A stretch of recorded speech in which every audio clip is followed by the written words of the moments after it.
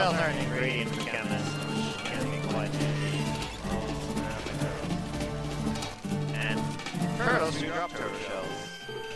Shocking choice, I know. Hey, these things.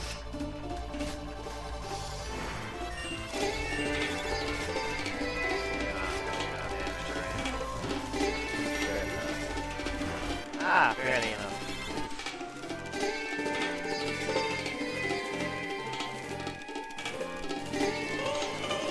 Very close on that one.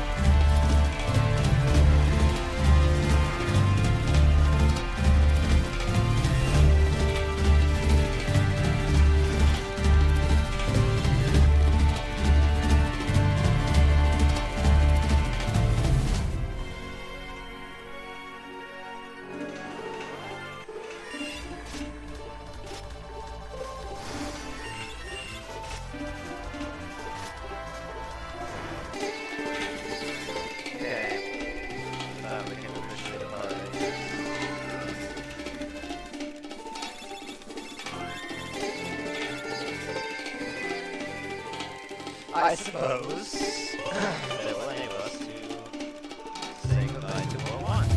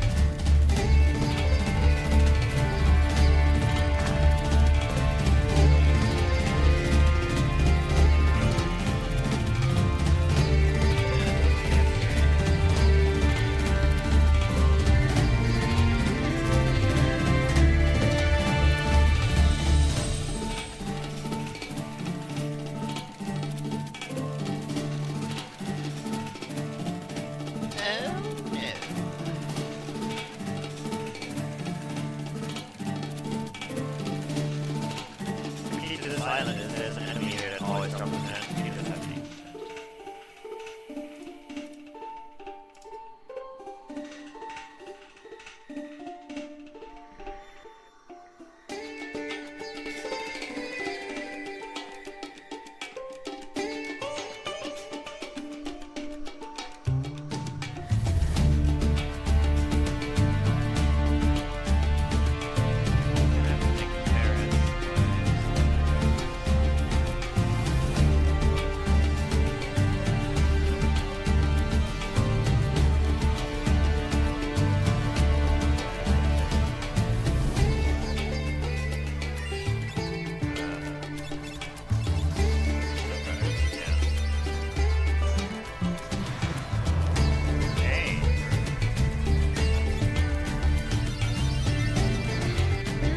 took to win this fight, but I wanted to.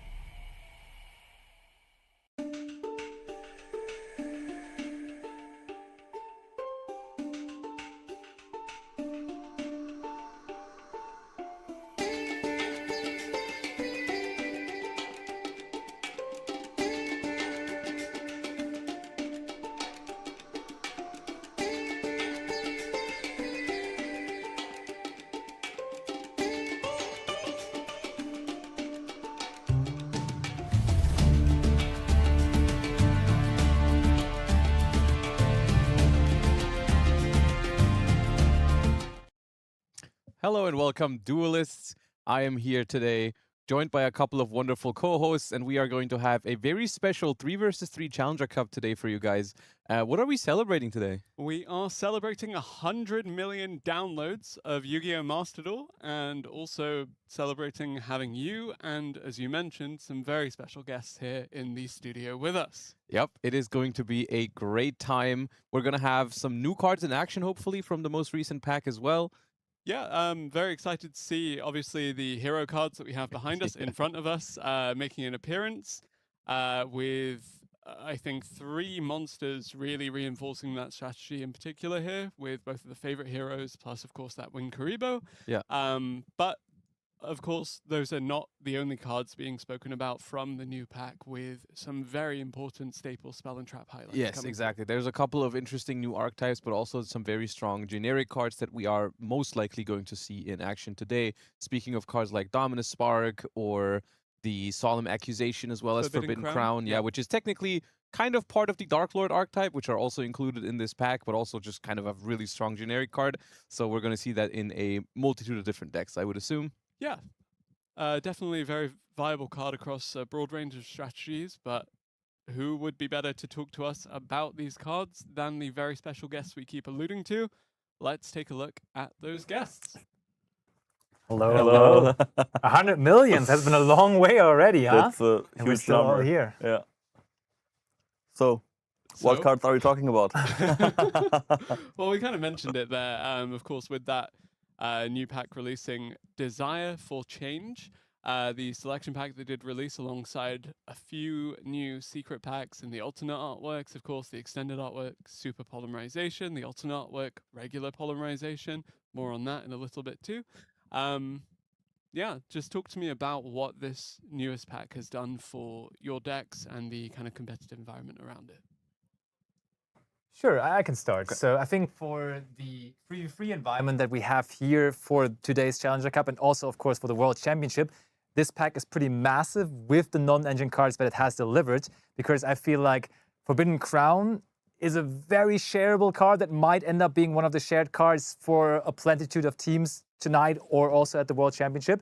Dominus Spark easily could also end up in that environment, but also just gives some other decks the option to be included, like when you're splitting up those non-engine cards, but some deck then has the option to go for that card as well. And yeah, I think overall with Dark Lord, maybe that deck could even possibly be seen in one of our lineups today.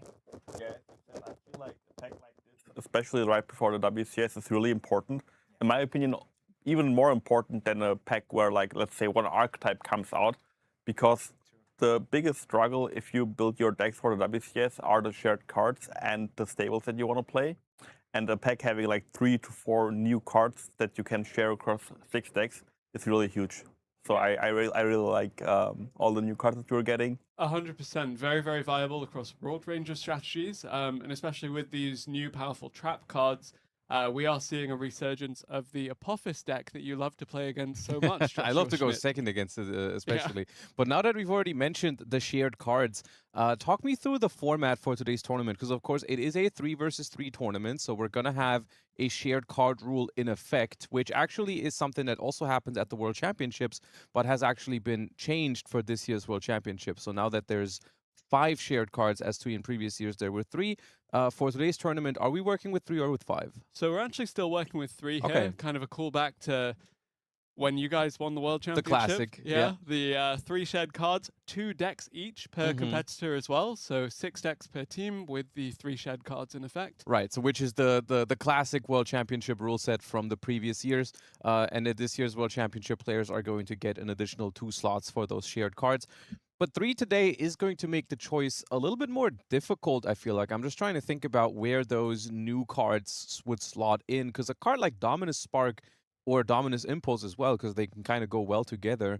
I mean, Spark can kind of go with Purge or Impulse, depending on which direction you build in. But there's definitely multiple decks that could make good use of both of those cards, actually. So I wonder if we're going to see any lineups incorporate multiple Dominus cards as their shared cards. But I think that would be much more likely if they had room for 5. Because I feel like with 3, I mean, we're still talking like the classics. Your Ash Blossoms, your Molcharmi Fualos, I mean, Maxi is actually a kind of contentious one because now that it's limited, or it's been limited for a while, but Yeah. you do see it less often as a shared card because it's just less efficient if you spend your shared card slot on a one of. So I wonder how that's going to go because usually we see it like, a lot of teams share it, but a lot of teams also don't. I feel like it's been kind of like 50-50 in recent iterations of these tournaments. 100%, and even thinking still somewhat recent, but not that too long ago, the Fallen and the Virtuous being a legitimate Exactly, contender yeah, for a yeah. card here.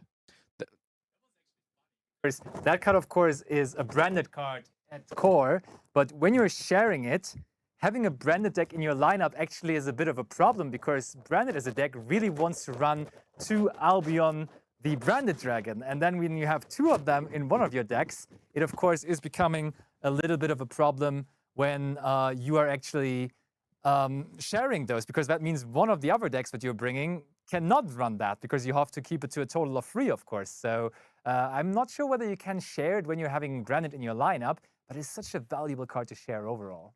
That's also one thing that we had actually, I think, 2 years ago, where we wanted to build anti-meta decks for the format, and we wanted to play Punishment, Dogmatica Punishment, and Super Poly in some decks. And we really liked the idea, but we quickly realized that if you want to play all those cards, you need more than 3 Garuras. You need more than 3 other cards that you would usually only play one of. Well, if you need more than 3 Garuras, favorite hero, Flame Wingman, is a very, very good super polymerization target. That's right. Yeah, both of the new heroes actually give you unique combinations that weren't previously possible with super polymerization, because one of them is just any fusion monster with any other monster on the field, which is something that I don't think we had beforehand. And the other one, I think, is the opposite of Mud Dragon of the Swamp. It's like it needs to be the same type but different attributes. I believe so, Which yes. is the opposite of Mud Dragon, which is the same attribute but different types. So both of these actually have some pretty generic applications if people decide to share super polymerization. But of course, the thing with super poly, like we just mentioned, is you also need to bring the targets to multiple decks, and of course, you're not going to designate 5 shared card slots to all the super poly targets. So that's an interesting question. Heroes came out, every time I had super polymerization in my head was burning because I was wondering, okay, if I use the card now, does it really work how I want it to be? And if I have a monster on that field, am I forced to use my own monster? But I feel like with the new heroes, especially with the new heroes, I think you can almost use Super Poly every time without burning your head like I did. Yeah, I mean, that's the one of the things about a card like super polymerization. It just gets better the more and more fusion monsters get printed. And we are reaching a point where eventually you're going to have every single possible combination of cards for Super Poly. And the new Shining Flare Wingman is actually particularly interesting to me because I love drawing cards, but that thing has a powerful effect as well. When it's summoned, you can return 5 monsters from your grave into the deck and draw 2 cards. It just gets you a Pot of Avarice. Yeah. If you ever happen to use it later on in the turn. Like, of course, if you start your turn with it going second, then you're not going to have 5 monsters yet. But if you play into a board and then eventually use it, just drawing 2 cards on top of fusing away 2 of their monsters, I think is very, very impactful. You say Pot of Avarice, I say Fifth Hope because I'm very hero-minded, but yeah, it's Pot of Avarice. it is Pot of It Avarice. is Pot of Avarice. Anyway, in any case, speaking of super polymerization, we also have a beautiful alternate artwork of regular polymerization as part of this campaign, and it is that alternate artwork of polymerization that is on the game mat that participants can win tonight in the tournament. They can actually also, you can also win that by entering a giveaway that we're hosting on the Yu-Gi-Oh! Card EU social media channels right now. So if you would like to have a chance at winning this game mat, please check out our social media channels for a chance to win. That is a pretty game mat. That's the first time I'm seeing that one. I do like that polymerization alt art for the hero lovers out there. That is going to be a very, very pretty mat that players are going to be very happy to win today, I'm sure. Yeah, the Avian and Bistrix together, of course, making the Flame Wingman. Really great callback to back then. I mean, it is that polymerization artwork is actually a fusion of the 2 previous polymerization artworks. Did you know that? I didn't, but Because I like it. Previously there was 2 polymerization artworks, the OG one, and then there's one that has the same kind of like design on it as the alt art. but this one is combining the two by With the card in the still image as having the well. original Yeah. fusion on it, but then using the other layout and putting the other ones in there. Well, anyways, enough talking about alternate artworks. We are in the game now, and we are seeing Fairy Tales here on the bottom from Mugiwara going up against Nicky Boy. Two familiar names from Challenger Cups for sure here. And Fairy Tale going first, paired with the Megistus cards. That is no joke. That is a very powerful deck. So actually, the reason why we chose this team in particular to follow is because Nicky Boy's teammates are not only the world semi-finalist of 2025 Bronus, but also rounding out their lineup is Quantal, someone that Josh and Emre really? knows very well. Well, if he's not here with us casting, at least he's here with us dueling. I like how they have the Ryziel detonator mate as well. That is a big mate, yeah. Well, we see Artemis, the Megistus Moon Maiden here, equipped to the Crowley. That is going to add a Megistus card from the deck to the hand, and we are off to the races. It feels like Fairy Tale Megistus is capable of some really, really strong boards going first. We'll see what direction exactly they decide to take it here, because the deck is capable of a lot of different ways to go about it. We didn't use the Crowley to fusion summon, most importantly. So talk to me a bit more about Fairy Tale's game plan going first and what you think about decks playing into it, because I'm familiar with, for example, the Prince of Fairies, but aside from that, talk to me about how they get there, because Borrowed Savage Dragon... That is not a Fairy Tale card, believe it or not. I mean, it's hard to say because it depends exactly how you're building your deck as well. You can try to lean more into the Fairy Tales, or you can just use them as like a kind of sub-engine in other strategies. Like a lot of the Spellcaster decks that come out right now have a lot of things flowing well into each other, right? Like Fairy Tales, Megistus, Witchcrafter, all these kind of decks, they can kind of go together. And so it just depends on how exactly they built their deck. But Fairy Tale itself mostly has an end board consisting of, well, access to Fairy Tale Snow, of course. Yep. Typically, you can try to stick a Fairy Tale Luna to the board and keep it there, because that can also be a disruption.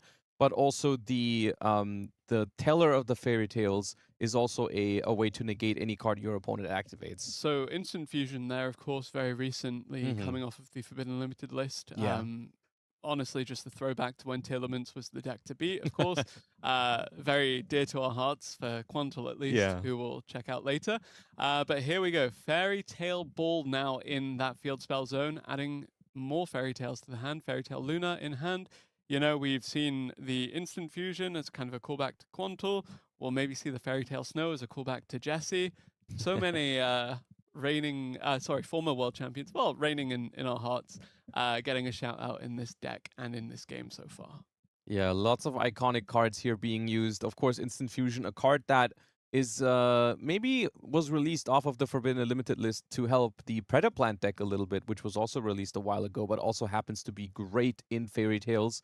And we did grab another Fairy Tale Luna to the hand, which if we do normal summon that, we do have multiple ways to normal summon in Fairy Tales, and that card's effect is actually not once per turn, so we will be able to search with it again, which is what's happening right now. We use our extra normal summon on Fairy Tale Luna a second time, and I mean, why would you make a card once per turn that only searches upon normal summon? Because, well, you only have one normal summon, so... there's the Snow hitting the hand here. Most importantly, or interestingly, the Savage Dragon is in the extra monster zone right now, kind of indicating that we are not going to commit to any more Link summons this turn, because otherwise, why would we put it there? So aside from the Savage Dragon, what is the ideal end field state for this deck, especially going first, of course, because you have that negation set up, but where else do we go from here? So we definitely want to put that Fairy Tale Snow into the graveyard, so we have access to it on the opponent's turn, which is, I think, why we're fusing with it right now. Yep. And the fusion monster we're going to make here is also most likely going to stay on the field. That is the Teller of Fairy Tales. That lets you negate any card, essentially, by banishing a Fairy Tale. So that, alongside the Savage Dragon, already is two ways to stop the two most important cards from our opponent. We have the Fairy Tale Luna on the board, which can potentially return a card to the hand. And we have the Fairy Tale Snow that can flip a card face down, plus anything that we might have from the hand. So... assuming Nicky Boy is on a strategy that can actually clear out this field, what do you think will be the kind of deck we're about to see? before Nicky Boy plays a card. I mean, it would have to be kind of like Sky Striker. I don't know if that's Nicky Boy's kind of deck. I know Nicky Boy likes Tenpai. On a team with Quantul, I don't think you're going to get Sky Striker. Probably not, but I know Nicky Boy was a big Tenpai fan in the past when that deck was meta. But I don't know if that's really something that he brings to round 1, game 1 here. But it would be a way to beat this probably, but we'll see. I mean, it's honestly, I mean, 2 negates is a lot to chew through. First of all, you do need a good hand to even be able to play the game. Radiant Typhoon Vision actually is not a bad start. Actually, that indicates to me, I mean, it could be Sky Striker, but Striker, it could yeah. also just be Radiant Typhoon, which honestly isn't that bad here. Speaking of Radiant Typhoon, of course, just got a secret pack. So if you want to build that strategy, feel free to. But in this game, speaking of building strategies, Nicky Boy not going to be able to do that himself because Ash Blossom and Joyous Spring going to run interference here. My favorite interaction. All right, so we're stopping the vision. Now we've got 5 cards left. Radiant Typhoon Varurune is activated. Okay, indicating that it is indeed a Radiant Typhoon deck and not a Sky Striker deck. Big question here is it still Radiant Typhoon Zodiac or is it just Radiant Typhoon? Of course, Radiant Typhoon Zodiac was a deck that was very, very strong in the latest Duelist Cup. Infinite Impermanence to potentially turn off this negation on the Teller of Fairy Tales. Yeah, going to be turning off one of the negations. But the Savage Dragon is still... We're spending the Savage on it. Okay, interesting, because technically both of these cards... We do keep the Fairy Tale monster's negation alive this way at least, but there's the Mystical Space Typhoon. But we are spending the Savage Dragon negation for that, so what are we really gaining from that? Okay, we're banishing the Luna from the graveyard to stop the Mystical Space Typhoon. This way, I mean, the reason being that we couldn't stop the Varurune, because if the Varurune hits the field and the Mystical Space Typhoon is in the graveyard, that does have a monster negate ready to go. So we're stopping the Mystical Space Typhoon with the Teller of the Fairy Tales. There still is Fairy Tale Snow in the graveyard, and we are slowly but surely running out of cards for Nicky Boy here. At the same time, we kind of chewed through these negates without losing anything too essential. So if there's a couple starters left in hand, then we might be fine here. This was all in the draw phase. All right, Chant. So we basically got a single copy of every Radiant Typhoon card in hand for Nicky Boy. Which is quite perfect here. I mean, if that chant resolves or the monster that it searches resolves, we are definitely in this game. We currently have, now we actually have exhausted all of the interruptions from the field because the Fairy Tale Luna is going to return the Varurune to the hand, which, of course, the way Fairy Tale Luna works, you could now send a second copy of Varurune from the deck to the graveyard, but everyone only plays one of it, so. I am curious if this face down from Mugiwara will actually run interference further though, because it could be anything at this point. It could be the Fairy Tale quick play spell that summons a Fairy Tale from grave, banished, and hand, I believe. Which would just be another way to bring out another Fairy Tale Luna plus Fairy Tale Snow. We have the Mystical Space Typhoon in the graveyard, so we can special summon this Eldam from the hand. And then Eldam leads to either Swen or Crocea, and if that resolves, we might be in this. It looks to be resolving, but again, that mysterious face down card and also 4 cards in hand for Mugiwara. Yes, we know that one is the Snow, but otherwise there could be a few disruptions here. Well, the Snow is in graveyard. Oh. The Snow is in How graveyard. did the Snow get to graveyard? We fused with it to make the Teller. True. That was the... Nice. Yeah, so the Snow is in grave, but that also means we have more unknown cards in hand. That could be anything. However, the most dangerous one, being Ash Blossom, has already been used. I guess the most dangerous is technically Drone and Lockbird, and we haven't checked for that yet. Because we did do all of the other things in the draw phase. So if there is a Drone and Lockbird here, then we are going to be in big trouble, but there isn't. We have now added Crocea to the hand, and we have Ascendance as the last card in hand alongside Varurune and Crocea now. Is that a good one? It's at least a quick play spell to activate the Crocea from hand. I think that's the most important thing. Is that another copy of Mystical Space Typhoon? Yep. All right. Let's take a look at Duel A in the meanwhile, however, as we did mention how Quantul was on this team earlier, and I think this is a Sky Striker mirror match. Ooh, Quantul down a lot of cards here, though. 6 cards on the other side. Quantul down to just 1. Not looking too hot here unless that last card in hand is something like an Engage. We will find out shortly. Ray in the graveyard now going to special summon itself back. Oh my god, yes. Chat was waiting for that one. All right, we have the Ecclesia in the graveyard, so we get to go after one of these face downs. I was going to say, as well. wait, so this isn't the Sky Striker deck, but now I realize, no, it's just Fallen in the Virtuous. It's a Fallen into Virtuous package, Yeah. yeah. That does not tell us anything yet. It could still be basically any deck right now. It's interesting seeing that Quantal is on a deck with Fallen into Virtuous and Nicky Boy is on Radiant Typhoon, which is a deck that also really wants to play the Fallen into Virtuous. So I wonder if they're sharing it or if one of the two decks, like if the Radiant Typhoon deck just doesn't play the card. I think Hornet Drones probably tells us that it's Sky Striker. Yes, but Hornet Drones also tells us that this is going There's to nothing be else left to play. very easy to answer here. We just use the Lemnis Gate, return the token, it's gone, and that was the last card. Unless there's some surprise waiting in the graveyard for us, I think that is going to be it. And also 3,500 life points only means we're probably just winning the game next turn with this Ray alone. Yeah, let's look back at Duel B, as it looks like this will be RTR taking another win up in this series. Yeah, the blue side already on 2 wins right now. Assuming the Sky Striker game is won, which it looks like it is.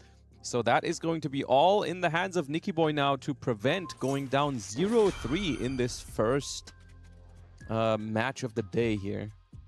And you don't want to be back against the wall 0-3 in the first match already. Certainly not. And the face down indeed was the Once Upon a Fairy Tale, the quick play spell that now summons a Fairy Tale from grave, banish, and hand. Yeah, there we go, and it looks to be resolving now as Mugiwara playing this one out. We are still in the main phase of Nicky Boy, by the way. A lot happened in that initial draw phase, and a lot seems to still be happening now. And we summon a Luna from the Banishment and a Machgira from the graveyard. Now, Luna on the field, I'm not sure if it's... I know its search effect is not once per turn. I am not sure about the return a card to hand effect. So Machgira is going to activate and search us some follow-up, but I wonder if we can activate Luna again to return. I actually don't know this. It might be once per turn, actually. Well, we'll find out in a moment. First, we get the Radiant Typhoon Mandate and the Megala to special summon. Yep. There is the Swen. Swen can still activate, so we haven't done that yet either. Definitely in this game, I'm quite impressed by the Radiant Typhoon ability the to grind play. game is very good here. The grind game is good, but also just being able to play through 2 negations plus a Fairy Tale Luna bounce and the Ash Blossom. Plus the Ash Blossom is quite interesting. But we still, we haven't won the game yet. There's still 5 monsters on the opponent's side of the field and 5 cards left in hand, so the follow-up is going to be good, as well as a Fairy Tale Snow in the graveyard to deal with. So it's not over quite yet. We do out the Teller of the Fairy Tales by putting it into the Spell Trap Zone, which is not that big of a deal against Fairy Tale, because you can just banish that for Fairy Tale Snow. Mandate also turns your MST into a negation tool, right? Right, yes. Yeah. If your opponent cannot chain block that interaction, because Mandate has to directly chain to the Mystical Space Typhoon. I see. So if you activate one and your opponent chains anything to it, then you miss your window to do that. Okay, battle phase with only 2 monsters where only one of them is even big enough to run over anything. So we attack the Luna, and it is once per turn, but not a hard once per turn. It's only once per copy, essentially. So it's left the field, then come back. So. This is a different one, because we summoned it with the quick play spell after the first one was returned to the hand. So we can use it again, actually. However, if we use it on the Swen, there should be another copy of Swen in the deck. Exactly, so we can actually prevent this one. 50 points of damage to the life. Massive. And now, how do we deal with the rest of the board? I'm surprised we haven't seen a Radiant Typhoon Phonix come out yet. Why was that the priority target of all of the Fairy Tale monsters on the field, by the way? I guess because we want to bait out the effect before we commit more cards to the board is the only thing I can think of right now. Like, I'm assuming Nicky Boy wants to put more cards onto the field that would be susceptible to being returned back to the hand by that. Yeah. So that's probably it. Okay, we use Manifestation to add another copy of Mystical Space Typhoon. Maybe we'll use this to now trigger the Phonics if we have it in hand. No, we don't. Okay. Set 2. Now, I think it's important here, the Savage Dragon, I think only had one counter. I think it equipped the Artemis to itself. Yeah. So that is only a Link 1, which means that it's already used that one negation. It doesn't have another one, because otherwise it'd be really, really bad if we left it on the field, but not the case. End phase, however, we still have that Fairy Tale Snow from earlier. We could have used it in the battle phase as well to prevent the Luna from being run over, but we decided against it. And most importantly, that also banishes the Once Upon a Fairy Tale, which does, I believe, set itself if it's banished for Snow. Speaking of setting something, about to have a monster flipped into face-down defense position by this Fairy Tale Snow. There is the Once Upon a Fairy Tale, as you did highlight too. And ooh, that is smart. I like that. We did keep a Mystical Space Typhoon in hand to account for this, because now we can negate the Snow with the Mandate. nice. And this is really, really important, because if this Megala goes face down, we will not get to summon with it next turn, and we definitely need to summon with it next turn. We need to get that Phonics onto the field to start clearing those monsters. Oh. Oh! Okay. It's unaffected because of the Wickcat. Right. Wickcat, I think Wickcat says your light fairy tales are unaffected by monster effects. That wasn't a monster. Is it card effects? By card, Yeah, card okay. effects? Yeah. I guess it would have to be because it was MST. Or, well, I guess it was It was the Mandate. trap that affected it. Yeah, you're right. It was yeah. not a monster, but it does have some kind of protection effect. Yeah. In any case, Wickcat, fantastic card. That's why it's the face of the Challenger Cup regular season. Oh yeah, it is. Yeah. Yeah. It is a really good card as well. I mean, Detach 2, just send 2 from your deck to the graveyard is phenomenal for that deck. I'm not only because of Fairy Tale Snow. And we see Genya of the Ring being added, another card that has recently been added to the game, which is a great help for the Fairy Tale archetype, because it's just a relatively generic spellcaster extender that you can use, and it also returns to your hand if you banish it to activate Fairy Tale Snow, for example. So that is phenomenal. We re-equip the Fairy Tale Fields equip spell here, normal summon Fairy Tale Luna, and I don't know if Nicky Boy has enough to stop the onslaught of Fairy Tale monsters here. That Megala being flipped face down, really big deal there. Where is the OG 1850 attack monster? Mechanical Chaser. That is the OG. Yeah, Yeah. that's a good call. Yeah, maybe ask him why they're not playing that. I mean, if you have room for Borrowload Savage Dragon, surely you have Surely room you for can fit a Mechanical Chaser. Chaser in there, yeah. Little S- Primite package. Speaking of additional packages, Spenta, the Magistus Sealer, going to be activated here. Radiant Typhoon Swen, going to be the target. And Reducing this, it. One of the most fun ways to win the game with Fairy Tale is the Field Spell, because the Field Spell just allows you to attack directly with all of your Fairy Tales. So sometimes you can just ignore the board and just attack directly. yeah. Not going to be the case in this game, because I think we have more than enough damage already, and we don't even have the Field Spell in rotation right now. We probably could have searched it if we really wanted it this turn, but I don't think a direct attack is going to be necessary here. Functionally, the Borrowload right now is just Blue Eyes White Dragon, but sometimes that's all you need. I mean, it's done its job. It stopped that Infinite Impermanence earlier. All right, 3,000 attack and standing there. Mandate now. Gonna try to draw a card, maybe get out of the situation. We do still have the Varu Rune in hand. It was returned to the hand last turn, which is potentially something we could throw in the way of these attacks in the battle phase. It's got 3,000 defense, actually 3,300 after the Mandate boost. So maybe that could help survive this turn, but Does rely on one of these face downs for Nicky Boy being a quick play spell, so I wonder if yeah, he but set also Mystical there's Space now Typhoon these, earlier, but now the Zoroa is there, and that is a monster negation, so it could negate the Varu Rune in hand if it's being used. And we even take the Swen, equip it. The set is a Megala, and we even have the Field Spell, so we can swing directly with all these Fairy Tales. Is it game with just the Fairy Tales, though? that is 3,700 plus 800, That is 4,500, enough. 4,550, It's enough. 5,550 plus, yeah. Normally you need 5 Fairy Tales, but because there's a Fairy Tale Snow equipped with a plus 1,000, it would be enough. But the Dominus Purge is going to prevent that. We actually have the Infinite Impermanence in the graveyard, so that destroys the field spell as well. So no direct attacks for Mugiwara here. Gonna have to swing into the set monster with the Zoroa first. That is the Megala going down. We knew that was there. And now we are going to start swinging with these Fairy Tales.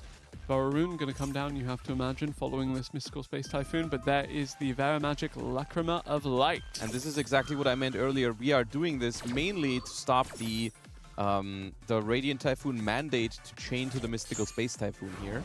As a result, the mandate cannot negate the Zoroa, and now the Zoroa being not negated can stop the Varun from coming down. And that is going to be enough damage, and that is going to be a 3-0 lead for Team RTR over Team T2A. Rough start to the day for Nicky Boy's team here, but not over until it's over. 3 wins down, of course, is going to be a tough one to turn around, but not impossible. You've done it before. We've been here before. People in these tournaments have been there before. We've seen it all happen. It definitely can happen, and we will see if it will happen here, whether Quantal, Nicky Boy, and Bronas can turn it around. And I mean, if there is any team that can turn it around, it's probably those 3. Yeah, very, very highly regarded team, but honestly, testament to the opponent's level as well. Yeah. The fact that they were able to take all 3 of those games against some of the best players in Europe. Yeah, and very well played game there by Fairy Tales. You know, chain blocked the Mandate or the Mystical Space Typhoon where it was necessary. Really clean execution. Of course, had the benefit of going first in that game, but even then, you still got to execute that properly. And yeah, played against a pretty strong hand from Radiant Typhoon there as well, and didn't really make it very close. Indeed. And do you think that the deck matchups were kind of difficult enough that it warrants swapping to your secondary deck immediately, or do you think we just run it back even though we weren't able to find success with the Sky Striker, Radiant Typhoon, and I don't believe we saw the 3rd game before Yeah, it ended? we haven't seen the 3rd match, so I'm not sure exactly what those decks are. I do know Bronas is a big fan of the branded strategy. Also of Fiend Smith. Yes, I was about to say branded, but however, we did see Fallen into Virtuous in another deck, so I'm not sure how likely it is that we actually have branded. I also think he was playing a lot of Magnet Warrior, but this was before Yes. the recent hits to that strategy in particular, of course, with the Barrier Statue Right. moving to Forbidden. I think a Yeah. couple of other things did The kind of Fossil make it. Dyna is kind of like the same thing. Both Yeah. rocks that they were trying to search, and they both got forbidden on that recent update. So still, I mean, Magnet Warrior Fiendsmith is not a bad shout. It could still be that from Bronas. I could see it, but it's definitely something I would be interested in seeing. And we are, I think, about to jump into the 2nd round of games in just a moment here. Gonna see how these matchup change for the 2nd game, and you know, they have to really do something about this because 0-3 down, and we actually see Draco Tail cards for Bronas here. Yep. Love to see that. That is indeed a new one, and there is Droll and Lockbird. Ooh, and this is normally not a great card against Draco Tail, but in the specific scenario where they go Ketu for Lucius, that's the one time it hurts. You surely... Oh, I don't know. Do you God. designate that as a shared card in this format? The Droll and Lockbird? Yeah. It could be. I don't know, actually. I mean, it's all right. Yeah, I could see it. It's also, I think it's going to show up at the World Championship in quite solid numbers. Did it actually. really just end the turn of the Draco Tails? And that really is, I can't even emphasize enough how fortunate that is, because normally Droll and Lockbird is not great against Draco Tail. It really is only when they go Ketu for Lucius that it even hurts them to begin with. And the fact that that was the only play even makes it even more unfortunate. Yep, and here we have Osama on the Sky Striker, able to topple Quantal on that very same strategy before, now looking to dismantle Bronas and this Draco Tail deck. And that is a phenomenal start to the match, of course, for Sky Striker. And Sky Striker against Draco Tail, I think, is a solid matchup for Sky Striker. It's one of the few decks that has the ability to outgrind Draco Tail. And, I mean, they are in the game here. They are resolving and engage. No 3 spells in the graveyard yet. It is only 2. But we will get there this turn. Important that RTR just need 2 wins here between these 3 duels that are taking place concurrently, of course, to close this one out and progress through the tournament, whereas we're going to need to start to see some wins from the side of T2A. Bronas on your screen right now. This doesn't look like a winning game, if I'm honest. And Ray ready to go. Ray plus linkage actually is 8,000 damage if it goes uninterrupted. Now the good news, quote unquote, for Bronas here is that any Draco Tail trap will stop this. If they're going for the linkage line to go for game immediately, they can stop it with either Horn, Sting, or Flame. But of course, there's other cards in hand for the Sky Striker player here, so not sure. This might Is this already Horn, be it. Sting, or Flame, or is it Rahu? Who knows? It's definitely not Rahu, because we would have played with that on turn 1. It could be Fallen the Virtuous. That is another card that it could be. Some Draco Tails are playing that, but once again, we saw that in Nicky Boy's deck already, and I don't know if they really designated that as a shared card. Yep, there is the ace equals 0, and there is 2,000 additional points of damage. The Sky Striker spell from the deck to the hand, as you mentioned, probably Using it to add is interesting. I do, if I had to guess, just from the toggle windows, unless Bronas is of course toggling off very well here, I feel like it's a Draco Tail Flame down there. yeah. But then there wouldn't be a toggle right there if that's the only thing. So maybe it's not. Maybe it just toggled off on that 0 summon very well. Well, there we have 2,000 more damage to the face of Bronus. 4,500 left in the tank there, but there is the linkage following up from Osama to further extend. This Sky Striker deck coming alive, clearing that empty field. What is that face down? Is it going to be one of those Draco Tail traps that can actually stop this? It might actually be. It might be game even through Horn, Sting, or Flame. How Because so? right now there's another linkage waiting in hand. We've assembled 2 of them, and if you like, for example, if you Draco Tail Horn this 0 right now, we could chain the second linkage to dodge that. And then I think it would still be enough damage because we could Kagari add back the linkage from graveyard. And the same thing goes for if we Sting 1 linkage, stopping them to add it back, or if we Flame 1 linkage. I think it's enough damage because we're connecting with enough. Actually, because this is not Kagari. Oh, it's Fallen at the Virtuous is going to bring back Ray, but Ray has already tagged out. Yep. But Now there this is that losing second to. No, we linkage. just lose to this linkage now. We needed to wait for the Kagari. Bronus maybe committing that too early then, and yes, indeed, it looks like Osama gonna bring out the Kagari. It's going to go in uninterrupted, and it's going to swing for 3,000 damage, adding And back add back another linkage, and a that linkage. is enough, unless there is something in hand. There is something there. What could that be? What could that be? Because we're in the battle phase. Really quick play spells dictating this series so far. Yeah, it's not. Oh, it's just the Mole Charmy. Oh, that. I can't think of a card that they could draw here in Draco that's realistically being played in Draco Tail, right? Because it's too late for Effect Veilers or Fimenas or Nibiru's because we're already in the battle phase. I don't know what it could be. I really don't. I don't think there is a card that they play in Draco Tail, and I think we're just going down here to a Drollin Lockbird plus Ray linkage combo. 2,500 from this Hayate, and I don't think there's a card in the deck that can stop this. I think we needed to use that Fallen into Virtuous a little bit later there, because what I was thinking is we wait for them, because they summoned Amatsu, right? We take 2,500 from the Amatsu, we go down to 2,000, they activate linkage. In that moment, we chain Fallen into Virtuous, targeting the Amatsu, assuming there is no quick play spell to chain. Then the linkage doesn't resolve because there's nothing to send. The Ray comes back from the graveyard because the Amatsu was destroyed, but the Ray is only 1,500 damage, putting us to 500, and the Ray cannot tag out anymore because it's already done that. And so in that scenario, in that specific scenario, we would survive. Yep.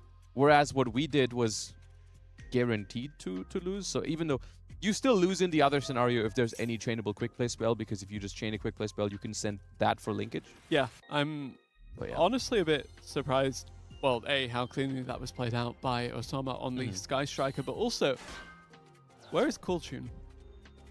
That is a good question, actually. That is a good point. Yeah, like because on the other game, we absent. now see that the other deck is branded. We see on the bottom there in the small in Duel B, it's branded. Also, is that a Alchemic Magician? That is quite something. Do you know what Alchemic Magician does? No. I am pretty sure it sets any trap from your deck in the end phase, but it requires like 3 or 4 materials. It's like a very specific card to make. But I think it sets any... In the end phase, you can just set a trap from your deck. I'm pretty sure that's what it does. It's been a long time since I've used that card. But it's the kind of card that people would go towards when they're trying to like win a game going first post side. So actually, yeah, speaking of going first, we have Mugiwara on the Fairy Tail getting the ideal going first start, but Quantul with that Sky Striker deck loves to go second, although as it turns out, you've been telling me that the Sky Striker deck recently does enjoy going first as well. They do choose going first now, yeah, but it's still, you are right, it is one of those decks that is better going second than other decks in the format. It kind of trades. It's a good deck going first, but it's not as crazy as other decks going first. But you have a trade-off, right? Your deck's a little weaker going first, but better going second. Did Quantul hard draw into the Rose? As a good Sky Striker player, I'm sure he did. This is potentially doomed. Yeah, Alchemic Magician is 3 level 4 spellcasters, and during your end phase, you can detach a material, send 1 card from your hand to the grave to choose 1 spell card from your deck and set it. Not any trap, but any spell card. Nice. Okay, so I wonder what that was, because we joined the game after the card was set. I wonder what was worth investing 3 spellcasters and the card from hand to set from the deck. Is it just Once Upon a Fairy Tale, or what? Fairy Tail Ball now going to be activated, but is there a response from Quantul? There is another quick play spell. It's the Fallen and the Virtuous. And that is going to stop the ball from negating the 0. Also, since we already saw another win for Team Blue here, this is a 4-0 lead right now. I think Duel B is looking pretty good for them too, by the way. Let's look at Duel B very briefly, because... As we do see Zodiac Ratpier in Nicky Boy's deck, actually. That's interesting, because that engine has just recently lost access to 1 copy of the Ratpier. That went from 3 copies to 2 copies on the most recent Forbidden and Limited List update. So I was wondering if we still see Zodiac versions of the deck running around. Apparently the answer is yes. But also, apparently, the answer is they're probably losing this match. Yep, there is the Trident, but it's not looking too good right now. Mystical Space Typhoon on your own face down. Barrage. Okay. I think Barrage attaches itself to the Trident if it gets destroyed. Yeah. And we get the effect of this Radiant Typhoon monster because Mystical Space Typhoon was activated. Yeah, summoning 1 from the deck and even chain blocking it with the Barrage in the graveyard there. It's kind of neat. We're seeing neat plays from Nicky Boy in both games so far, but neat has not equaled winning so far. Radiant Typhoon Crocea now coming out onto the field again, and... That's definitely big. Adding 2 cards here, we're catching up in card advantage a little bit. But the problem is, as it always is with Branded, is eventually against that deck, you're gonna have to go to the end phase. And then, if the game looks equal when you're entering the end phase against Branded, you're doing something wrong, because it's not gonna look equal after the end phase.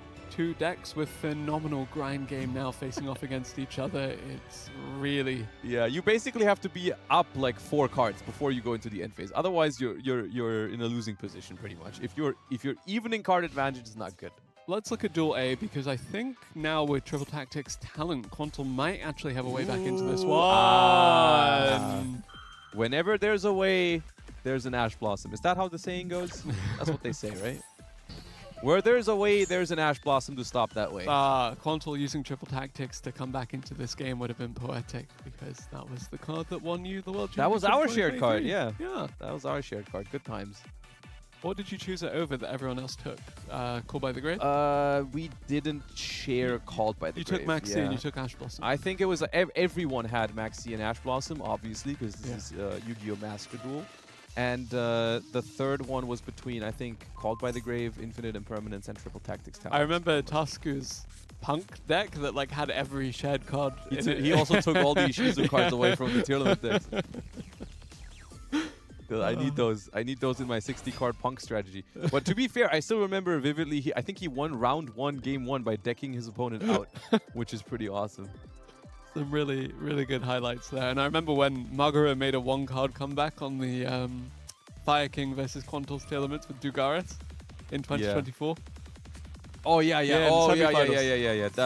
That was yeah. Speaking of 1-card comebacks, can Quantal make a 2-card comeback here? Oh, that's interesting. Again, we see the Fallen and the Virtuous here in the Fairy Tail deck. But we also have a branded deck on the lineup. And the Sky... So are we sharing Fallen and the Virtuous? It's almost gotta be. Because you're definitely playing... Come on, you're playing multiple copies in branded, I'm sure. And you're not just playing one in Fairy Tail. There's no way. So that might just be a shared card. That's very interesting to see. And I mean, the game isn't over here. I mean, both players are down to very few cards. Turn has changed now with the branded deck getting another turn in Duel B. Let's look at Duel B because I think it may close out here. They have a lot more cards than before the end phase. They had less cards before that end phase, I can tell you that much. And yeah, I mean, Radiant Typhoon not in the worst position in the world, but at the same time... Is that the dragon that devours the dogma? Yes, that is currently also unaffected, which you can tell from it having the attack boost. Because it is, it's normally 3000, but if there is an Ecclesia on field or graveyard, it gains 500 and is unaffected by your opponent's cards, which is really, really difficult for some decks to answer. And Radiant Typhoon is one of those decks.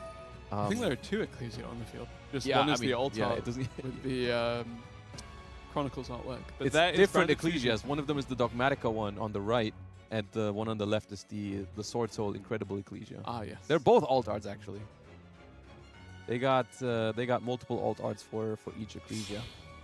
Branded fusion now coming through. Combining Fallen of the White Dragon and a Albion the Shrouded Dragon for Lubellion the Searing Dragon. Yep. Discarding a Molcharmi Fualos, trying to contact fuse into presumably a Mirror Jade. And I don't know how Nicky Boy plans to really keep up with this. Because Please, somebody make Flame Wingman. the Lubellion could. Ah. It summons, I think, any level 8 or higher fusion monster, and this one is level 8.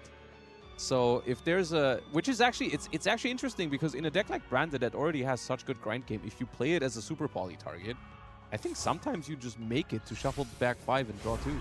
Oh, there we have 3 materials being sent for that. And then again, this also shuffles back a bunch of cards, so... Yeah. And I think Extra Deck might just be too tight in Branded. But it's a very fun card to make, like mid-game, just draw 2 fresh cards. Speaking of fun, Quantal appears to be down to 1 ace equals 0 and 1 set spell or trap.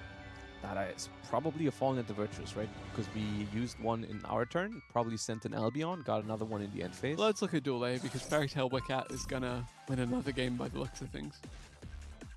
Fairy Tail, Luna, Machgiru, and Alchemic Magician, and then we bring back Wicket. Now that makes the Luna unaffected by all activated effects, actually. I just got a sneak peek at the effect right there. Yeah, it's rough. Fairy Tail also has really strong follow-up, and Sky Striker just kind of needs to get into a grind game here, but that's going to be difficult, because how do you get through this turn exactly? What's the plan here? This looks like a pretty clean sweep for Team RTR here. Honestly, like really, really well played by them because, as we mentioned, this was an all-star lineup. Quantal, Bronus, Nicky Boy. I mean, mainstays of the European Challenger Cup, but also the World Championship. And even if Quantal turns this game around, I think the other duel is not going to go much better because we have 2 Dragon that devours the Dogma, both unaffected, and your Shining Flare Wingman just hit the board in Duel B. Let's take a look at that. Let's look at Duel B. We did draw 2 cards, and it was the Overframe Shining Flare Wingman. Oh man, I wish I'd seen that on the big screen. But still, I'm very happy with that. You missed it. All right, anyways, we've got 3 monsters with 3,500 attack right here. That is rough. The only thing is, right now, that Crocea cannot be destroyed by battle because we have no spell traps. I wonder if we thought about that. We have 4 cards in hand, but no spells or traps. Maybe we just forgot to set. Or we have another plan here. Dryden is going to destroy the Ecclesia. Now, the Shining Flare Wingman, if it destroys something by battle, it also inflicts damage, but I think in this case it would be 0, right? Because the Dryden is 0/0. Let's see. Yeah, equal to the original attack, which is question mark 0. Or I think, is it 0 or I think it's question mark? question mark. Might. Because I think it scales with something. With the materials, yeah. Yeah, the Crocea not being able to be destroyed by battle makes Nicky Boy survive here. Okay, we're hanging in there. Oh, we did have some spells and traps to set, so was this Yeah, we could potentially a have. misplay? We 4 of them even. Okay, yeah. We definitely could have set more spell traps than they had access to mystical space typhoons. And we get an end phase, so Yeah. I think this is just a formality at this point. Unless... I mean, Radiant Typhoon. Duel A Man. looks like it's going to end the Oh. series, though. Let's look at Duel A. Yeah, rough. Really rough start here for Team T2. I mean, start and end to the tournament because this is a single elimination bracket, right? So we are going to see a 5-0 victory. Very decisive. Did not expect that at all because those were some phenomenal duelists on the other side. But also, I mean, they proved themselves that they also were just some phenomenal duelists right there because you don't win 5-0 for no reason like that. Especially not against duelists of this caliber. Yeah. Like, really, really well played there by Team RTR to secure their way through this tournament over some of the most accomplished duelists in all of Europe and proving that they can compete with the best. Yeah, that was good stuff. And I mean, I had a couple of different decks on my radar out of that lineup today. I mean, I was definitely sure we were going to see some Branded or some Sky Striker.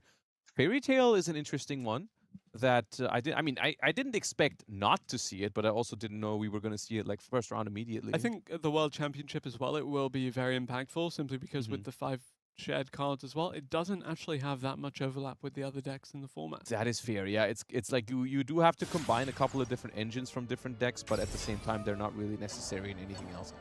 Ooh, Malice! Okay. What do you I make was that like, nice for? Out of character for Joshua Schmidt, but we'll take it. Actually, yeah, Yeah, been a while since we've seen Malice. that was the most unironic thing I've ever said in my life. Anyways, Heart Scriptor hits the board. Isn't that wonderful? Look, Whitebinder. Yep. Legal to play in Yu-Gi-Oh! Master Duel. Isn't that wonderful? Red Ransom. Yes, also. No, that's yeah. Anyway, Malice, fantastic. Of course, thinking back to last year's World Championship, because we are doing these retrospectives, the deck to beat. Luca was phenomenal on that deck throughout the whole tournament. Of course, Quantal as well, back when he played it. Really, Yeah. really good win ratio there. Very reasonable win rate overall for the deck last year. Honestly, one of the strongest that we've seen in history. So Yeah. to see it still hanging on now is really intriguing, as we now have Abu Hamid facing it down. Allied Code Talker at Ignista, that unofficial boss monster for the strategy as well, now making another appearance. The Cyber pile that really took this deck to the next level. There's Cool Tune, by the way, in Duel B. Oh, yeah. Let's look at Duel B then. Kusanagi. That is a Mitsurugi build with Phydraulis Harmonia. That's cool. So actually, Phydraulis Harmonia is another one that I do want to talk to you about because I think it did become a legitimate contender for a shared card, while Cool Tune was the deck to beat, especially because it's just so good in that strategy and in a couple of others. But talk to me about its viability in decks that aren't the Cool Tune deck. I mean, yeah, you basically have to find decks that either don't really need the extra deck at all or are just synchro strategies, right? So something like Elf Nodes can use it. There's branded variations that can use it, where you just try to mainly summon the synchros on your turn and then hold your fusions for the opponent's turn. That is something that can work. But overall, I think with a 3-card shared pool, we probably wouldn't have seen anyone share it. With the 5-card shared pool, I think there's a chance that people just select a card like that only makes it into like 2 or 3 decks. So previously we saw Team T2A, the sister team of Team T2, but then here we have them facing off against RS, which I believe is the prominent French team, Yes. including Paria Life, who was at the Challenger Cup Invitational and Finals in 2025 or 2024. Regardless, he's been at some of our best events in Europe and has done a phenomenal job there. So really curious to see how he gets on this time around. And we do actually see this already being a potential match point here, because we have 4 wins for Team T2 in this one, 3 wins for RS. Banger matchup, by the way, for the first round of the tournament as well. But essentially, Team RS needs to win both of these games, whereas Team T2 only needs to win one of the 2 to advance. And however, it's looking, I would say, pretty good for Team RS in both here. Malice is winning in Duel A, and Mitsu is looking solid here. So actually, if we have a red win in Duel C, that means that I believe this. Yeah. Okay. So we're missing just these 2 games. That makes sense because we need RS to win both. Ooh, that Q means- last card in hand with Rotary. That is certainly able to switch things up. So that means we headed into this last set a 3-3 tied score. Yep. So yeah, the tension quite high. As close as it can be. And last card in hand, Q plus Rotary here. But if this Great Purification brings back Murakumo, if this can still activate, then this game will end here. Because this Murakumo, with only the last card in hand being Rotary, there's no way left to push here for Grass on the other side. So talk to me a bit more about Cool Tune now that we're in this post FNL list environment where it has taken a couple of hits. What was it again? Remind me. It was a Rico to 2, Mix to 2? I think some of the consistency got hit Yeah. rather than outright forbidden. It was Yeah. just reductions on the quantities. I think Synchro as well has been moved in past months Yeah. to 2. Yeah, wonderful. I mean, I've seen Cool Tune players just replace the Cool Tune Ricos with the Earthbound Immortal Stone Sweeper, which searches a Fiend Tuner. And you can replace Mix to 2 with Reinforcement of the Army because it's a warrior. So We have one lonely Arthalion standing off against the Malice strategy. yeah, I How are wonder we how feeling that's about gonna this go. one?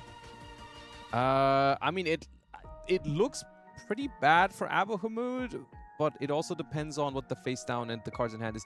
Typically, you would expect Malice to have kind of like infinite follow-up in situations like these because of cards like March Hare, Banishing, Whitebinder. That is really hard to get around, typically. So we're getting the Heart Crypt out of the graveyard, and we're also getting a couple of resolutions here from that summon of the Dragatail. Yeah, I Okay, wonder, okay, actually we're I not wonder how looking we too bad. got here, because I feel like a moment ago, Abu Hamud was down to like 1 card in hand.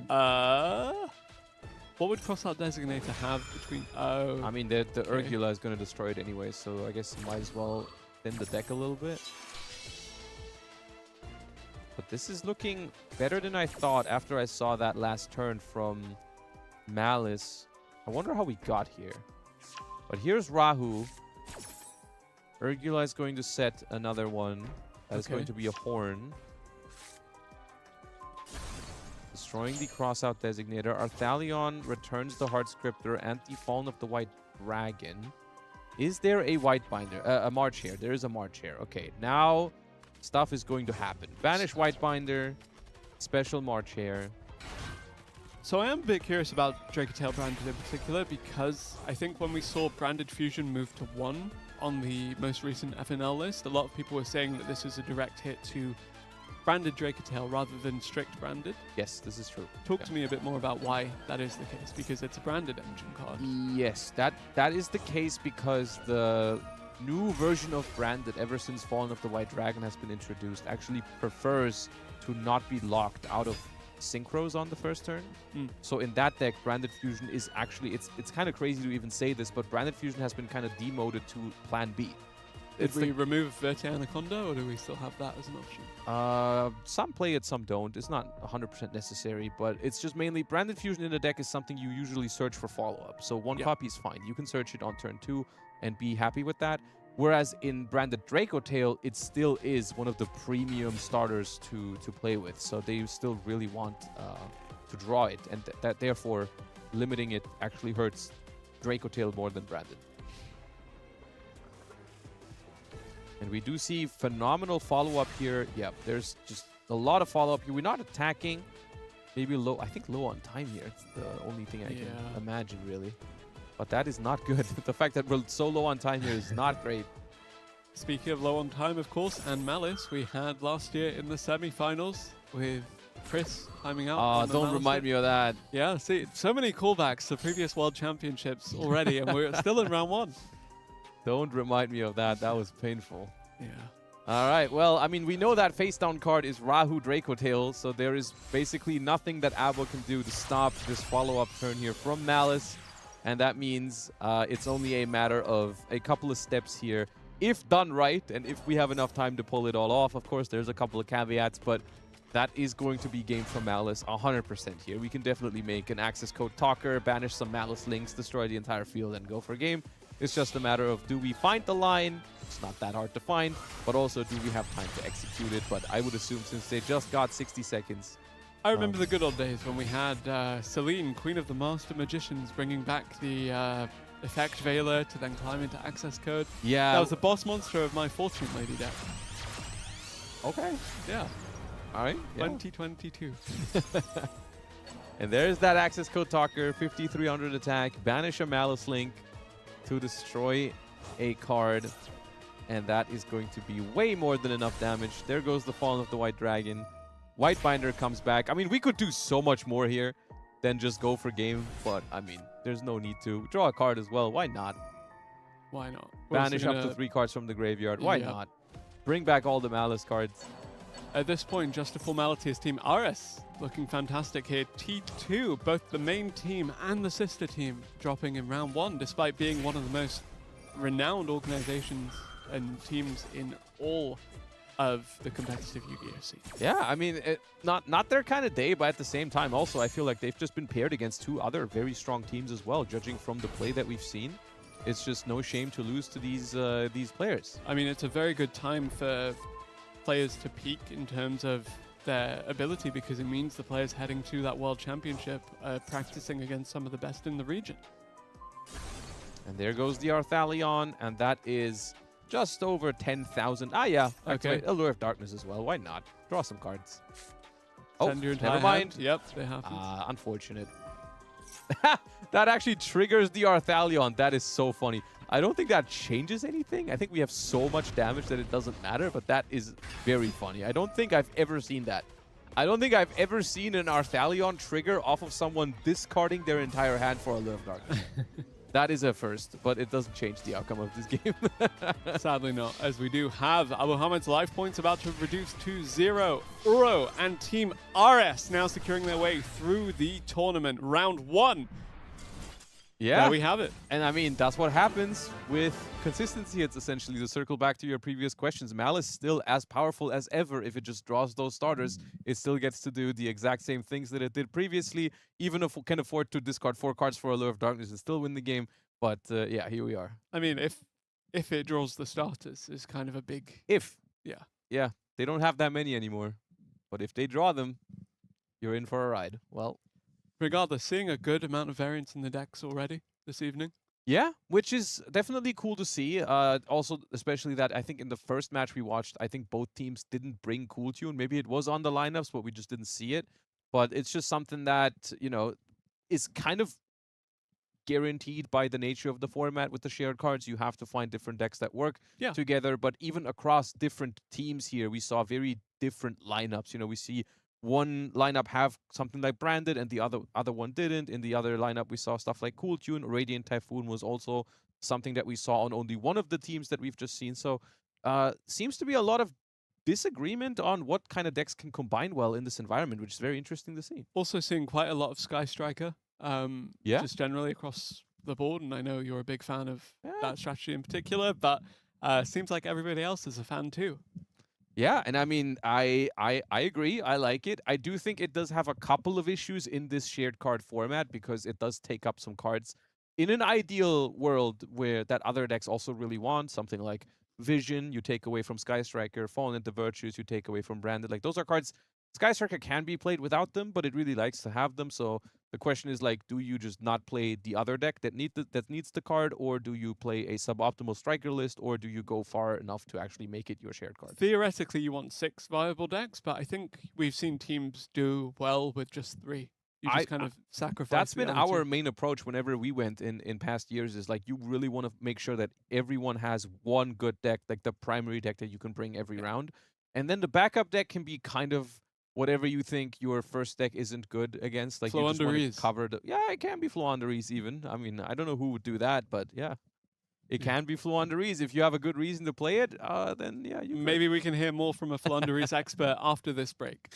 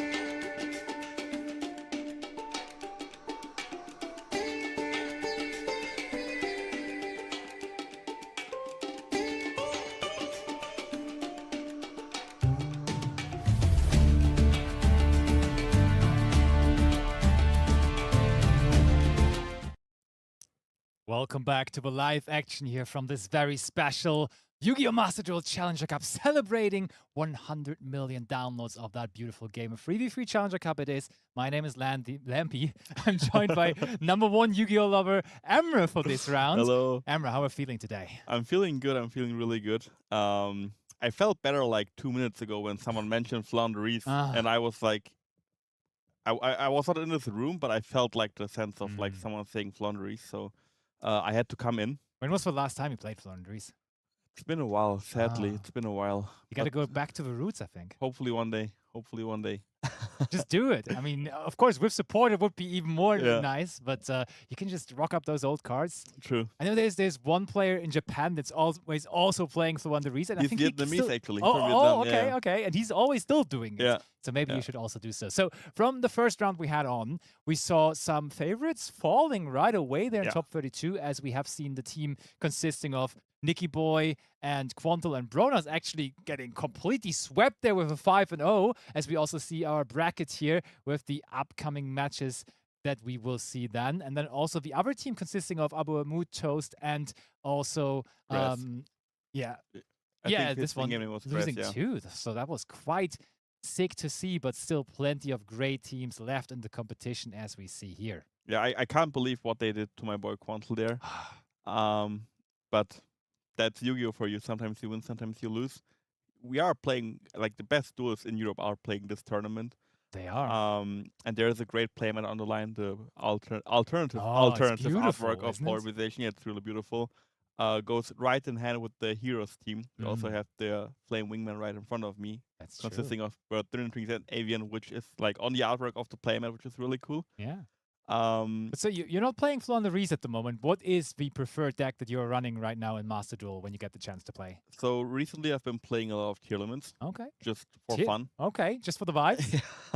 I know I'm a bit too late, but with Instant Fusion getting limited back to 1. Okay, I can see the vision. The deck has been pretty good lately. It's really Fair. fun to play. So I've been rocking tier limits again. Maybe we'll see it today. Who knows? Yeah, I mean, it's still a deck that, like, same as Malice, there's, like, if you get your engine rolling once, it's really difficult to stop. For sure. Obviously, both decks have 1 card banned. The Malice deck has the Red Ransom banned, and the Tier Limits deck has Merly banned. But they're both still really strong decks. We've just seen Malice. What other decks do you expect to see in this tournament today? So I mean, there was a lot of Sky Striker immediately there, but some of them were more successful, some others were not so successful. And same as also Josh was already mentioning, I'm having a bit of a problem getting Sky Striker into a working lineup at the moment here for those team competitions. Because there's also just some decks that just counter Sky Striker so well. Like whenever the opposing team has like a big combo deck in their lineup that possibly can just almost win the game on the first turn, it's so good to counter those Sky Striker decks, which are just by nature not running many hand interactions, just trying to break the field when it's their turn. So it's rough to bring that deck into the competition. And then, of course, also Pawn and the Vitreous, Vision, as he mentioned, those cards, you kind of want to have them in, for example, the Radiant Typhoon deck. And hot take, even though the Radiant Typhoon Zodiac deck was hit on the latest Forbidden Limited list, I think it's still one of the best decks around. Yeah, it is really strong. The Radiant Typhoon cards are, I can't believe it, they're so good. And insane. Every time I see those cards, I don't know what's coming. Because if your opponent starts with Sven and then with the other monster and then go, like, there are so many options that they can go for. They can go into an Invoker, go into their Zodiac engine. They can go into Camellia and then go into their Sky Striker engine. It's really interesting to see how those cards can turn out into like any other like strategy that you want to. Yeah, and I mean, I think the big upside of this deck is that flawlessly the deck bridges into both directions. Like when you start the one thing, easily you can go into the other thing. So you always, when you have one part, you have the whole deck available basically to you. So only having 2 red peers from now on is making it so that you cannot go for the big combo anymore. You preferably went for like a big Saruja combo line, which then special summoned out Crosea and so on and so forth. You're missing out on that now, but you still have the Broad Bull searching you for the Sven or that part that you're still missing. And then also you still get to F0, so you're adding a decent end field piece to your deck. So that deck is still so strong, and therefore still, to me, at the moment a staple in everyone's lineup, if you ask me. Yeah, I agree with you. I also believe that Fallen to Virtuous is such a strong card that you can consider sharing, actually. 100% agree. In this tournament, you have 3 shared cards. I feel like one card is definitely Ash Blossom. It's just too good universally. Like, if I had to play this tournament, I would share Ash Blossom, Mulcharmy Fuvalos, and Fallen to Virtuous. I know we're not sharing in that lineup Maxi, for example, which is probably the strongest card, but it's limited to 1. And the chance of you drawing a 1-off is really low compared to a 3-off. Yeah. So I feel like those 3 cards that I just mentioned are still cards that I would probably almost play in every deck. I can see that for sure. Like, I've been playing a bit of 3v3s with my friends as well lately, and we were definitely always going with Ash too. It's just such a no-brainer at the moment. And then Fallen the Virtuous, that option we really liked as well. And then, as you know, in my team as well, there is Leonard König, and he's a big Sky Striker enjoyer. So there had to be Sky Striker in there, but I wanted to have the Radiant Typhoon deck as well, which brought us to the conclusion that we definitely need the Fallen the Virtuous, but we also definitely need Radiant Typhoon Vision in more of our decks. So that was usually our 3rd shared card then in the end. Which is a little awkward now with it being semi-limited because you don't get to enjoy it as much anymore. But when you go down that rabbit hole of sharing Vision, you could even technically include it into Branded as well, as that is a deck naturally playing a lot of quick play spells as well. Therefore, I think that's an appealing choice for a shared card too. Yeah, I like the idea actually of sharing actual engine cards. Yeah. What we considered, I think, in almost every year was trying to make the best deck shareable. For example, like one player gets 1 Dormouse, and then we share like all like we share like maybe, I don't know, the card that's at 3 at that point. Yeah. I think that's a really solid option. Same for like Tier Limits and Fire King. It ended up not working out because the other decks were too weak if we didn't share the stables. But I feel like that's that's something that you can consider actually. All right, but are we going to see any of those decks here? We do immediately have a quick play spell in the Branded deck, as we do have BOE versus MMC here for top 16. And I think, there's Branded immediately on both table A and table B, of course, on different sides of the table. And then I think there's also a Kyoto and Rekko already searched in Duels C. So Branded, possibly Branded Draco Tail. Ooh, and there's a Mulcharmy Fuvalos Bow. Perfect moment to chain it to that Fawn of the White Dragon in Duel B.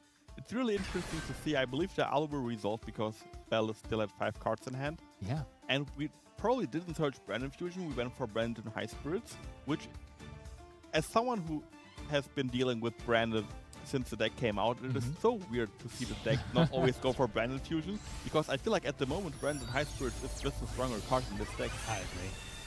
I think the only downside that Brandon High Spirits offers is that it also is vulnerable to Dominus Purge. That's like the only thing sometimes. Okay, I went for the High Spirits, but then I enabled my opponent to use Dominus Purge. But of course, that requires them to play a deck that even has access to that card. So generally speaking, I think just raw card value right now, Brandon High Spirits is getting more. I think the card being vulnerable to Dominus Purge is actually a good thing compared to Impulse, because we could theoretically just Impulse the Purge to Alubor, right? Yeah, Alubor search, but we can't Impulse the Brandon High Spirit. Fair. You're making a solid point there. True. So I feel like that's actually a upside. We see the Golden Spot Soul here. Also a card that you don't want to draw, but if it's in your deck and you enable your combo, it's really strong. Ooh, in a Duel C, we see an Ash Blossom and Joy Spring on a Track Maker when that is Chain Link 4 already. And we're getting to look at their hand there. So, ooh, let's look at Duel C. Sky Striker with 2 engage, right?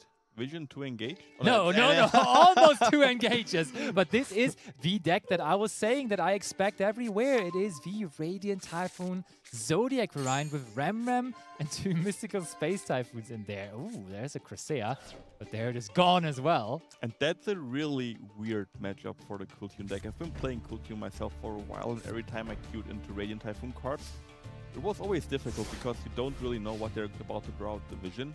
You most likely can never negate it with Zalen because the Radiant player probably has something that they always can chain as chaining 3. Yeah. So your chaining 1 goes through. There is the Vision as well. Drawing 2 cards, that is how you can sort of conquer that hand knowledge advantage that the Q2 deck is providing by just drawing more cards. And I would agree with you. I think just overall, generally speaking, Radiant Typhoon has a bit of a favorable matchup into Kyotune, in Master Duel specifically, where they have those consistency hits now over time as well. And yeah, oh, we're discarding Mystical Space Typhoon. So we had 2 of them. The opponent has 2 set cards, but we are sacrificing one of them here, using the other one right away though. Yeah, not only is the matchup kind of favored for the Radiant Typhoon deck, I feel like it's also really difficult to play against it as the Kyotune player, which makes it even tougher in my opinion, than it should be in theory. For sure. Like, such a... Oh, the Ash Blossom and Joy Spring as well for the Kyotune Synchro. But like, a card that in some other matchups is not generating much value with the Mystical Space Typhoon, in this matchup, as we see here, can immediately force out some major interaction from the Kyotune end field, and therefore is favorable to draw or Surge going second. And there we have an Overframe Super Polymerization on Duel B there. Let's go over to Duel B. What's hitting the field here? Diffusing away. Oh, 3 monsters. That's always a good sign for the Dragon that devours the dog. There is a Fugalos resolving in turn 2 for Maze.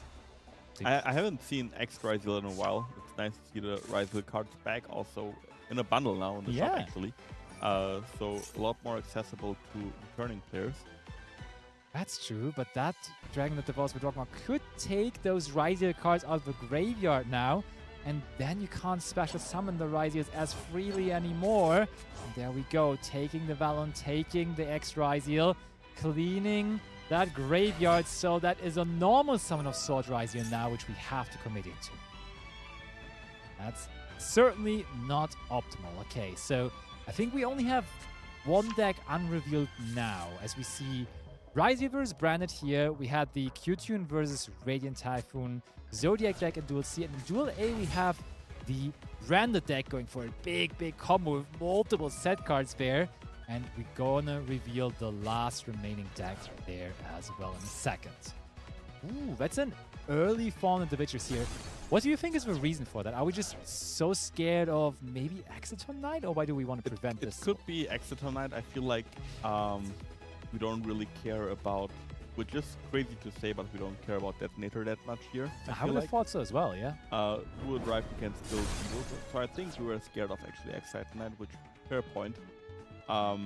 Just looking at the field also, I think the Super Poly was really strong, shuffling back the X, as you said, which forced Maze to discard a card for the Ice Ryziel to even be able to go into a rank 4, a potential rank 4.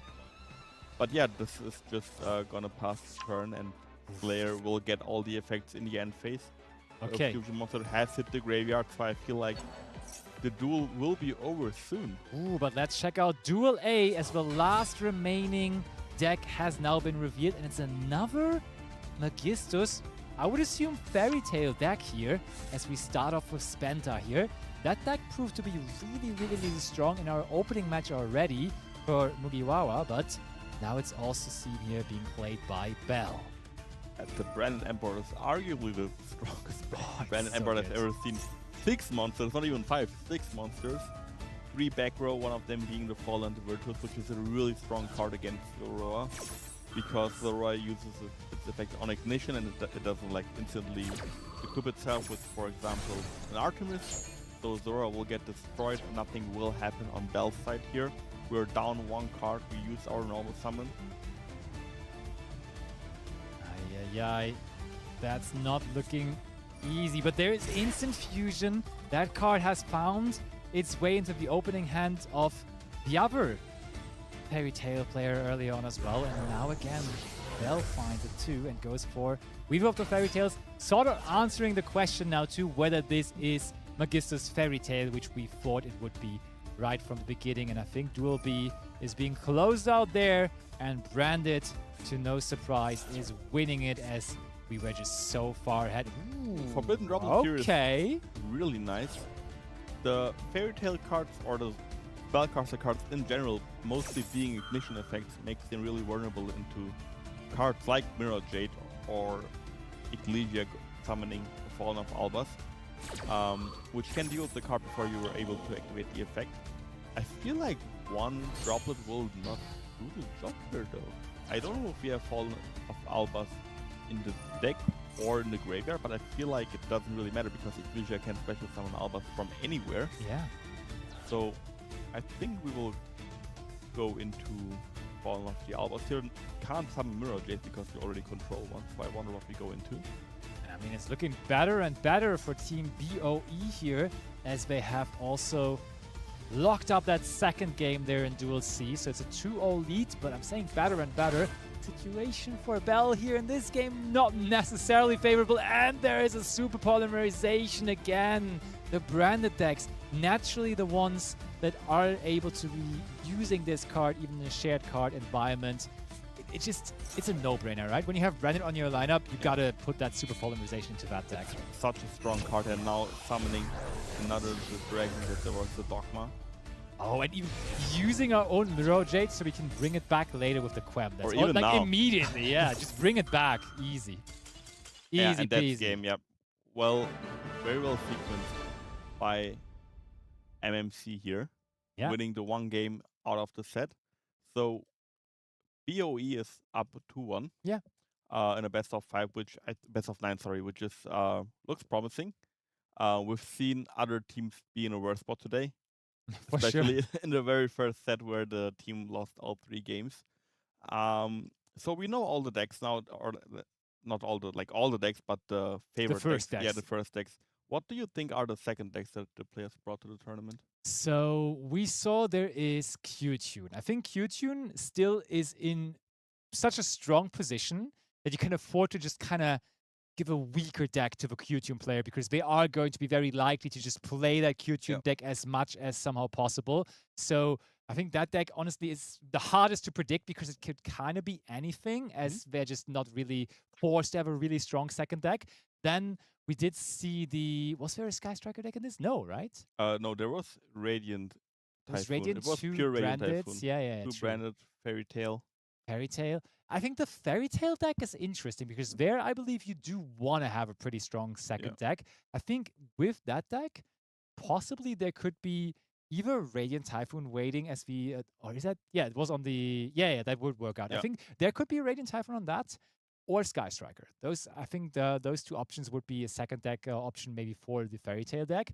And then also there was Q-Tune on that lineup, but we didn't see Q-Tune on the other lineup. No. So there must be Q-Tune somewhere Yeah. there. And they had Radiant Typhoon, they had Branded, and what was the third deck of their team? Now you're asking me something. Right? Oh no, there was Mitsurugi Ryzeal. Yeah, or Yeah, we only saw the Ryzeal yeah, cards, but this is- Ryzeal. we would assume it's Mitsurugi, which is, that doesn't seem like the first option to me. Like, do you go into this tournament, do you go into a general 3v3 tournament right now in the year 2026 making Ryzeal your first deck? That seems a bit outdated. I feel like there are still Ryzeal warriors out there, and I feel like if someone would play Ryzeal in the very first game, it is probably one of those Ryzeal warriors who really like the deck. Or maybe they were very good at scouting, saw what the other team is bringing in general, and therefore they wanted to have Ryzeal versus the Q-Tune deck, for example, because that is a decent-ish matchup. When you have Murakumo in there as well, Murakumo versus Q-Tune can work out quite well. But, I mean, in the end, they just couldn't really make things happen. Also, wait, they didn't play versus Q-Tune. They played versus the branded deck as well there with the super polymerization.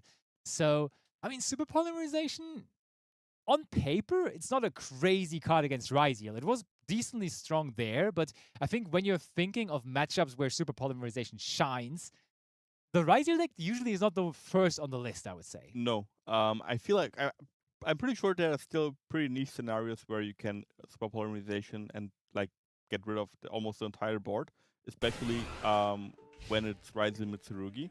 But against pure Ryzeal, I don't think so. Oh, look at that! Duel C is featuring some Gem Knight cards now all of a sudden. So let's have a look at Duel C, while Multi here is bringing out the Zodiac combo again. Brilliant fusion! Mace is bringing something against Airy here, which I did not necessarily expect at all. Yeah, I haven't seen Gem Knights in a while. It's also a deck that I really like as a blind second strategy, because I feel like if you play blind second deck, that's like where it gets really fun, sometimes breaking all those crazy boards. One thought that I had a minute ago was that the teams that play branded, if they don't share Fallen to Virtus, I don't think they also bring Sky Striker. because that's such rough, yeah. it's such a strong card in Sky Striker, and I feel like it gets difficult to like justify playing Sky Striker without like the strongest generic. I definitely see what you mean for sure. But what a blessing here overall for Team MMC, with them losing the first set 2-1, now winning every single coin toss available to them in the second set. That's such a relief when you sit there together as a team. Yo, I won the coin toss. Won the coin toss as well. Me too. Let's go, guys. We just turned this thing around now. For some reason, that rarely happens. It's always the other way around. Like, if that happens, obviously the other team has to win all three for it to happen. But I feel like I never saw myself on the better side. Well, unlucky. So we do go on, bring out the Rose Diamond here. And with this going first version of the deck, do we expect this to be Fiendsmith related? I think we will see a Moon here now, yeah. There we go. Moon of the Closed Heaven. And instantly getting linked away into a Fiendsmith Requiem. I wonder what the usual amp board here looks like. As much as I'm aware, you can go for Caesar and Abao in the combo. But with Fallen to Virtuous, if you play that card, theoretically, I think there is more you can do. You can play Archlord Christia. You could, for sure. Definitely. But I mean, do you have guaranteed access to that? Like, do you have to hard draw the Fallen to Virtuous then? Because I don't see a bridge where you can get access to the Fallen to Virtuous in this deck. I think there's a way for you to get the Christia to the graveyard and then revive it with Abao. Oh yeah, just Abao. Yeah, true. That works decently well. And for the people wondering how much the Zodiac Radiant deck can still do, Duel 8 is displaying that right now. As we are going through the Zodiac motions there, having access to that so powerful F-Zero. One thing that's now a little bit different with losing that one rep here, you're not able to play around Jordan Lockwood as nicely anymore, because before that you could always have one of those rank 4 monsters, one of those Zodiac monsters left on the field and then already go into F-Zero Utopic Draco creature before ever committing into your first search. Now though, with having one less body, you have to go for the Broad Bull before going into that F-Zero, making it more vulnerable to that specific card. Yeah, maybe you can go over to Duel A and see what the field will look like. Also, pretty interestingly enough, a funny story about myself. When Zodiac came out back in the day, I didn't play. I took a break from the game. And when I saw that the cards are getting unlimited and the Broad Bull going back to 1, I thought at first it won't really matter, because usually when old cards get unhit on the Forbidden and Limited list, Totally. it doesn't really change a lot. But I think after a day I realized that those cards are pretty strong and also pretty cool. I really like the Zodiac cards. They are pretty insane, and that is a link for there from Multi. Could be Saruja, could be exactly that. I said earlier that you're kind of lacking that option now to do this. Oh, very carefully held Infinite Impermanence here though from Bell. And But that this of course is great because F-Zero can't negate it. It's also really interesting whenever you play against Zodiac cards or the Radiant Typhoon cards. If you have negation, it's always a mind game for yourself on when or how to use them. Yeah. Because you don't want, like, usually you want to negate the first thing if it's Radiant Typhoon. Totally. But if it's something different that just uses the Radiant Typhoon and should bridge into something, you kind of want to hold the Imperm, but you never know what it is until it's too late. But this Infinite Impermanence is really strong here. Oh, Crusea was there already, so it feels like we didn't even really need the draws from Saruja here, as there was Vision and Megala and Crusea, and that's pretty nice cards to have out of 4. Now the Saruja triggers, not going to boost anything, but we have established the Varun on the field now too. They're really unfortunate for Bell here going second twice against two decks that are really strong going first. I mean, we've seen the Branded Import just the game before, and now the Radiant Typhoon Zodiac deck showing what it can do. Oh wait, hold on. Let's go back over to Duel C. Do we see Gigantic Sprite there? That is some cooking there in the Gem Knight combo. Going for Sprint and now making out of that sprint and the Crystal Rose, the Gigantic Sprite. What are we accessing here? I think there is a level 2 gem knight monster. Oh, Diviner of the Herald. Okay, that makes sense. That's not a gem knight monster, but I wonder. Okay, It's okay, interesting. hold on. Are we just searching for Heralds now, maybe? Could be. Herald of... I think Orange Light is forbidden, right? No, it's not forbidden. Oh, it's not? Oh, it's limited, maybe? Could be limited. Oh, there it is. Or even not unlimited. One of that and the green light as well. Combination of Heralds now to counter possible threats from Ares' deck. That is massive. But But can still synchro. No, we can't synchro summon. We're locked with Gigantic Sprite here. yes, we are locked with Gigantic Sprite. And with that being said, I'm curious what we are going to get here out of the Queensmith part of our engine. Because we I can't mean, go into we, Caesar anymore. we summoned an M7 here. That's on the very left. Yeah. Which didn't use its effect yet because it has still 2 materials. So we can just add 1 card from our graveyard back to our hand, which this could be a fairy type monster because we can just discard it for the Herald of the Orange or Green Light. Or maybe, could it be? Getting the answer now. What's Probably Aether, right? it could? Yeah. Just if you have, it is Eva, and if you have plenty more of those things in your deck, maybe we're running additional copies of Green Light. And we're trying to make all of that happen now. Lacrima triggers, gives the first bit of damage to the life points of Eri. Abao Q, okay, was previously made, so that's a little bit of an answer as well to what the Fiendsmith cards led to ultimately, as we have that established now as well.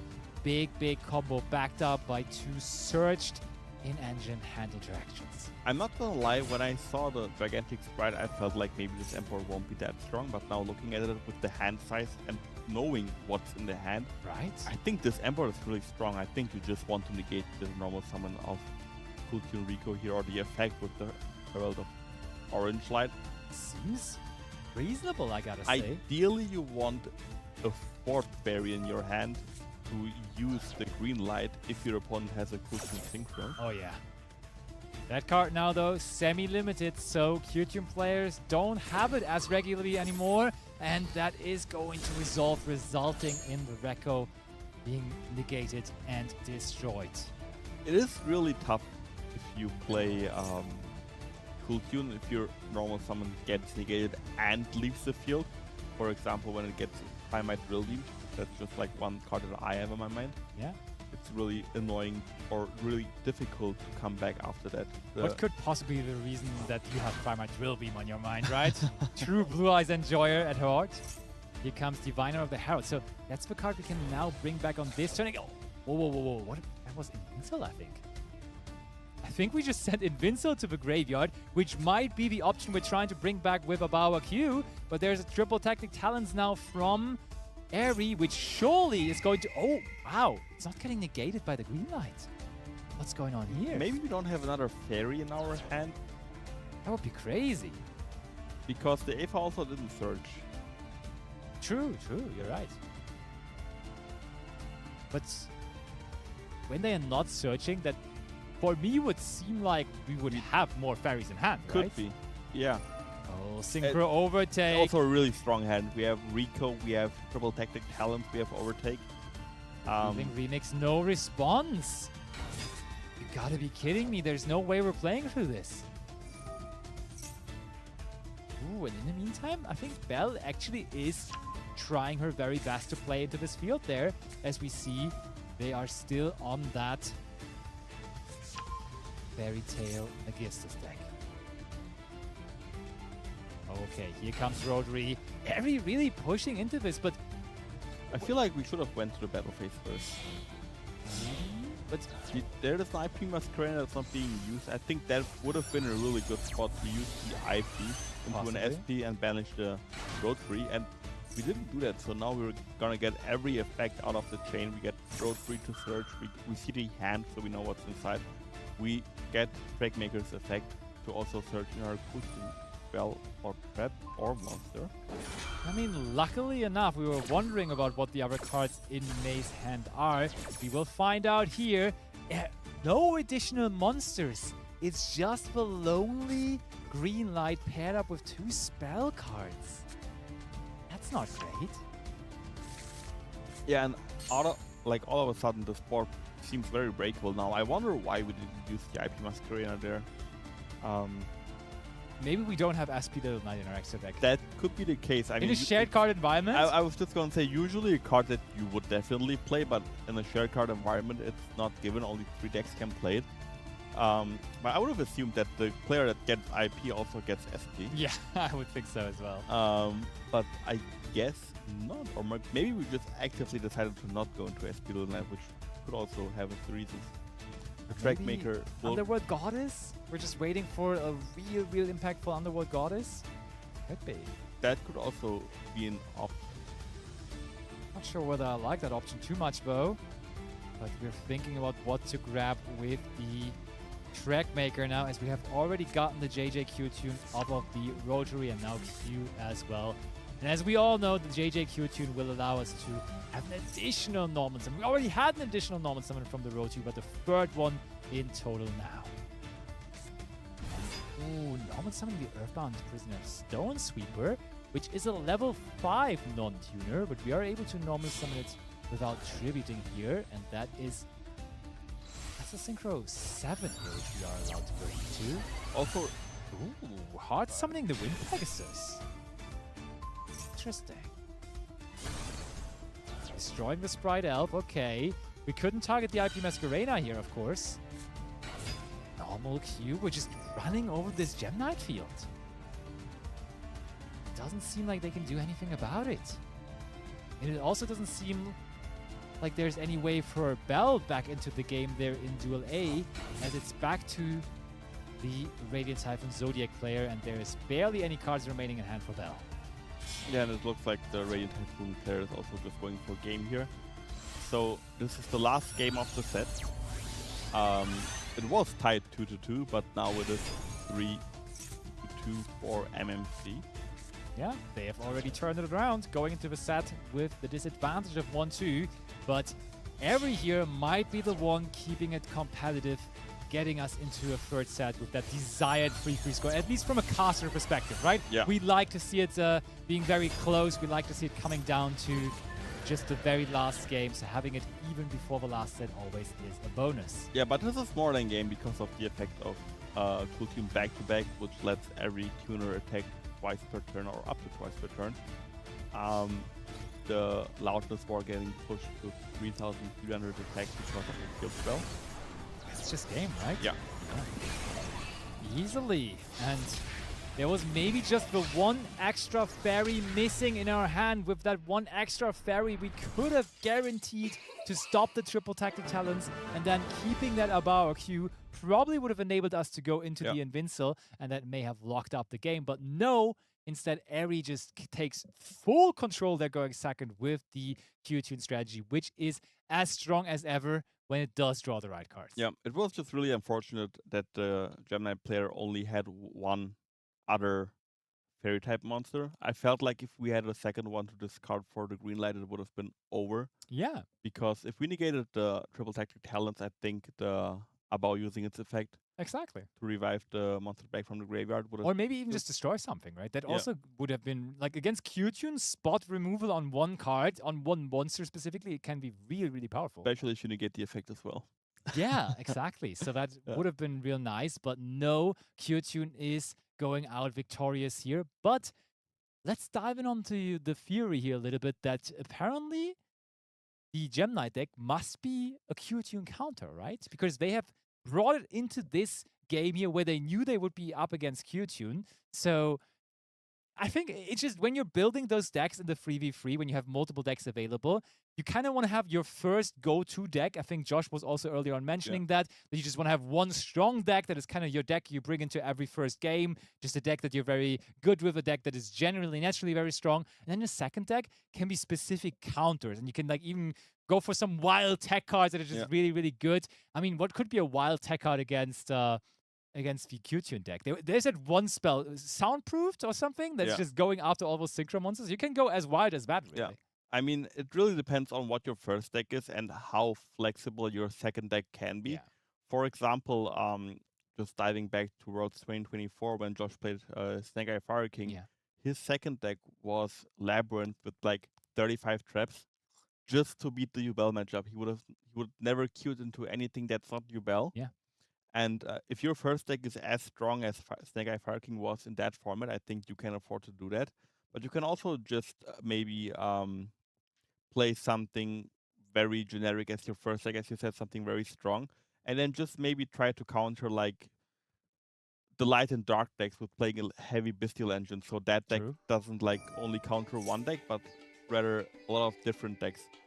The score is tied to 3-3, so we're in the very last round. Bell going first now for Finally. the first time, Big activating relief. the Empire of Endymion. We got some Endymion cards in this pile now as well. Actually, this Fairy Tail Magistus deck is stronger than it has ever been in the TCG because of this card that we're seeing here immediately being searched with the Empire of Endymion. That is Babur, the Maid of Endymion, which gives this deck a massive boost, and that is the reason we're seeing even more than we would have really expected from this deck early on here, as it has like the full combo potential, which has seen this deck being successful in the OCG territory already previously. Yeah, in the TCG, as you said, we're still missing a few cards, and I wonder what the deck can put up with being full power. I think generally you want to spam level 4 spellcasters to the field. You do. And then go into your fusion summons, into your XYZ summons.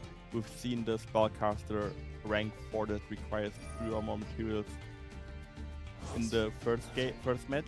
The Alchemic Magician, yeah. Yeah. Also a really cool card that came out, I think, in Lord of the Tekken Galaxy in 2020. Ages ago, that's for sure. It's a very old card. Yeah, I'm feeling old now. Same.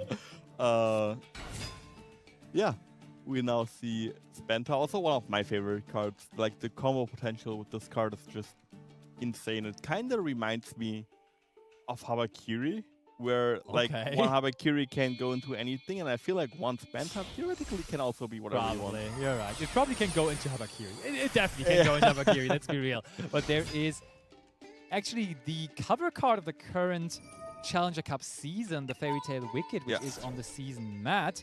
Today, it's a very special Challenger Cup, of course, with the 100 million download special. So we are giving out a special playmat for that too, with the alternative artwork of polymerization, but still, Wicked being the staple of the season right now. And there is the normal summon of Sorora, the Magistus of Flame now. And it doesn't seem like Mace is stopping here anyway. I mean, Mace was the player that just played Gem Knight. Yeah. I can imagine it being Gem Knight again. I feel like usually you want to negate, or at least in the TCG, Wicked is a card that you want to negate, right? Yeah. And since that went through, I feel like there is no hand trap. It also looks like there are no toggles whenever Bell used an effect that just instantly was resolving. So I'm actually really excited to see what we can do here. Zora being a tuner here. That sounds like a good old Warlord Savage Dragon to me, isolating us completely for the rest of the turn for further hand interaction. Didn't seem like they had any, but still good to have. Tales of the Fairy Tales from the graveyard. That is our fusion tool number 1 in the deck. And we have access to Fairy Tail Luna as well. This is looking beautiful for Bell here at the moment. Ooh, but Duel C, we saw Happiest Feather Duster there against the Branded deck. Let's go over to Duel C for a quick moment as we see Habakiri, which was just mentioned, being activated here from Eri. And I think that means Eri has actually switched the deck. Yeah. Because Eri was a pure tune player just a second ago, and now we're onto some Mitsurugi shenanigans. And I actually wonder right now, what interruptions do we have left? Because the Mercurier doesn't work because we don't have a fusion that mentions Fallen of the Albas.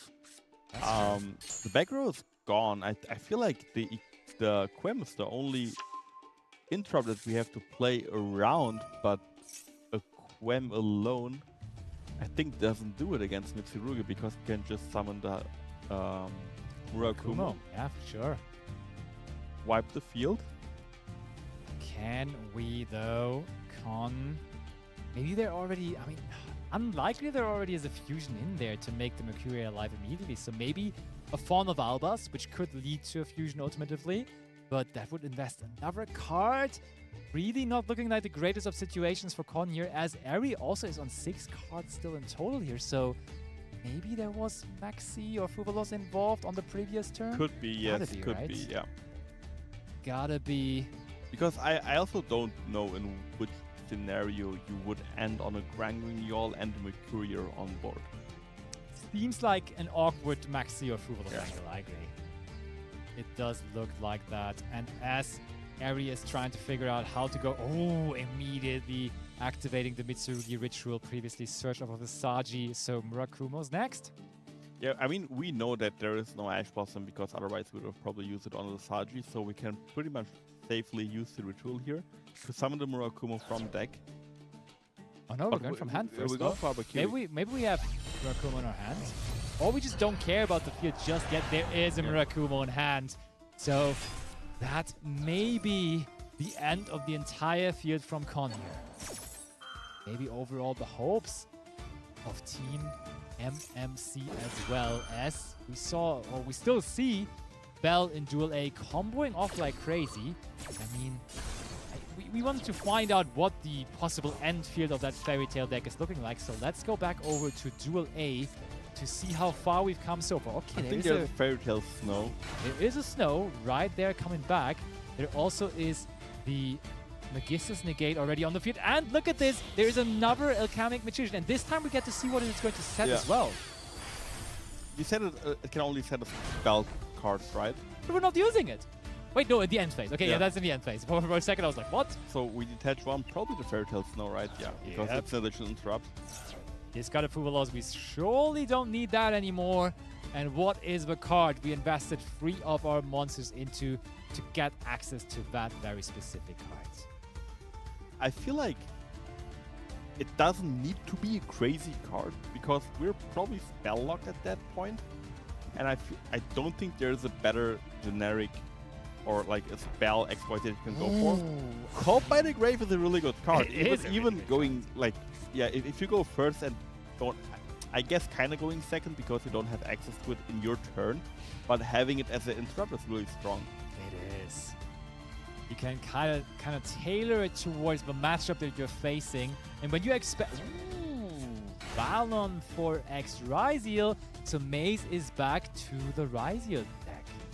The Alchemic Magician setting the Call by the Grave tells me 2 things. I feel like it also tells me that we're not sharing Fallen and Virtues.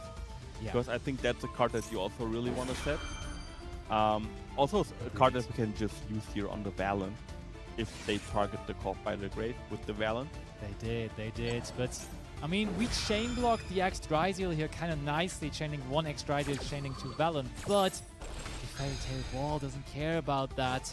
So we can just still go after the X Ryziel, making sure that it will not resolve here, being negated on resolution.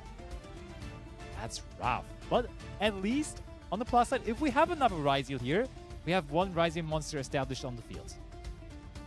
It is a bit tough though to play through the Zorua Fusion, which can negate a monster effect, and then it can also destroy a card on the field. It does need to destroy the card that it negated. So we have to be careful if we want to establish a rank 4 monster with how we use our monster effects here. It's dangerous, and also we are immediately locked, of course, into rank 4s with that X Ryziel being our first action of the turn. Oh, hold on. Let's go back to Duel C, because Duel C all of a sudden has brought Con away into Fawn of Albas, so maybe we can save ourselves here, making a big fusion summoning with both of those ritual monsters into a possibly turn-saving Dragon that devours the Dogma that can now also get rid of those already previously fusion ritual summoned monsters from the graveyard. You've been playing Mitsurugi for a while, right? Yeah. How do we out a Dragon that devours the Dogma in the Mitsurugi archetype without using Wozu? Dugaris is a pretty convenient way, so that would be your main option. And yeah, Vuzu and Dugaris sort of the only real options you have. But Wozu, of course, being a card that's really popular in the Master Duel environment, For sure. in the main deck. Oh, and we got the Mirror. And we have more ritual monsters to tribute here. Bringing back the Futsu. would have been cool to have already on the field. Yeah. But now, late to the party still. And can we still activate Hawakiri? Yes, we can. Is there a Vuzu in there? I mean, prayers can still get us to Vuzu easily. I guess that's better because you can tree with the Futsu, get the Futsu effect as well. And I mean, we can just search for Aramasa here as well, and then Aramasa can, and it is Aramasa, can be special summoned additionally, and we get the opportunity to search for Vuzu with that Aramasa then. I'm pretty sure we went through Aramasa already though. Oh, it might be right, yeah? With the ritual summon? Yeah. So, wait, well, we summoned back Hawakiri instead. And I hope the Futsu triggers now. that's what I was thinking. It doesn't look like it is. We have brought it back with Muro, so it must have ended up in the graveyard somehow. So there is a good chance that he has already triggered it this turn, and then I don't know where this is leading us. Maybe Van Eri kind of has piloted themselves into the wrong direction. In the meantime, let's go over to Duel B, which we haven't looked at all here in this third set, where we saw X-Slayer going first here, but Multi with his Radiant Typhoon deck going second, making big waves into the branded field here from X-Slayer. I feel, honestly, I cannot tell you which team is favored in all of those 3 games, Right. because every game looks pretty even. I mean, the Brandon import being broken right now is really interesting to see, because ridiculous. that's like one of the imports that you usually really can't break, It's or so hard. you can't win the game on that turn and then you lose in the next turn because they get their end phase and all those resources back. But this looks like we might just break the entire board and even could go for game here. Maybe there is Utopic Draco Future, so we're definitely not locked into our wind monsters yet, but we also have access to Sven, which we aren't even using, as probably we have done so before. That's gonna summon the Link 2 Radiant Typhoon monster. Varun could take care of one of those monsters, putting them into the spell and trap zone, of course. Funny interaction there in Duel A as well, because they have summoned Vuzu, which we have discussed in a different game, and they have just used Dominus Impulse on the Snow Graveyard effect, which is definitely not something you see every day. But maybe we're just trying to push through it here as hard as possible. Okay, Radiant Typhoon Vision, draw 2, discards Varun, which is fine to have in the graveyard when you have another Mystical Space Typhoon to activate, which of course we just previously searched with that Eidolon. Things are looking like Multi might really be able to push through this somehow. Getting the Granular into the spell and trap zone is really huge here, because it means that it's neither on the field as a monster or in the graveyard, so it can't use its effect whenever we special summon a monster by a monster effect. So it's pretty much out of the game right now unless we get it into the graveyard somehow. There we see MMC won in Duel C. So One more. that was Ryziel, right? There was the Ryziel deck against No, not against Branded. Against what was it then? Was it Mitsurugi? Wait, no, it was not the Ryziel. It was Mitsurugi against the X-Ryziel. Yeah. So No, the X-Ryziel was in the Fairy Tail game. It was Mitsurugi against something. yeah, you're Against right. something. You're right. But that is one leg into top 8 for Team MMC. Only one game that they need to win. And if BOE wants to make it happen, they need to win all 2 remaining games here in this encounter. It was against Branded. Oh yeah. Yeah. There are so many different cards on the screen right now. It's real difficult to like think which. No wait, it can't be which game. branded, right? Because branded is here for BOE on this table. But MMC won Yeah. So they against Mitsurugi. oh, they won against Mitsurugi. Yeah. Oh yeah, okay, then it does make sense. It You're gets right. confusing, No, yeah. you're right. You're true. I- Yeah, we were discussing the option of whether they could have searched Yeah. for. Yeah. Now we got it. Now we got it. You're so right. Branded being victorious on that table C. But can they come back here in table B? I'm not so sure, but it looks like Bell has completely diminished all the efforts that were put up against them as they are locking up this game here. 14 BOE, making this a 4-4 score. And we are currently in the end phase of X Slayer. And that is the phase that, of course, the branded deck is embracing. Radiant Typhoon has a really good matchup against Brandon. It does. And this end board also looks really scary. We can negate monster effects, we can bounce monsters, we can negate another monster effect, mandate being a quote-unquote omni-negate here with the Mystical Space Typhoon paired. It looks like it's gonna be really difficult to break this board. Also, only 3 cards in hand, one of them being the incredible Ecclesia.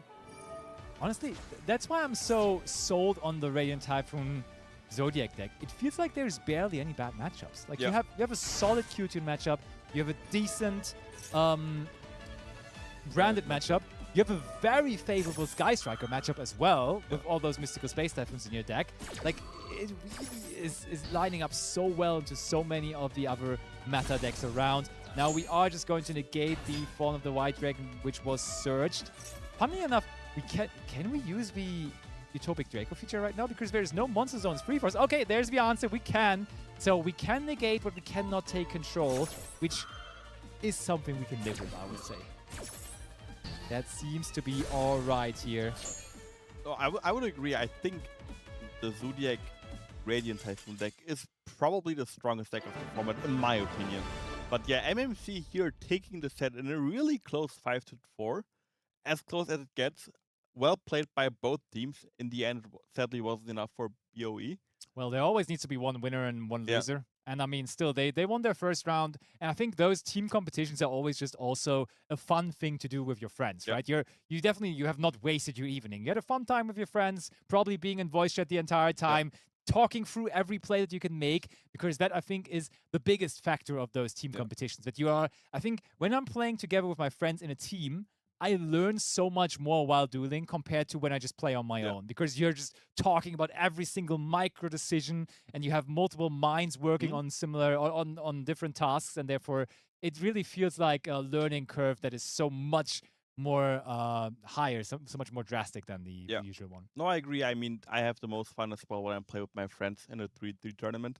And as you said, you're not playing on your own, which you usually do when you're playing Yu-Gi-Oh! You're playing with 2 friends that can always help you out when you need help, and you can also help them out. So the communication aspect is really huge here. Something that you don't have, as I said, in a 1v1. That's true. But we do have more gameplay action. I was just about to say we have another match going on right now. Let's quickly go and watch that. We will check that out shortly. And look at that. There is more Radiant Typhoon Is that Zodiac. a Ritual Beast rank 4? The Link 4, yeah. It's Ulti Raratori, Link 4. And that is really strong against the Mitsurugi deck. Do you know why? Because they can't tribute anymore. Yeah.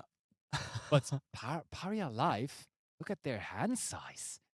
They definitely got some crispy Maxi or Fuvalos draws there in this turn.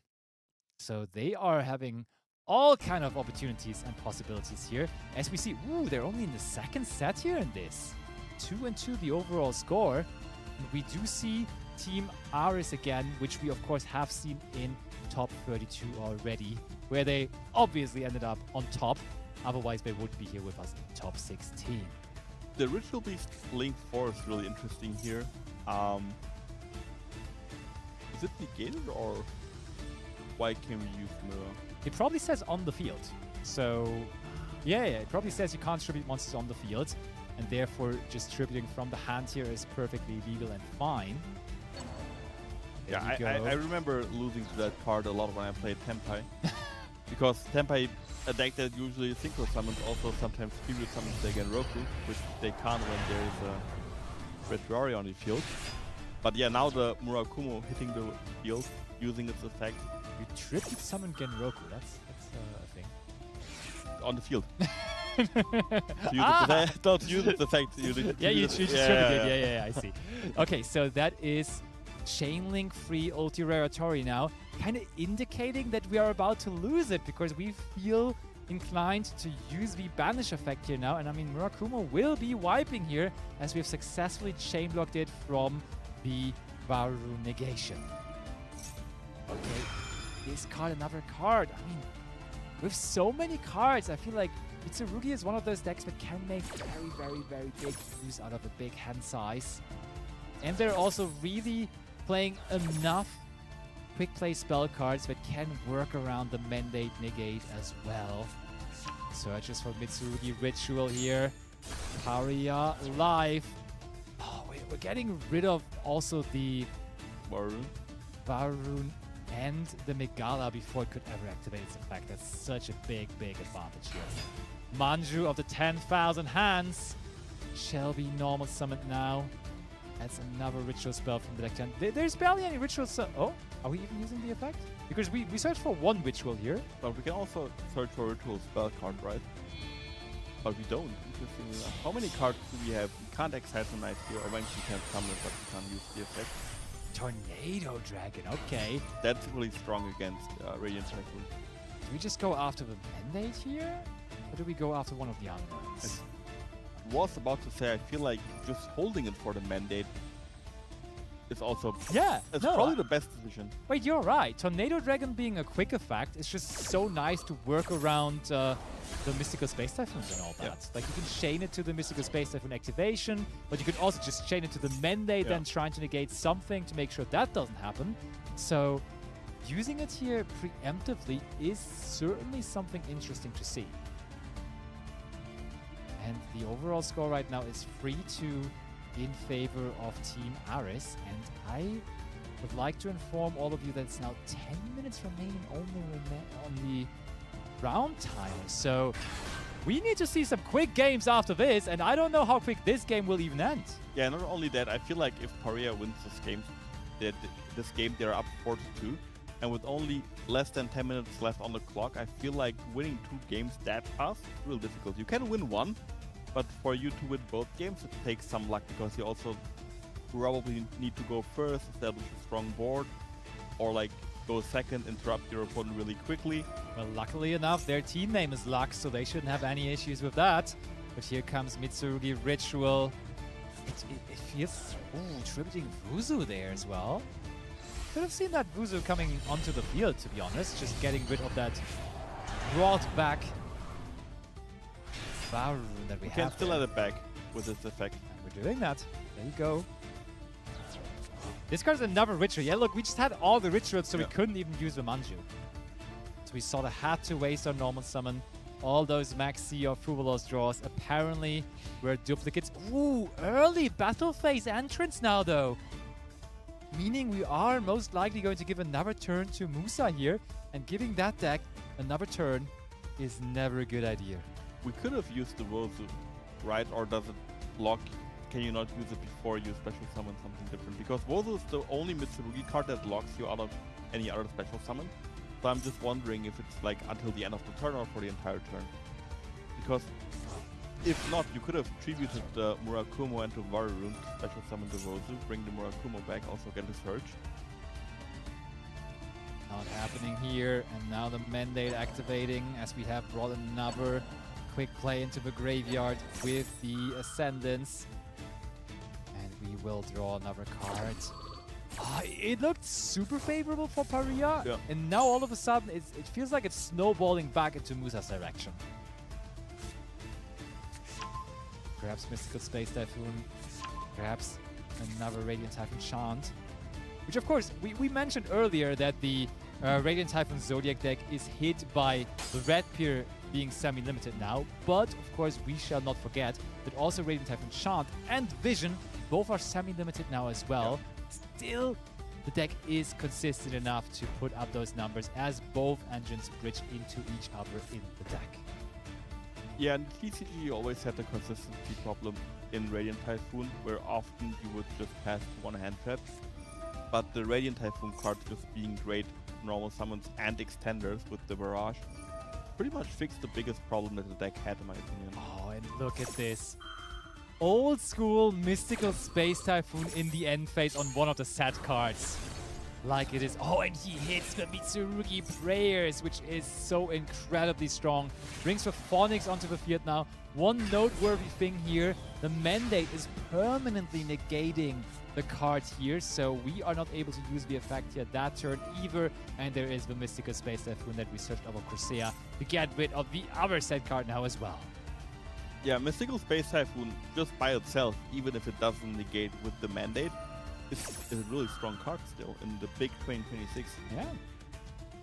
I love it. That's also when you're combining Sky Striker and the Radiant Typhoon deck, it's always a little bit iffy because you can't run Mystical Space Typhoon in your Sky Striker deck. And you usually want to play it as a one-off with Vision, but then you kind of can't because, yes, you need 3 Mystical Space Typhoon in the Radiant Typhoon deck. So, I mean, you could go down and just share Mystical Space Typhoon, I guess. And but I don't know whether it is that strong, whether it's good enough to be considered for that. Here comes Tornado Drag now. That should also be permanently negated, though. That's what I was thinking, yeah. Oh no, we used the effect before. It resolved once, right? It did resolve once, yeah. But I mean, I think we did use the effect of Mandate in the end phase, and we were able to negate 1 card. So either the Mitsurugi Murakumo or Tornado Dragon gotta be negated, but it doesn't matter. It doesn't matter as Musa sneaks this game. Paria Life surrendering, and now with 5.5 minutes remaining, we will go into that decisive third set with an even outscore of 3-3. And we have to remind ourselves now what the procedures are if we hit 0 on the timer. I think the first tiebreaker to decide who is winning the entire match is whether a game is already won. Yeah. So if there is a game advantage, then of course that team is going to win. And then it comes down to life points very quickly after. But I also wonder how many duels will you look at the life points score, Right. right? Because if one team is up on, like, let's say my teammates are up on life points and I'm down, do I win the set? Or if we're all even, like, does it have to be only one team, or one player? I mean, I think you're going to look at every match separately. So like you're comparing life, but like if one of them has won a game, it's easy. But if all 3 games are still ongoing, you go into every game and look at all of the life points. And when then there is a difference, when you award the game win to the one that is already currently ahead in life points. That's how I believe it is being handled. But we will, of course, shortly find out with all the details as this third set is about to start. I saw some deck lists earlier on when I looked through the deck lists that have been entered. And one team, but I don't remember whether it was in this lineup, they actually had a deck with some burn cards. Like they were playing Poison of the Old Man and stuff like that, which seemed crazy to me. But this would be the moment to bring it, I can tell you. It would also be funny if we just counted all life points of all pairs together, and the team that had more life points in total would just win the set. Honestly, we should do that, yeah. Okay. Ooh, oh, I mean, that is a deck that is worthy to bring into that kind of scenario here. Uro with the Vanquish Soul Holly Sue, which could easily enable us some burn damage here in this game. Yeah, I've seen Vanquish Soul win on the like going first when their opponent had their first turn by burning them just so much with the Borger, with the Trap, with the Masquerade, which also halves your life points. Yeah. So I think Vanquish Soul is probably the deck that you want in this specific like scenario, because not only does it burn, it's also really strong in general. It very much so is. I see some other interesting options here, as in Duel B, I think we are seeing some Sulfur Court cards there. Let's go over to Duel B, as that is a Sulfur card Solvigia backed up by 2 set cards somehow. So what happened here? Hold on. Did we get Maxi maybe? I mean, gotta be. And there's Radiant Typhoon Chant quickly from Gimzak. Oh, yeah.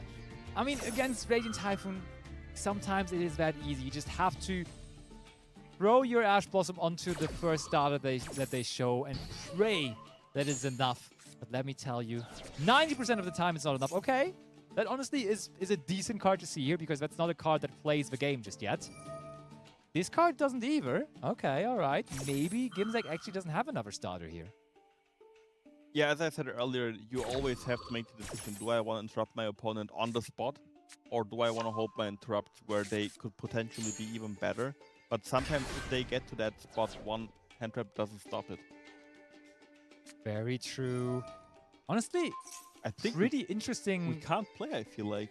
It might be, but very interesting sequencing here as well from Gimzak, because we have decided to use the Varu rune on our ascendants. While we could have also just wait. I told you there was someone doing this, and it was exactly Musa. Poison of the old man? You gotta be kidding me. So do you gain 1200 or do you inflict 800? There's no what? What? No. Why? There is no logic to that. I mean, I'm not good at math, but I know that 1200 is bigger than 800. That's good enough. Interesting decision. Oh, okay, now it all makes sense because I was wondering why did we even bring out the VAR room before it had the monster negate? Because we could have just brought it out after having the Mystical Space Typhoon, but there is now the Ghost Monarch. That's probably the best card that you can have there because not only does it negate the effect, but you can negate it. Ah, okay. But funnily enough, it would have not only negated the effect, if you linked off the Crusader, you would have also lost 2200 of your life points because it leaves the field. Emre, 40 seconds. Oh my, it's coming down to the wire here, but oh, it's so close. Just special some of the spam go battle space. Oh, Mystical Space Typhoon first. And there's Their zone dropped. But there's damage in the Vanquish Soul game as well. Oh, 20 seconds. It's coming down to this battle phase. I think it comes down to the last game, no? Oh my, that is good. We have secured a life points advantage here from Gimzak. 7 seconds. We're counting down here. Vanquish Soul seems to be winning in Duel A. And we do see that Gimzak is winning here in Duel B. So let's get our attention over to Duel C here. As that will be the one deciding the outcome of So this. what's happening right now is, both other games have life point differences. So they won their games, basically because we had time. And is it now whoever deals the first damage? It probably would be. But let's see. Okay, so Paria. Oh wait, hold on. Paria is actually. Oh, we had our screens the wrong way around. Wait, Aris won? I think Aris already won. Yeah. Okay, then it doesn't really matter what's happening in this duel. We thought because the duelist A was on the top. Yeah. That it kind of confused us, but it looked like that Aris won in the end. But I would have really wondered what happened if both teams won a game and it's just whoever deals the first damage wins the match. That's something how do you approach that? Because I guess you would summon all your monsters in defense. Of course. Easy. But then some weird things could actually happen. But it would have been really fun to see. Realistically, can it ever be a valid strategy to have a deck with Poison of the Old Man and cards like that in that kind of a tournament environment? Do you think that's a valid strategy? I'm not proud to say it, but I also did that once. It is valid if you have just a really strong generic first deck, such as, for example, Branded, Cool Tune, Zodiac. As we said earlier, you can either make your second deck really strong into a specific matchup or a specific scenario, such as Timeout. Fair enough. So I think it is actually it's interesting. It definitely is interesting seeing Poison of the Old Man in 2026, but we will see each other again here very quickly for top 8. So don't go anywhere, short break, and we will be right back.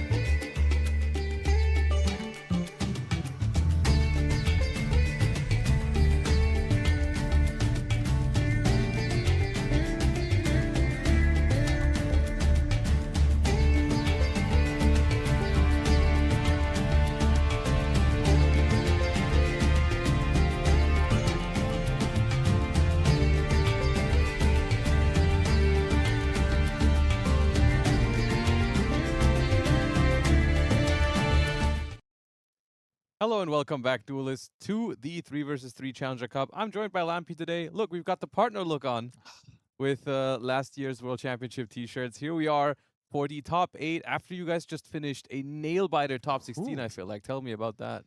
Well, I was really curious about that decision of having the one deck with Poison of the Old Man and Yeah. Ghost Mourner and all that kind of stuff. Yeah. And then you, in the break, basically told me you think it's a really good strategy.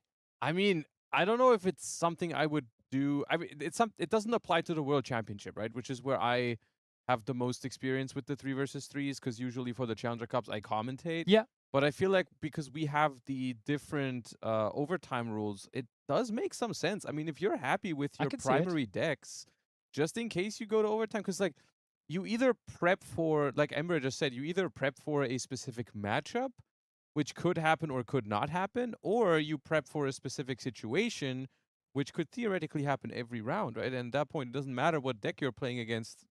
That deck is going to be very good in that specific scenario. So I don't know. It's definitely something I can understand why people would make that decision, especially when it's something like, I mean, we saw 2 very different approaches there, right? Because on the one hand, we saw Vanquish Soul, which is just a solid deck, Yeah. but that happens to be good in overtime as Yeah. well. The other one was like a dedicated deck with burn and life points cards, but I was particularly confused by the fact that they decided to inflict 800 over gain 12. They want to burn. That threw me off a little bit, but yeah. No, I think the second deck, even though, yes, I do also agree on the take of just having to Yeah. find one really good deck that you're playing for the majority of your games. Mhm. I think that second deck is so valuable, though, to counter specific matchups or Yeah. counter matchups for your main deck. And I Yeah. think in the current environment in Master Duel, there is those scenarios where you really Yes. need to avoid one of the matchups that you would have to play normally in the 3v3 environment. So I think the second deck is very much something you have to get perfect in the current certainty. Oh, and we see there is a Lupus being displayed in Duel B right there. Vanquish Soul, Oh. K9 maybe. And we see not much here in Duel A, as we Uh-oh. said one from Shagan here on Team BGC. Well, to be fair, they're going first in all 3 games. So this is like the second or third time we've seen this today, a team winning all 3 coin tosses at the same time. So, you know. Making it a little bit of less of a disadvantage. We Okay, see but to be on the fair- one hand one brick, the other one got max seed, and the Yeah. other one resolved Mulchami Full. So Yeah. I think we're okay here going second. Yeah, that feeling of good luck, we won all 3 coin tosses, now has been turned around quite quickly, because one couldn't play, the other one got max seed, and the other one is staring down. I mean, the one staring down the Mulchami Fualos is probably the one that's the most okay with all of this, but yeah, it's rough. True. Ooh, and they have to use Ash Blossom and Joy Spring on the Jokul there. And I mean, Effect Veiler, what are we thinking? That gotta be Q-Tune, right? I feel like, yeah, and maybe this is where we see the Forbidden Unlimited list hit actually coming Wow. Actually, one Effect Veiler enough versus that powerhouse of deck. Only being able to swing for 1600 through. Against 6 cards as well, right? It was not just an opening hand Yeah. of 5. They got an extra card for turn and still couldn't play through an Effect Veiler. That's crazy to imagine. But it is reality now here for Riz Mavi. But I mean, there could be plenty of good cards, but they can still have here. They could, like, Forbidden Droplet, Fallen Individual. Okay, Fallen Individual is probably not, as they most likely would have changed it would to have the Effect dodged Veiler. the Veiler with that. I gotta say, though, I know you're probably not surprised by it, because I heard you say earlier how much you think the Radiant Typhoon deck is still really strong. I still didn't really expect it to show up on, like, almost every single lineup, I want to say, so far. I feel like we've seen more of it than from something like Branded. I have to say, I've been playing a lot of 3v3 competitions lately, Yeah. and I saw... In the meantime, we see stand-up how Centurion much being Centurion activated did here you see? casually. Okay, well, no wonder they bricked on that opening turn. It's not cool tune. It's not Q-Tune indeed, but yeah. And I saw some statistics from those competitions, Yeah. and it appears like the Radiant Typhoon Zodiac deck is the one with the highest win rate currently around. really? So it really is performing incredibly well. And to be fair, it's a bold move to bring Centurion into a mystical space typhoon deck, I was to be about to honest. say, like, they found a starter, but how likely is that to really work? Because they're playing against the Mystical Space Typhoon deck, but it did work. The stand-up resolved. but the Primera did not. Additionally to that, we're seeing all kind of different decks here in the lineup of Team BGC. As in Duel C, we saw Fearalize resolving as well. So maybe an Elf Node deck around as well. That's on the other team though, actually. So both teams showing some real interesting deck choices here. Yeah, this is it's not just some random stuff that you see in the first round of the tournament. These are in top 8 right now, so they've been winning with these strategies as well, which is cool to see. And yeah, I mean, still very unclear on who's winning this game we're watching right now, because I feel like it's at this point down to whoever gets to actually resolve their first card is in a very good position. And we do have the Elf Node Power Patron coming down in Duel C, so actually the first time we get to see Elf Nodes here, which of course in Master Duel have somewhat recently gotten that Regina as well, and there is Fiendsmith cards in there as well. Let's go. That is a Fiendsmith Elf Node deck. Elf Nodes dance, did you know that? Do they? They switch positions Oh, and yeah. they do stuff. Yeah. Yeah, they are allowed to dance. Or legally. they summon Bear in the Fleur. It's one of the two. Sometimes they dance though. Sometimes they do both, yeah. True. Oh, another stoppage for the Radiant Typhoon Sven. And I mean, I will assume that there was a second Sven in the opening hand of Rismavi, being one of the cards that they didn't do anything with. Excuse me? That ain't a Radiant Typhoon deck that I was expecting, but that is Malice Radiant Typhoon. Oh, you've never seen someone smiling as much as I see Joshua Schmidt right next to me here. Beautiful to see more Malice here. I mean, I don't know if that surprises. I mean, it doesn't surprise me per se, because that's a version of the Malice deck that definitely has existed. Of course, you can use the Radiant Typhoon for a lot of different things. And one of those things is to make Cherubini and send a level 3 monster from your deck to the grave, which then often is a Dormouse that you then banish. So it is something. These cards, of course, are great in Radiant Typhoon, but they're also great in other decks. And now we get to see that full potential. And I don't think there is much at this point. If Malice gets to this many bodies on the board, that Shagan could have here to really stop this turn. Because even, I mean, the only card you could even potentially think of is something like Nibiru, but I don't think that is even going to be enough at this point, because we're probably making Whitebinder next. That gets us a trap card, so that if at any point we do get hit with the Nibiru, we can just chain the trap and or we go for Hard Scripter right away. That also works. That is just probably straight up enough damage to win. Might be, yeah. The Link Decoder coming back. Do we have a banished Malice card though? Because I think we only banished the... Don't think we do, but there's a very big likelihood that one of those set cards is a Malice Trap card, to be fair. Which could make this very easy here for Rismavi. But ooh, we just go Access Code Talker. I mean, the other question is, how popular is Nibiru the Primal Being even at the moment? Is it even correct to always play around it? Because I feel like, I mean, so many decks in the format right now, the card isn't that good against Sky Striker, Branded, Radiant Typhoon. Like, all of them are kind of okay with playing into Nibiru. Q-Tune, too. Yeah, Q-Tune just sees it and just ignores it or negates it with Zalen. Yeah. So maybe it's just not a card you expect to see a lot. I would definitely agree. I think the only deck that is running that card at the moment is Mitsurugi, because they have that ability to search it. So you're running like the one-off in it. Oh, with the Gallant Granite line? Yeah. Yeah, I could see that. But Draco Tail, I could see using it, because it's just a very grindy deck that can recycle it, potentially. Or if it's not good in a matchup, you confuse with it. But yeah, also, especially in a shared card environment, I mean, even if they do have Nibiru in their lineup, is it really in the deck that you are facing right now? Likely not.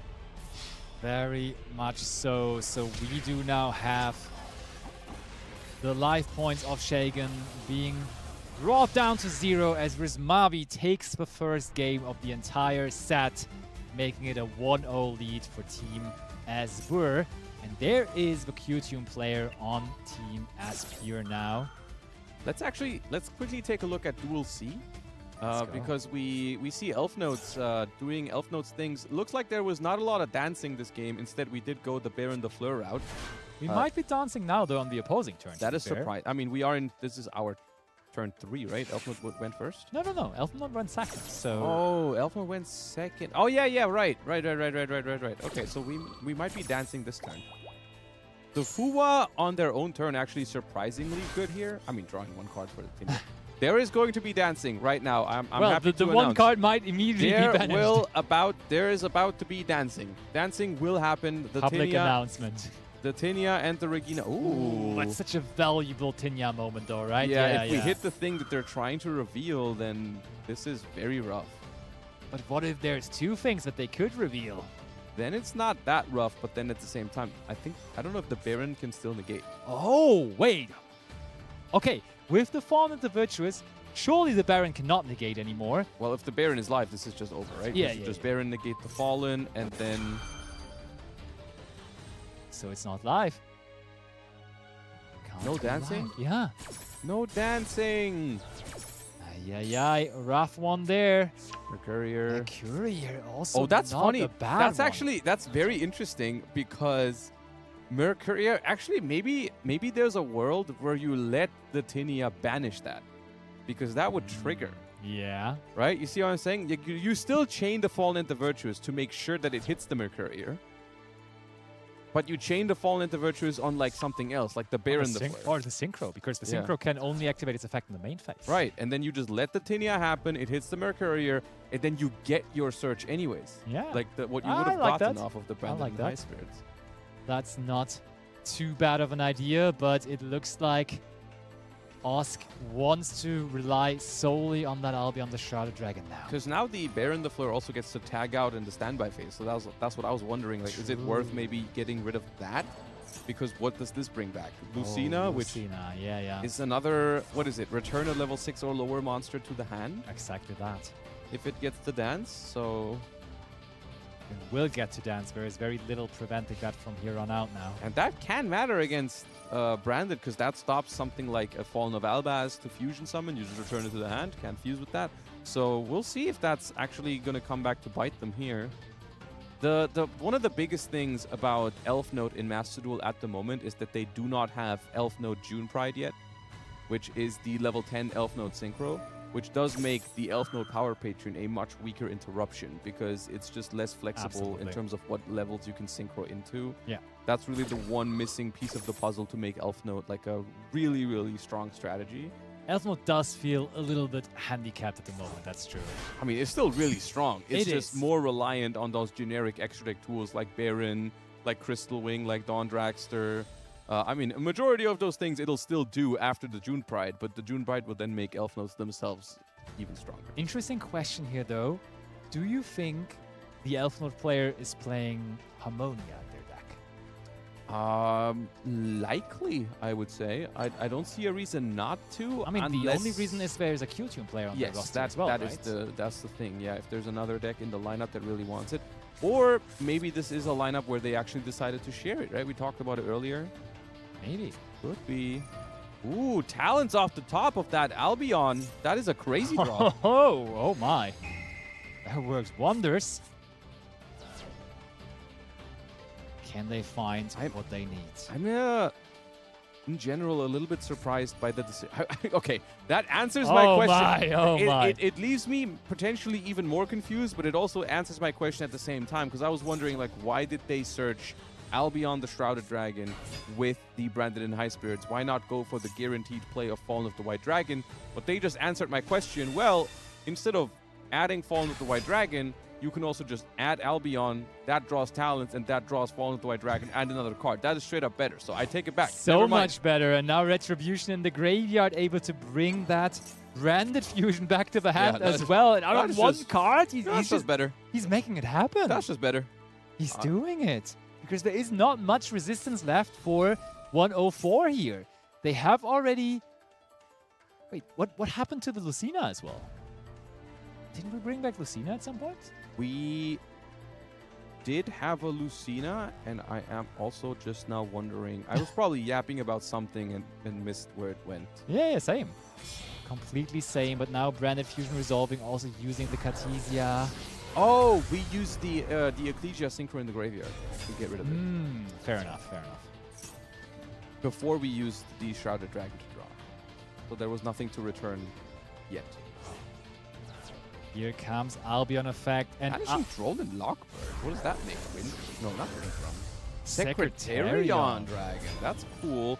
That is really good against Elf Node too, because they got a lot of spellcasters. It's huge. And you cannot activate any special summon spellcasters when that card is around. So that is very difficult to deal with. Brings back the Cartesia as well. That's rough. We can now still use the Ecclesia or the Cartesia to fuse further. That's true.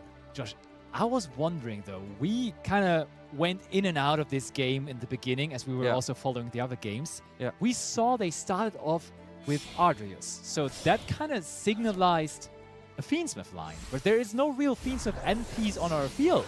So maybe there was an Ash Blossom or something like that, because Must have been. we really are lacking that. Like, imagine we had an additional Caesar here. They would have made it so much easier and kind of just locked it up immediately. But we are now getting run over by multiple fusion monsters. Yeah, this is the kind of dynamic that you see very often when it's a combo deck versus branded. It's either the combo deck makes a board that branded can't play through, or we enter a grind game where branded is favored. So it's really just your board against branded in these types of decks, your board just needs to hold, right? To be fair, I feel like they got very unlucky this game, because like the Shrouded Dragon, drawing Talons, drawing Fallen of the White Dragon, is like, that was the perfect sequencing to get back into the game. Like, they were almost out of it. They were down to just one card, and that one card turned into all of this Gamma, though. It's a little late to the party, but it does help a little bit. Just a little bit. We need to top deck like crazy here. Yeah, Elf Node, not really a deck that has a ton of follow-up from the And they graveyard, even right? get a draw for full loss off of that Gamma driver combination there. Okay, we need to top deck, and that top deck cannot be a spellcaster either, because we are under Secretarion. Look at all this, right? Your top deck needs to play through Secretarion, but it also needs to beat Ecclesia tagging out into Albaz, and then that Albaz can be fused with the Cartesia into a Mirror Jade. And Lucina does not do any of that. Because it's also a spellcaster. It is a spellcaster, so it doesn't even play the game here on its own against the Secretarion, but I mean, look at what all of this does. Like, there's just, even if the Lucina was live, even if the Secretarion wasn't here, the Lucina wouldn't stick. It would just get banished by Mirror Jade right now. That's true. So this game looks definitely over. So let's go over to Duel B instead, where I feel like the K9 deck, which has not revealed anything else than the K9 cards so far in this game overall, was starting in this, but they are severely struggling here, as it is the turn of Search again. Yeah, this is turn 4 now, and they were under a Moltrami for Wallace on the first turn. Looks like they managed to at least put up enough interruption to not let the Cool Tune player build up a significant board, but it is now turn 4, and we'll see if they can muster a comeback here from the Cool Tune side. It looks like they are in a pretty good position because they're resolving Mix to Search here. There's the game over, by the way. We kind of took it already beforehand. Do we have a normal summon announced it. available for that? Also, another question is Lupus live right now? I think Droll and Lock is Droll and Lockbird active. I'm seeing the, what is that effect on the deck? Is that Droll and Lockbirds? I think it's Maxi and Droll and Lockbird, actually. Which Really? you can, yeah, I think. But did we just add the Q from the graveyard? I think we did. Must be, right? So here comes Remix. No, Maxi's not active. It would pop up right there, I think. You're right. I think it still shows it. But Droll and Lockbird would also, right? Oh wait, no. No, only no if searching. Maxi. Yeah. Only if Maxi is active, the Droll would also show up. You're right. Here comes Mix, takes care of the Izuna, and now Q looking at Ash Blossom and the Dr. Madlove finally revealing what was the most likeliest option of K9 decks. We're looking at Vanquisher K9 here, which we already saw in the last match as well in top 16, so that deck still being around. You don't see it as often anymore, but maybe today it will be the deck taking down the tournament. I mean, it's always this very different dynamic in these 3 versus 3s where, I mean, of course, in ranked, you are more likely to run into the top 1, 2, or 3 decks of the format. For sure. Whereas in these lineups, every team has to decide for 6 different decks, and so Vanquisher will make it into that lineup a lot of the times.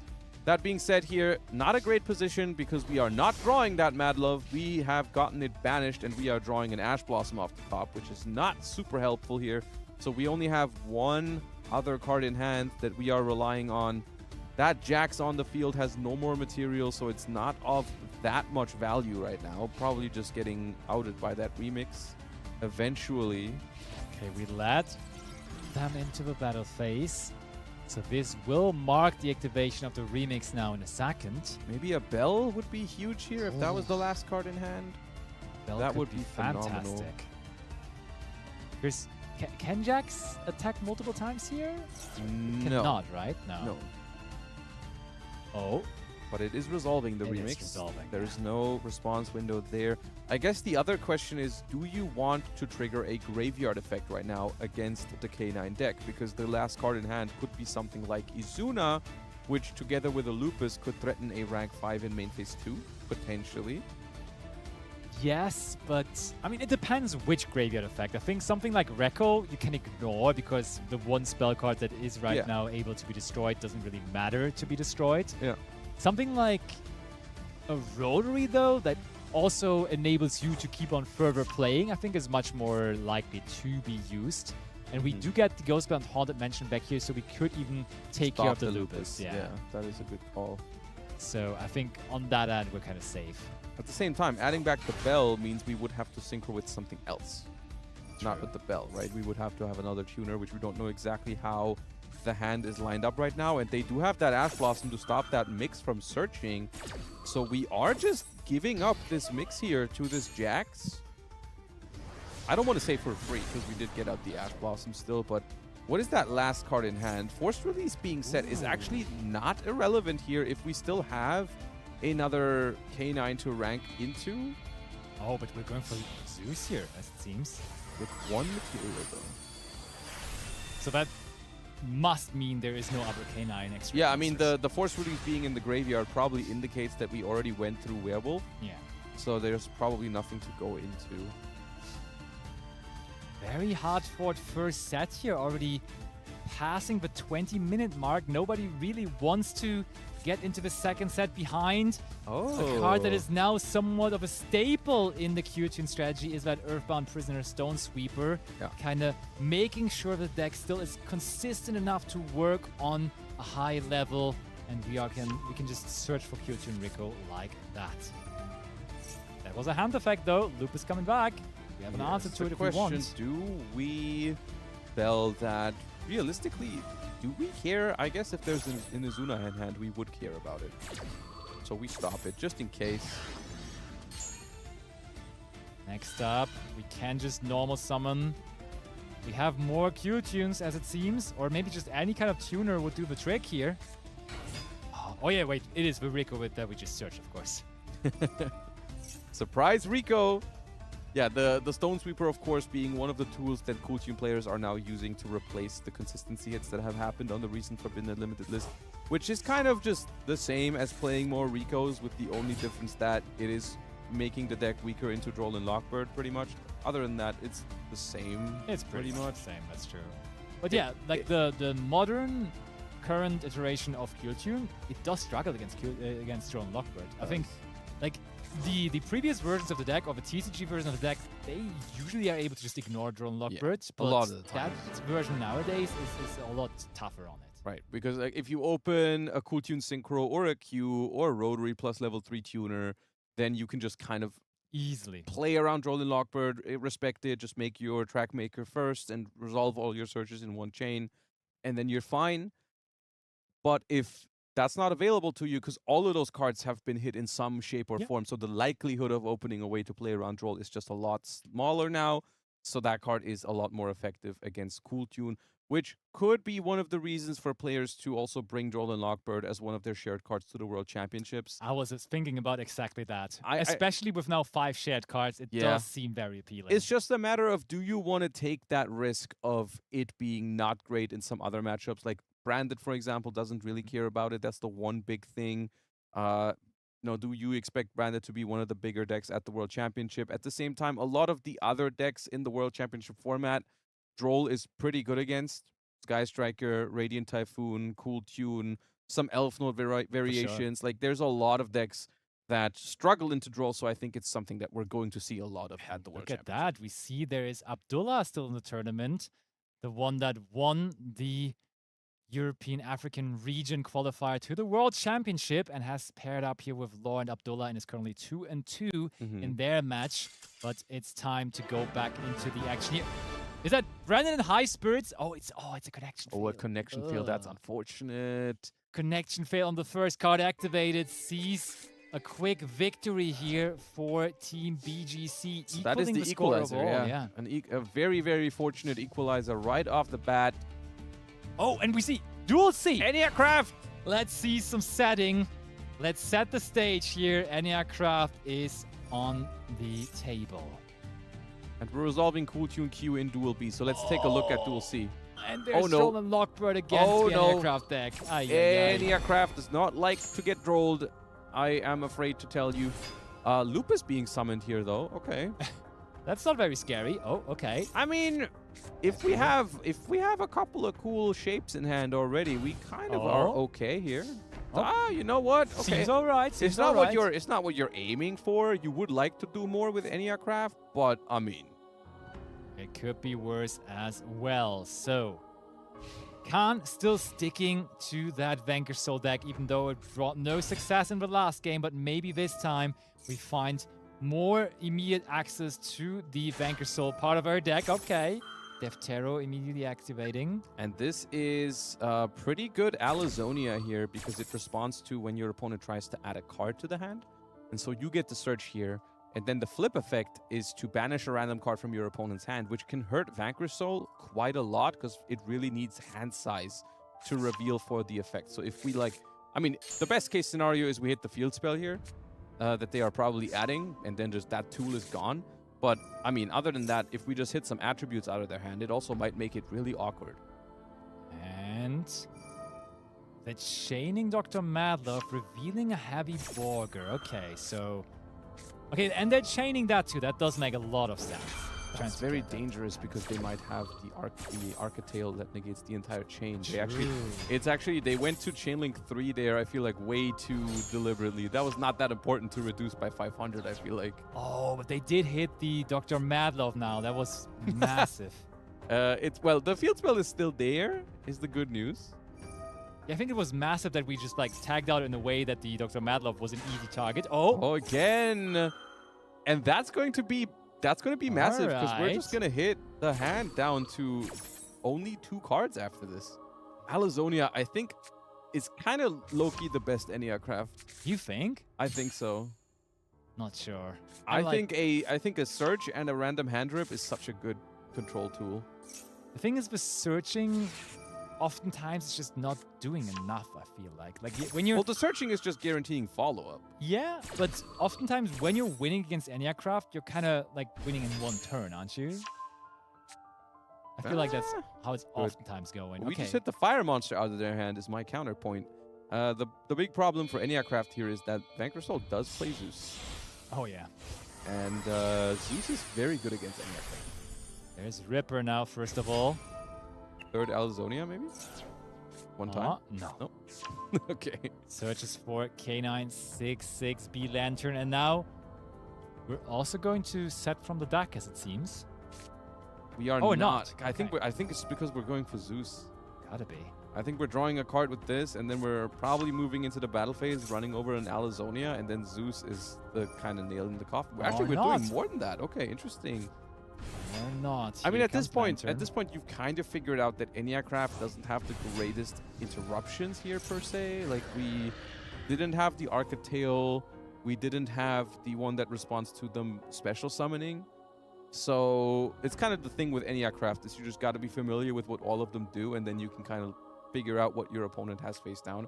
Because here, for example, it's just very likely that there's an Atori Mar, or an Arcatail, or a Pixia, pretty much. Because those are the 3 that have, conditions that haven't been met yet, right? Like, Atori Mar only works on your turn. Pixia is against targeting, which hasn't happened yet. And Arcatail is versus destruction, which also hasn't happened yet. Is it only on targeting opponent's cards? Pretty sure it is. Yeah. Otherwise, it would have been usable on their field spell, and they would have used it most likely. Probably. Nash Knight, another phenomenal card against Eniacraft. Because we can just take face down monsters as well, right? Oh no, it's face up. It only Okay, at attaches least. face up, but at least it doesn't target. And getting them off of the field is actually good because they might otherwise they might end up back in hand, or even if they end up in extra deck, you can add them back to your hand. So this is a matter of Eniacraft. Just Eniacraft is a very matchup dependent deck. Like in some matchups it's really good, and in other matchups it struggles. And in this one I think it struggles because Vanquish just has a lot of great tools.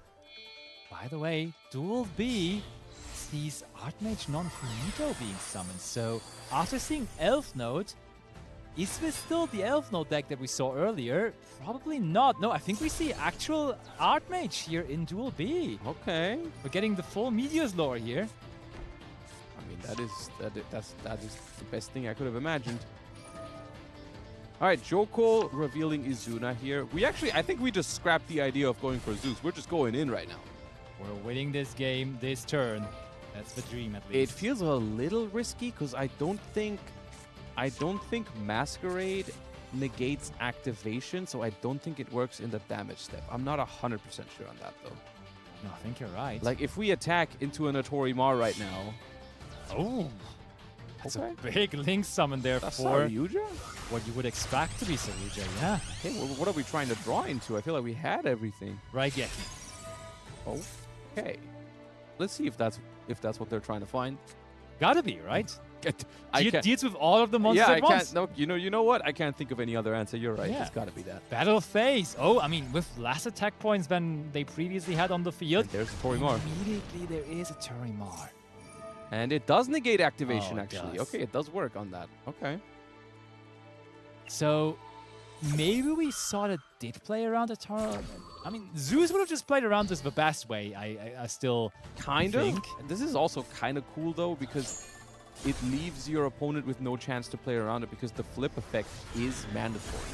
They have to activate the Torimar. All of the Eniacraft flip effects are mandatory, actually.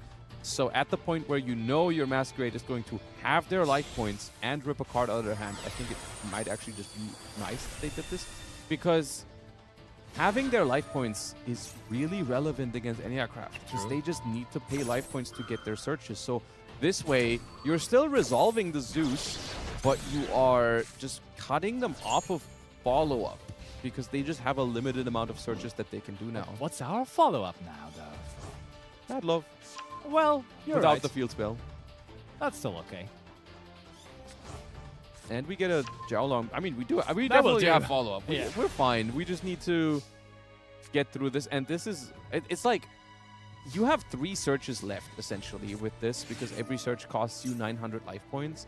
But even if you search, like, they can do burn damage for the last life points. Like, if you pay for 2 Eniacrafts right now, you are very much in range of, like, Heavy Borger just burning you twice, or even just once. And there is Holly Sue, and we have just in the end phase gotten back a fire and a dark. Yeah, well, I wonder if they have it. Easy peasy. There's the Jiaolong revealed and the Mad Love. So this game is looking like it is really, really, really going into Khan's direction. Currently in the process of wrapping it up. So let's check out Duel B, where we have the Archmage deck playing into a Q-Tune field at the moment. So let's switch over to that game. There it is. Archmage, I like Archmage. I kind of like their gimmick of summoning from hand to play around Moltrami Fualos. Yeah, that's and cool. kind of playing with some main deck interruptions. Also, Finmel draws you a card when you summon it, so I'm always on board with that.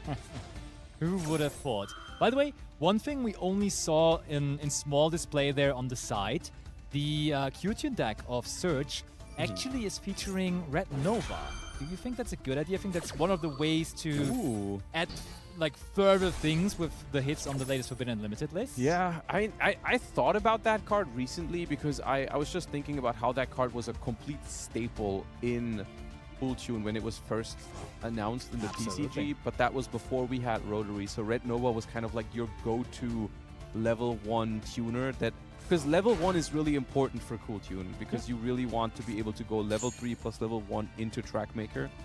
So I thought about it with Rotary going to 1 that maybe Red Nova is another card, but the way I see it, it's kind of just like a a good extender when you get interrupted on Q or Rico. Like, you start with Fair. Q, it gets hit with infinite impermanence. Mhm. If you then have Red Nova in hand, it seems really good to me. In other scenarios, it's not that great. It's not a starter. It doesn't pair well with Mix or Rotary. So it's a little iffy, I think. Yeah, but it is in the deck of Surge here for this tournament, and so far it has been treating them well. And now, with that clip, we are able to get a Reco into the grave as synchro material. We're able to protect the Acropolis that we were trying to destroy there. Yeah, I with wonder if the they saw that vandalism. coming. But we do have only 2 different types on the field right now, so I think the Deoctorus currently is offline. That does need 3 different types to access its negation. And I think the last card remaining in hand is the trap card that we searched a little earlier in the turn. Well, that would mean we could still use the field spell another time. I don't know what names we can still access, but Graph Layer potentially could still be there. True. There is only so many different Archmages that you can special summon from your hand, right? You've got Litera, which we've apparently already used. We've got Graph Layer. We've got Finmel. Is that it already? Am I missing one? I feel like you're missing one. Well, you can declare the Power Patron to search it, I think. The Archmage Power Patron, the little owl. But I think the ones that special summon themselves from the hand, I think that's it. I would say it is. Okay. You will just agree with me on because you also I mean, I guess we're finding out now. Or maybe they can just still Graph Layer. Okay. We had that one. Graph I Layer don't is think I'm there. forgetting one. I think that's it. Well, Very late Ash Blossom and Joy Spring here, but it does very much do the trick. Ashing the Acropolis always feels very negative because they can just do it again and again and again. well, if they have cards left. Yeah, now with no cards remaining, that is a whole different ball game. And I'm shocked to say it, but I think we might see an Ash Blossom winning a game going first here. I didn't expect to see the day ever again, but here we are. You like Ash Blossom, right? It's my favorite. What do you like more, Ash Blossom or Mathmech Circular? I mean, I love winning going first, so they're both equally cool to me. Fair. All right, I respect it. So now, Shagan, can we do anything with this? We could go into SP Little Knight, but that doesn't seem very appealing. We can still use the Graveyard Effect of Awakening, though, putting that Litera back into our hand. Not a spell card, though. That does destroy a card, though. We can destroy the E2B. That's nice. We can also destroy the JJQ tune. Okay, so we're worried about follow-up here?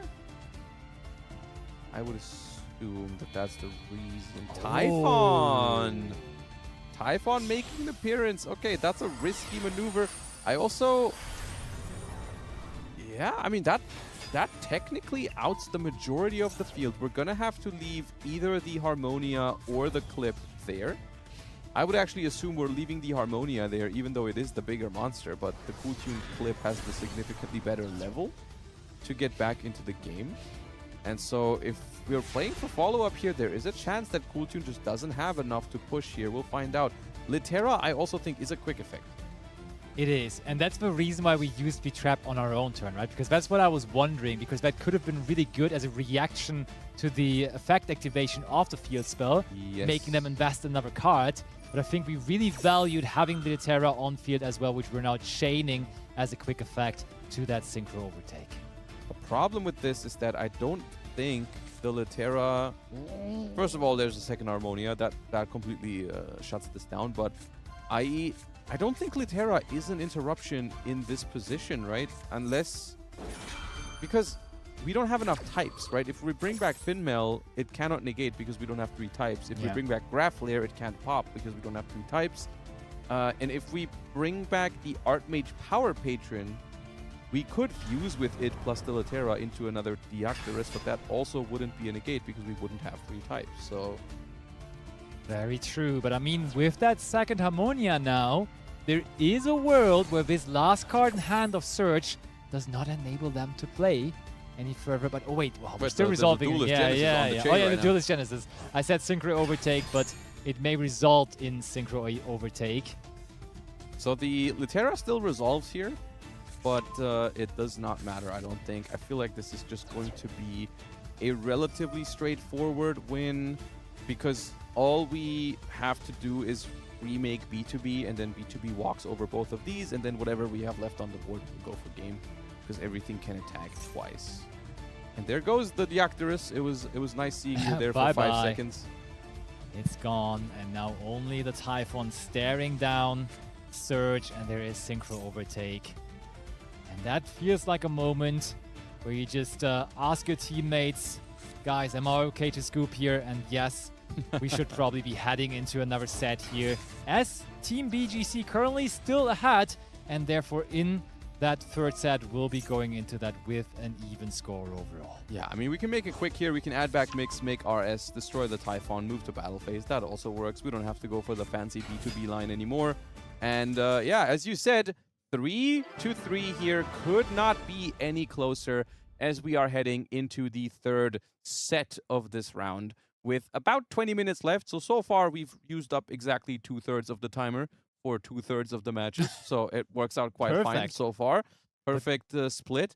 And yeah, I mean, craziness here though. Like the kind of decks we're seeing here in top 8 Elf out Node, of nowhere Archmage is yeah, pretty crazy. Centurion was in there as well. Don't forget about Malice. that. Malice in there too. That's like those 4 decks in most lineups don't even have one spot. And they're now the combined 2/3 again out of the entire decks that we're seeing here in top 8, which is pretty crazy to see. And then we saw Q-Tune, and what wasn't? Did we have a branded? There was a as well? branded. There was a branded. There was too, a branded going up against the Elf Nodes. Yeah.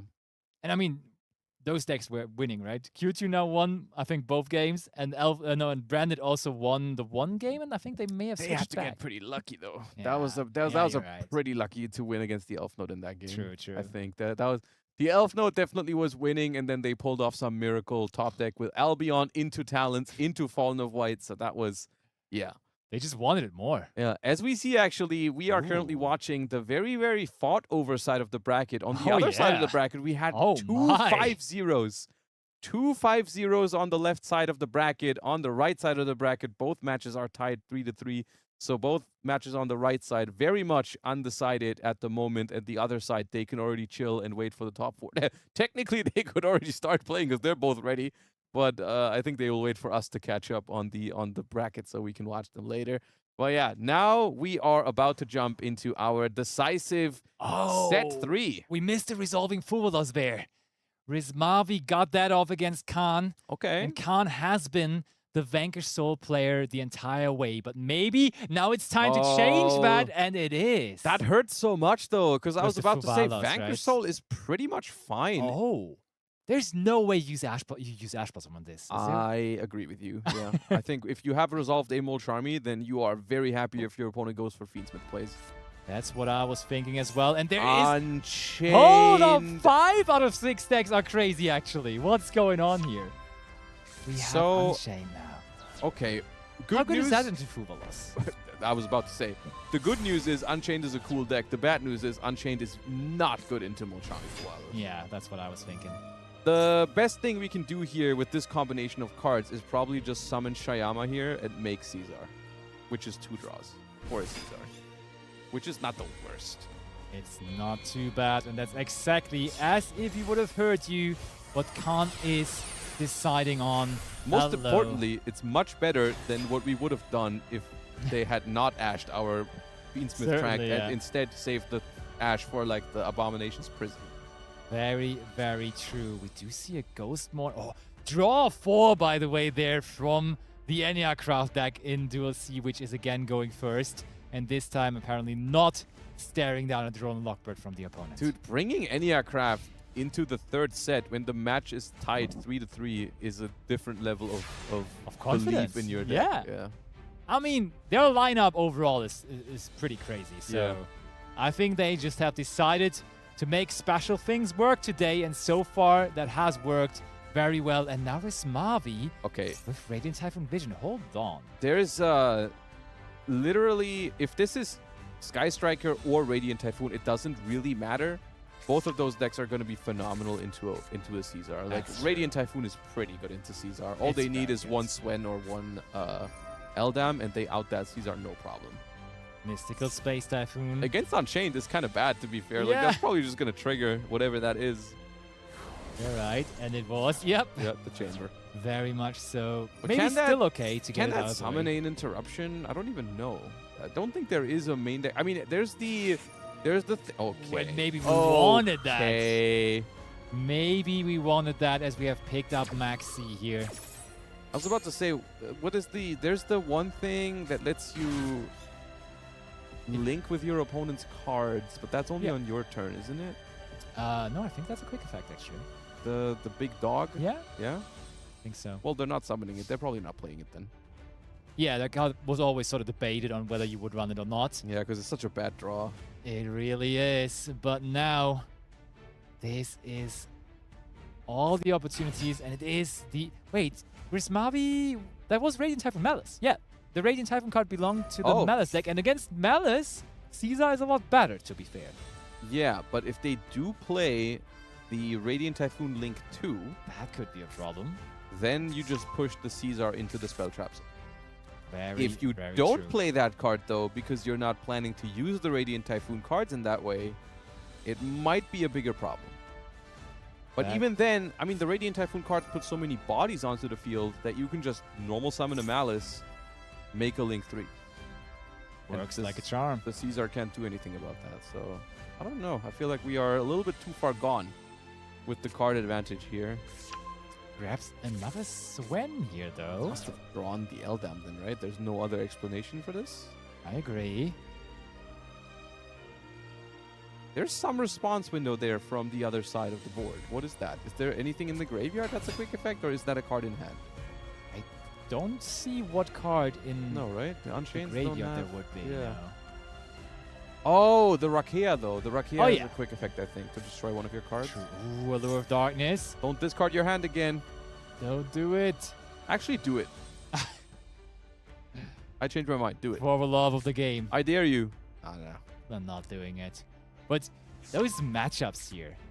Malice versus Unchained. In Duel C, there's Archmage versus Enneacraft. Yeah. What is going on here in this Challenger Cup tonight? Well, Duel B has got the meta players back, though. It's Yeah. Branded versus Cool Tune, so we get a little bit of everything. For everyone.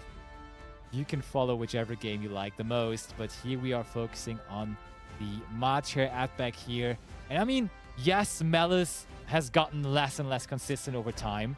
Oh, no. That's just a Malice trap. Okay, That's just a Malice trap. Don't fall for the bait.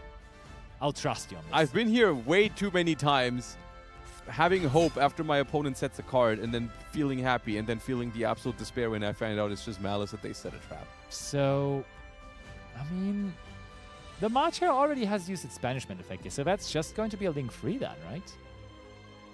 Yes? Gotta be. Probably? Yeah, there we go.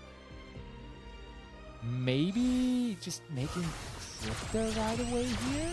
That is Cryptor, but there is no banished Malice card at the moment. Oh, TB11 now, though. Wait, what? Oh, wait, whoa, wait, No, that doesn't... both of this can be negated now with Caesar. Yeah, that- Oh. This one's gone. And now when we try to bring back... Oh, okay. That is an odd move. I mean, there's also not that many extenders from here, I feel like. We We can- have normal We can activate Infinite Impermanence here because we currently control no cards if we drew that. Shavara triggers too. Wait, they changed Avara. They can't Caesar now. Oh, you're right. Oh, and they had the infinite They had impermanence the Imperm. anyways. But like, That's actually did such they a smart thing. predict? Did they predict the Imperm? Because otherwise, they just gave up the Caesar for free Yeah. to activate the Sharvara.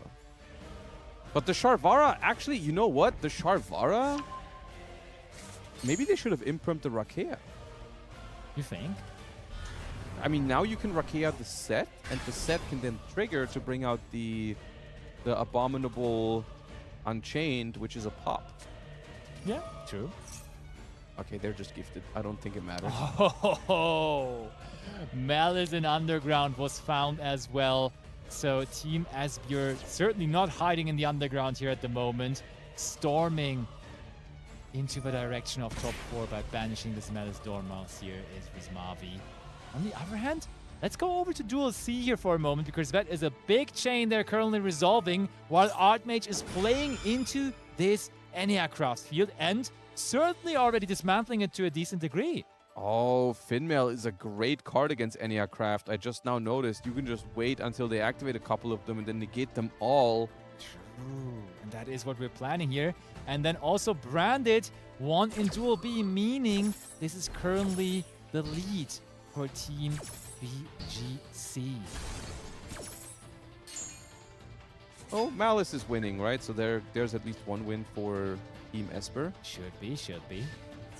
Battle phase. So We've outed the entire board, but we haven't won yet. But we're close. oh wait, oh yeah, they're on 27. We almost won, and Eniacraft will have a huge problem now. But I mean, how many? That's 4 counters on the one That's not that Eniacraft in much. scale. That's not that much burn. That's just 3,600. And does it remove the counters, man? Yes. Okay. You yeah. you have to get rid of What's the this trap card? It's the counter. Oh, it's the new counter trap. Yeah, true. Okay, so that's really not that much burn damage, only 3,600. No, not a single search for Eniacraft Aye, now aye, is an issue. The Actorus is also live. Finmel is live. I don't know. Reverse. I don't know. And we are just negating the rebirth here immediately. How is Eniacraft going to get back into this one? I don't know if they can, realistically. Normal summon. Wait, they can't be normal summon, right? You have to set them. Yeah, and then you can't go Typhon anymore. You can normal summon, actually. You can normal summon, yeah. But I think, I mean, the thing is, Typhon means you cannot do anything else. Yeah. And then Typhon just gets negated by Finmail. Sad. Okay, 104 is going to the battle phase, but evenly matched, not even the card available to them right now, Yeah. as they still have a field spell in main phase 2 now. They're activating the Alazonia, but is that really going to save them? It feels not like they could. Okay, at least we have now the official score of 4-4, so they're really bringing it down to the last Malice game. won, At least guys. that, yeah. At least, We if could there's any witness it bad still. news, at least Malice won. So, All right, that's a spell and Oh, trap I as mean- well. set 4. I've seen worse. Most importantly, also, no Eniacraft release in the graveyard, which would have been a great card to have, because that would have... I mean, that's just... Oh wait, we can just destroy our cards now. Yep. Yep. Bye-bye field. Aye, aye, aye. Oh, there was an was evenly evenly, matched. yeah. Oh. And the Mole Charmies, so not the greatest cards, because I think they went first, actually. Yeah. And they did have a couple of cards that were really, really strong going second. I don't know if it would have worked. I mean, the Fuwalos would have been good for sure, especially paired with the evenly matched, because then you discourage your opponent from going for some of the negations. But, well, not the case here. Eniacraft goes down. Unfortunately, it was a blessing to see Eniacraft twice in a row now, but it did lose both of those games. Unfortunately, would have loved to see it take at least one of them, but that means we are going to see Team BGCP move on to our semifinals with a very close 5-4 victory. They do, and I gotta say, Eniacraft in those Challenger Cups that we do here in the Konami studio, Yeah. they always kind of seem to come into the occasion. I remember the last time where Luvasi showed up with the deck and also just kept Yeah. on winning with it like crazy, Yeah, and like it's all also the now way in top until 8 here. top 4 or Yeah. something last time. Yeah, I mean, once again, similar thing as we said earlier with Vanquish Soul. When you are not reducing it down to just everyone plays one deck for rated or something, but instead you have a team constellation of 6 different decks. Yeah.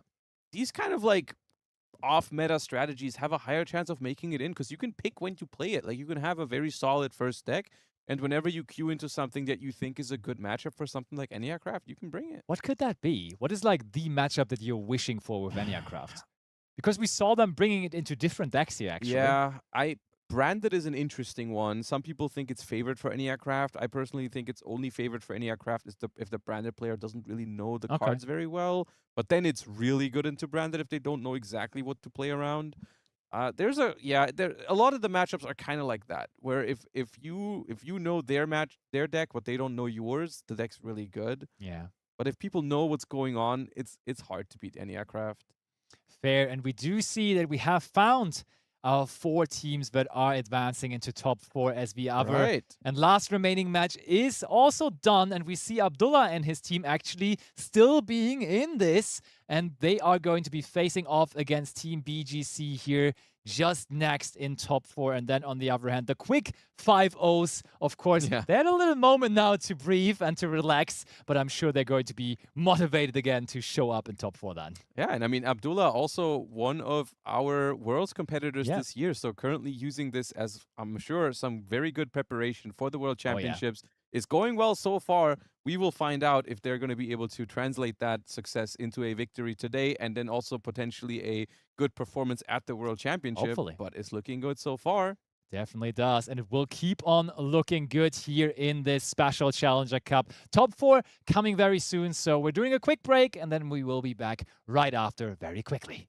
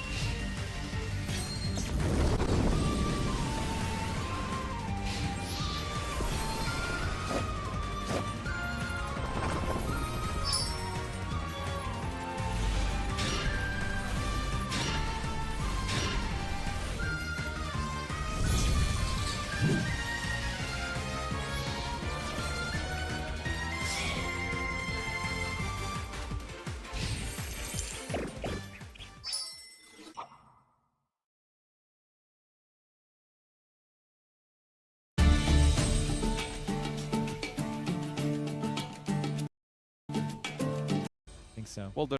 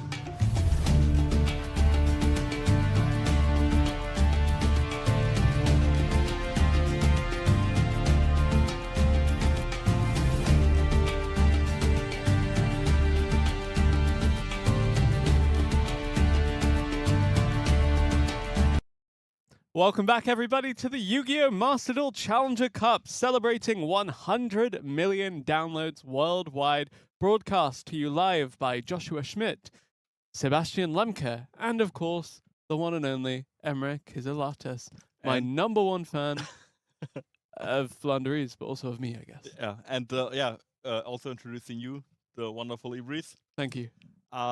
We've seen top 32, we've seen top 16. Now we're likely getting closer to the final top 8 now. Yeah. Really exciting. Yep, that's definitely what's happening here.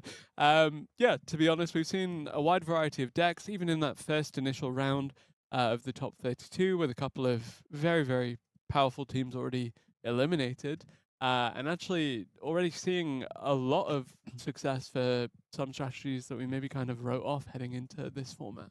Yeah, I mean, we've seen a variety of decks now throughout the 2 rounds that we played. I mean, in total, like every round is not only like best of 3, it's a best of 9. So naturally, we will see a lot more different decks. Yep. I was really excited to see the Enneacraft deck the last round. Yeah. A deck that you usually don't see anymore that much, because when it initially came out, a lot of people were hyped to play that deck because it's like a strategy that nothing else comes close. I feel like the last flip strategy that we got was Shadol.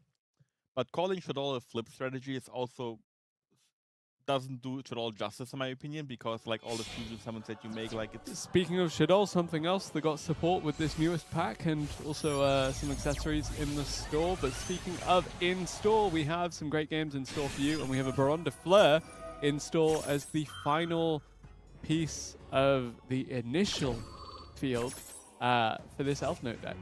This is, it's like the go-to end of the chain boss monster for a lot of decks, but for Elf Note, it's just the beginning. It's just insurance to make sure the rest of your stuff Well results. said. I was just going to say, like, it makes sure your combo will most likely resolve, because whenever your opponent will stop you, you can just negate it. Musa already using one-hander because he's down to 4 cards means that I'm pretty sure this Baron will 100% make sure that our combo will resolve. I'm seeing cool tunes with Ghost Mourner, and then in Duel C, if we could look at that, there are a few interesting cards currently resolving.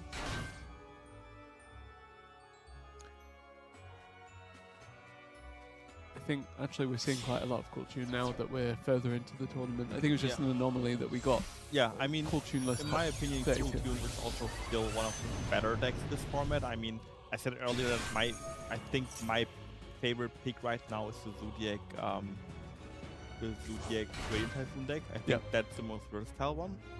But Cool Tune, even though a lot of cards got hit in the recent Forbidden and Limited list, is still a really strong deck. I mean, it still did what it did before, just a bit less inconsistent. It was your go-to deck of choice for the World Championship qualifier, right? Yeah, it was the deck that I played throughout the entire weekend.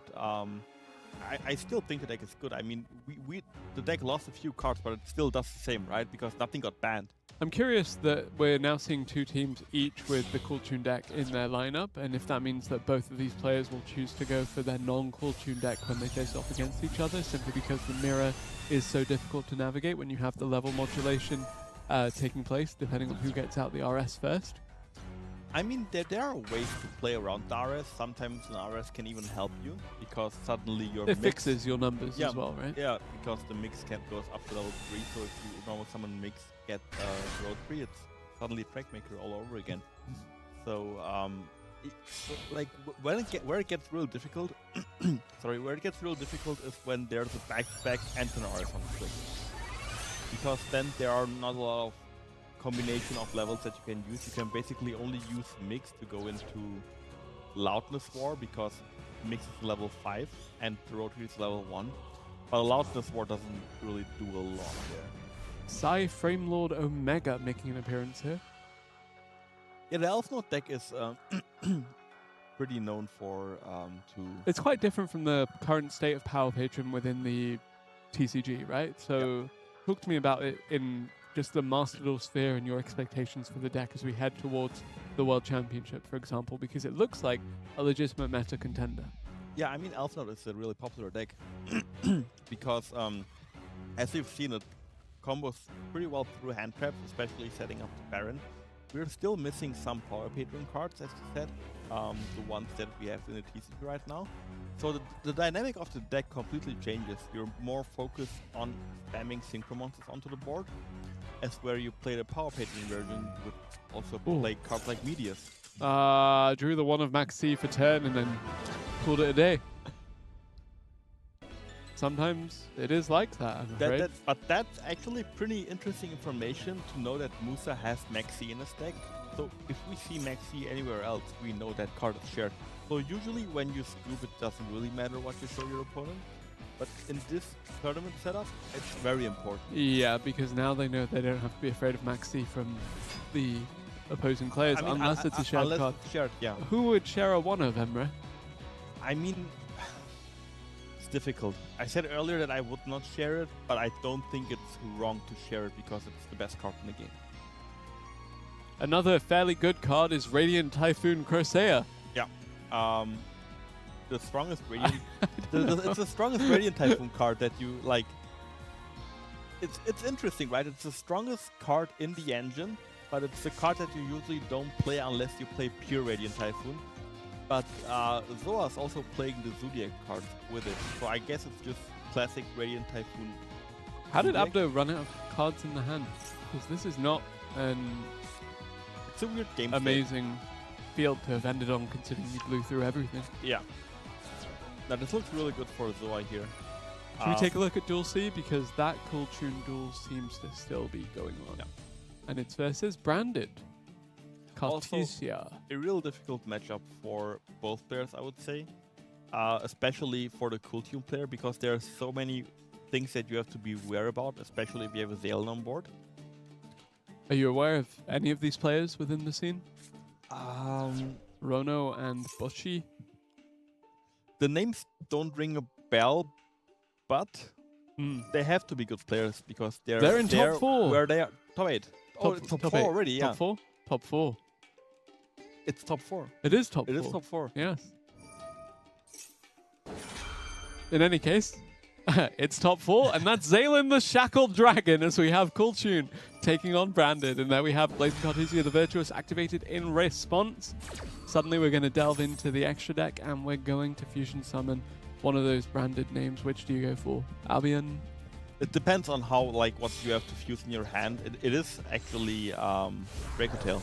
Okay, So nice. something completely different. Yeah, Also- Thalion going to get the bounce. This just shows me once again why Zalen is such a great card, like really well designed.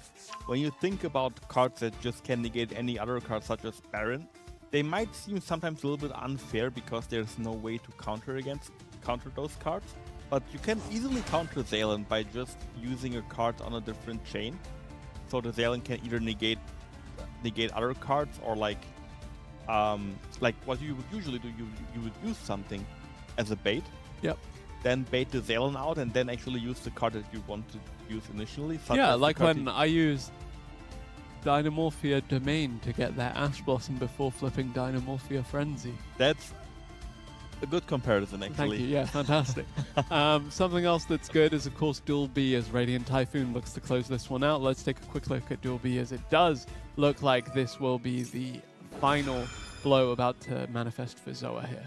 Yeah, I mean the card advantage is just too big up to on one card, which we can probably just negate. I believe this is actually going to pass over to Abdo's turn with that It's one a draw card as phase the draw. currently. Yeah. It's a draw phase. I would assume there is a Mystical Space Typhoon set face down, and I don't see a single We had card. one in hand for sure, Yeah. and then I don't think it was used. So Yeah. it's almost definitely Yeah, that. I don't see a single card beating all of that. I mean, we have now the Onyx, we have Varun, we have a Mystical Space Typhoon face down, which can actually negate any card on the field, because MST does actually negate this deck. The Do you think Crusade, we're going to get another turn, though? I mean, Abdo can just pass and then lose next turn, Yeah. I guess. But it's not difficult to go for a game with the... Yep, that is a forfeit if I ever did see one, so let's look at Duel C. I don't like the fact that... Oh, it could be Typhon, actually. Superstar Slayer Typhon Sky Crisis. But that's not going to do enough, sadly. Okay. Just dragging the win rate down even more. regardless, here we go with Team BZE about to take 2 games up in this lead. Can they make it third here as the Cool Tune deck from Boshi seems to be doing quite well here, but Draker Tail branded actually holding on quite well for Rono and the rest of Luck. Not quite out of luck yet. Talk to me about Luck, generally. I mean, you either believe in it or you don't, right? What if I meant the team? How did you know I meant the concept? Because you just, I don't know. Yeah, okay, no, fair enough. So do you want me to talk about the team or about Considering you said that you didn't know the players, I don't know how much you can give me. But yeah, Cool Tune Synchro going to be something that Boshi can give to Rono here, as we do have that activated, of course. That being one of the key cards that was restricted fairly recently in Master Duel as a direct response to Cool Tune being as dominant as it was. Yeah, and Cool Tune Synchro here is really strong against Dracotail specifically because you can use the Rico on the field to destroy a Dracotail K2 or Rahu that's face down that we probably know where they are because we just set them with the effects of the Dracotail cards. So the Rico can pop one spell or trap and the RS could theoretically just negate the other one. Happy to welcome back RS here as it does hit the field and it does start to clear things up, you imagine. However, we do have 2 of those face down, presumably Dracotail traps available for Rono. Those have. Oh no, one was. They're both spells. They're both spells. You could even set 2 of the same kind, theoretically, because you know one of your cards will get destroyed by Rico. So you'd have the other one. You'd guarantee that you'd have that, Yeah. yeah. But we're just passing. What do here. you think about this current game state?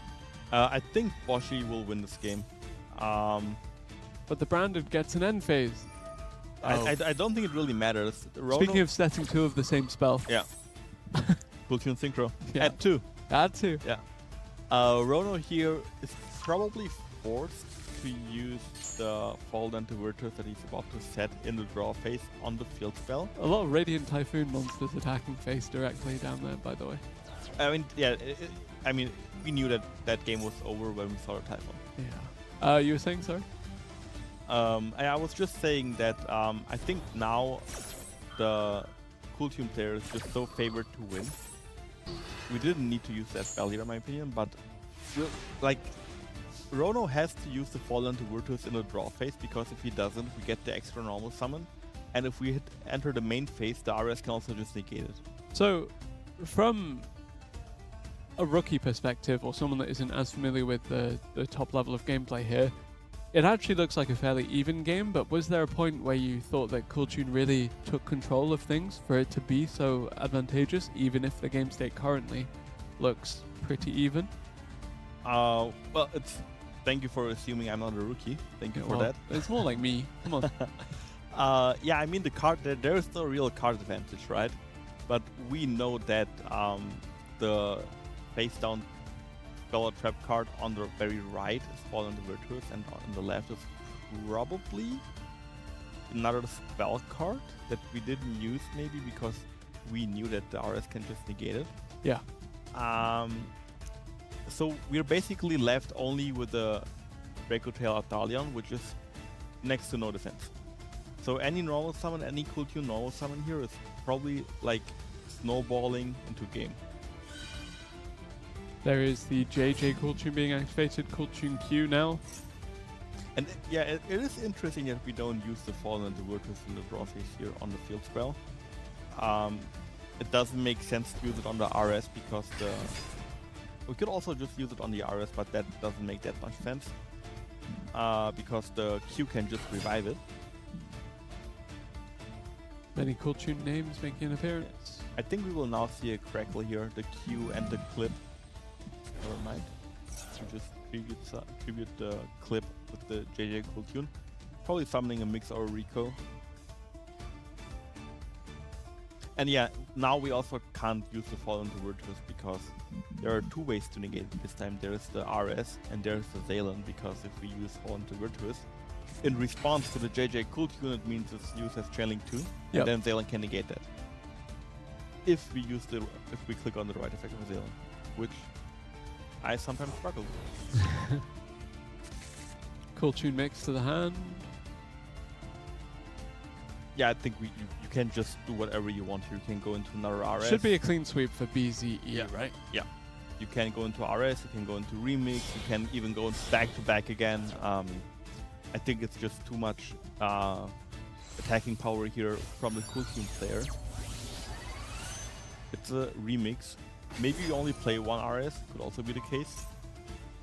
The Rico targeting the Fall and the Virtuous, which they will probably chain, but we can just negate it for free. Is there already an RS in the graveyard, actually? Because I think we saw one earlier. I don't know, anyway. It could be, yeah, it could be. Hmm. But we could also just go into back-to-back here. If we decide to negate the Fallen and the Virtuous with the RS, just link off the Remix and the RS into back-to-back, and that's even more attacking power. The Fallen Virtuous being activated here. A little bit late. How do you feel about that card? I think it's good. I like that I'm seeing it splashed across a variety of different decks. Sky Striker benefiting it from it a lot. I personally love the card. I love this card so much. It's so versatile. And every time I play that card, I feel like it gets better. Like, in my mind, the card is a 10 out of 10. I think it's not quite... It's that kind of delicate balance between being locked to a specific theme because it demands so much in terms of the engine, but there is Nibiru the Primal Being. We mentioned how versatile Fallen the Virtuous is. It requires you to commit a lot of branded cards to your overall strategy. This just requires one card, and that card is Nibiru the Primal Being. And now... one card and a half, because it gives you a Primal Being token too, but you know. And now I don't know who's favored, honestly, because the Nibiru the Primal Being here just sweeping the entire field, leaving Boshi only with a token, which is, to be fair, really strong. If we have Link Spider in the extra deck, I favor this deck still. It turns out we don't, though, so there we go. Branded gets another end phase, and suddenly this looks to be Rono's game to win. Yeah, I mean, after you get Nibiru, you're always smarter, right? You would be just like, I shouldn't have played into that Nibiru. Why did I play into Nibiru? But now you have the information for your teammates for Yeah. next time, too. So. Also, Nibiru is a card that I haven't seen in a while, to be fair. I feel like most... I see it too often, given that I'm trying to learn Elemental Hero. And there's the Cated Recruiter that was set also the previous term. We decided to not use it, but now we have it as follow-up. That was a good time. You don't Yeah. have to be worried about anything. And now I feel like Rono can just push through the token and then just go for game, because Send it to hand with the Arthalion that you're about Yeah. to make. what single card here can get you out of the situation? I can't think of any. Not even a Nibiru, like your own Nibiru, because the follow-up that you generate with the Dragonflare cards is just too much. You also have Branded Fusion. We could have also used Branded Fusion before. Sent the Fallen of the White into the graveyard. Yep. And then add it back with Arthalion, which is a really nice, like... I'm just blindly trusting you on this as someone that I recognize as a branded player. That's like something that I really like, because you can basically quote-unquote search the Fallen of White. Yep. By dumping it into the graveyard, then adding it back. I feel like Boshi, there was no need for Boshi to play into that Nibiru, but again... Sometimes you push too hard. Exactly. Overextend. Yeah. Get punished. And most of the time it would have been fine, because not a Another lot Arthalion. of people play Nibiru. But when you're sharing all those stables across decks, you have to find like the next best card, right? Yep. So eventually Nibiru will get played, and the Nibiru wins here the game, which is crazy to see, because I didn't see it coming. I didn't see that Nibiru coming, and it just shows that even... Neither did Boshi, so yeah. To be fair, yeah. And yeah, that's just what I love about 3 versus 3s, that you see cards that you usually don't see every day, right? As I said, like, you see the Ash Blossoms, you see the Infinite Permanences every time, but if you cannot play Infinite Permanence, what are you doing? Probably play Mourner. If you can't play Mourner, probably play something else. I imagine the Infinite Impermanence was already chosen by another teammate, and therefore... Yeah. Yeah, you're quite limited in that regard. But that being said, very, very well played by both teams there, as we do not have a clean sweep for either one. Yeah, I mean, 2-1 is probably fine for both teams, even though you're down 1 and 2. It doesn't mean it's like almost impossible to like come back. I don't think our team ever came back from getting swept round 1, 0-3. Okay. I'm trying to remember, but I think every time we lost 0-3 the first set, we lost the match. Not only like it's also a mental thing, right? Yeah, but everyone loves a reverse sweep, but at the Yeah. same time, it's very, very difficult to... With your back against the wall, you have to win like almost every game, and out of 6 games, that's really difficult. Yeah. You've done it before, though. I mean, that's what you got to do to win the World Championship, right? What? You won the World Championship? I'd never heard of it. Yeah. Yeah. So Between you and Josh, I'm being reminded of 2023 every day. good times, better times. Happy days. Yeah. Fontel also The- maybe struggling a bit today, but also Yeah. going to bounce back. The glorious days. Maybe next year, who knows? I mean, there's always a next time. We couldn't do it this year. But I always say there's a next time. Definitely. And obviously everyone is cheering for you and really grateful to have you here. When I say everyone is cheering for you, of course, a little bit biased because Josh's stream, watching you, cheering you on, cheering him on. But yeah, honestly, this tournament is looking equally as exciting as some of the games we saw from that year. Really happy with the variety of decks, as we said, and a lot of different players showing up. Yeah, a lot of different players and also a lot of different decks. That was something that I think was a bit problematic in the past years, where it was like always one super strong deck. We talked about Mel's being really strong Fire last King, year, Fire Tillermans. King, yeah. And I feel like at this year's World Championship, the deck variety is going to be insane, to be honest. Because I put some thoughts into it myself on what I will play maybe as a potential lineup, and there are just so many options, and also the options like kind of like if I set myself on Sky Striker, it means I cannot really play Branded in its fullest extent. Radiant because- Typhoon as well. Yeah, So Radiant there's- Typhoon as well. So I'm really wondering what the players will bring to the World Championship at the end of the month. A lot of Indeed. options that are available this year compared to the ones last year. So Cool Tune in one, Branded Draketel in another. Let's look at Duel A, as that one seems to be potentially a little bit different with that Elf Note strategy that we saw earlier. Yeah, I'll not going first once again. Baron de Fleur. In a minute. All right. We'll probably see Baron de Fleur. Yeah. I mean, this is the opener that you want. That's why Elf Note is so strong in Master Duel without the power patrons. It's just a standalone deck, which is something that I really like, honestly. It is still combo heavy and also really relies on banishing cards from your opponent's hand with Cypher Lord Omega, for example, that we've seen. But yeah, Baron being in Master Duel unlimited is so important for this deck. I think it goes a long way towards filling a lot of the gaps that the lack of the additional round of TCG OCG support. Yeah, for sure. I affects the think deck. without Baron, there's an X. Okay. Which Was this the player that... Yeah, I No. think it was. I think it was Abdo that... are you sure? I'm not sure. But there we have the activation from Eric as we have the Elf Note deck now making the synchro into Baron de Fleur. Baron de Fleur now hitting the field. Power Patron for the Elf Notes hitting the graveyard, then bringing the Elf Note Fortuna to the hand. Extend, extend, extend, but give more cards to this Maxi. Yeah, I mean, if you're like, there's always the Maxi challenge, right? You either pass on quote unquote nothing, or you try to set up as much as you can. One negation plus The this trap. Rhapsody of Madness. I think that's.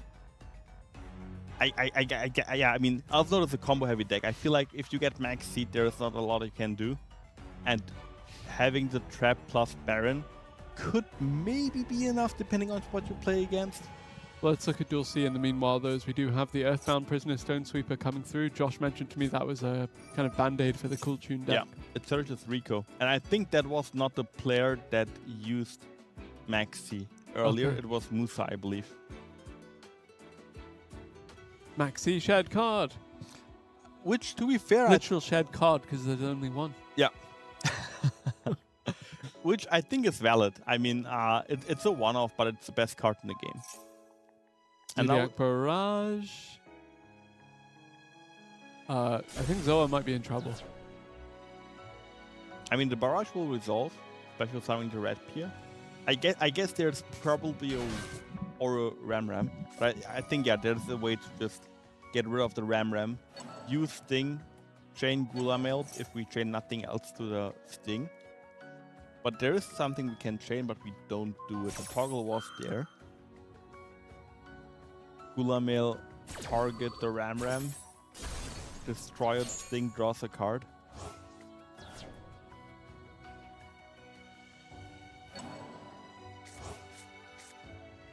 Yep. And now I really hope for a Zoa that we have a Radiant Typhoon card to start with, or the combination of cards. There is this There we go. There's the Swen that you wanted, that one Radiant Typhoon card, but is there any further disruption coming by way of Rono's hand here? Looks like it's going to resolve successfully though, so the Radiant Typhoon components should be coming online fairly shortly.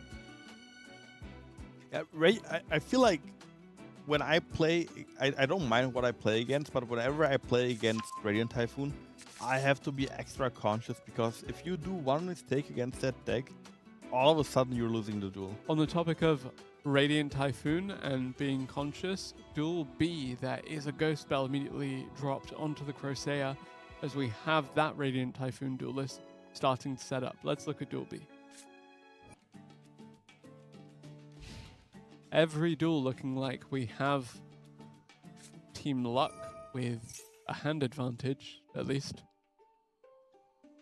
Yeah, but hand advantage doesn't always mean that you're gonna win the game. Fire formation tanky, unless you're playing Exodia. Yeah. Yeah. But you're gonna lose the game if you play Infernity. Reasonable. Something that instantly comes to my eye is that Zalen and the remix are in one column. That's always something that I just try to avoid. Oh yeah. As a habit, even though it doesn't really matter, because you can always just use the remix, right? But that's just something that I avoid in case you play against Mac Vanquish Soul. or Mac Knight. True. So be aware of that, guys. We also see Superstar Slayer Typhon Sky Crisis again in Duel C. Will it clean up the field? Yeah, Typhon is actually not that weak against Draco Tail if we can look over to Duel C.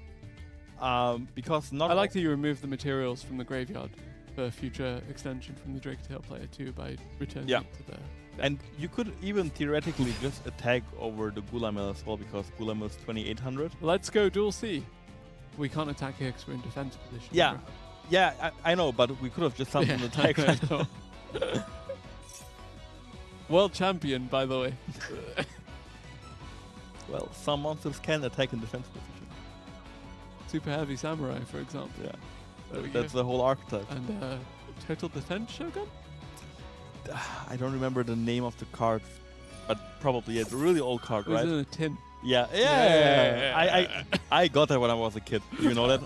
I have that tin box in my room still. At one point, I think that if they were playing with those cards, perhaps my analysis would be at a higher level. Then But I would listen. thank Then, you. Are you not you're listening talking to me now? I am. All right, let's look at Duel A. Speaking of people listening to me, shout out to you, production. You're the best.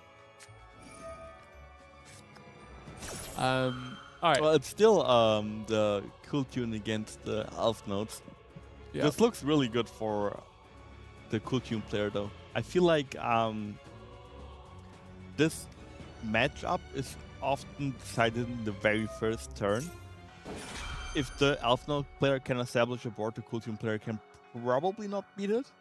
But going However, I think that the Maxi really turned the tide there to stop the established field. in this game specifically, yes. But since Elf Note can also play on your opponent's first turn, it often comes down to if you can stop that interruption on your first turn when the Elf Note player goes for a turn 0 play. So Cool we have tune RS now. RS here. I think we're just this is what I talked about. Like the monster will hit the field, it will get negated by the RS, and then it will get destroyed by the mix. So we basically just discarded the card for a body that we don't really like, can do anything with.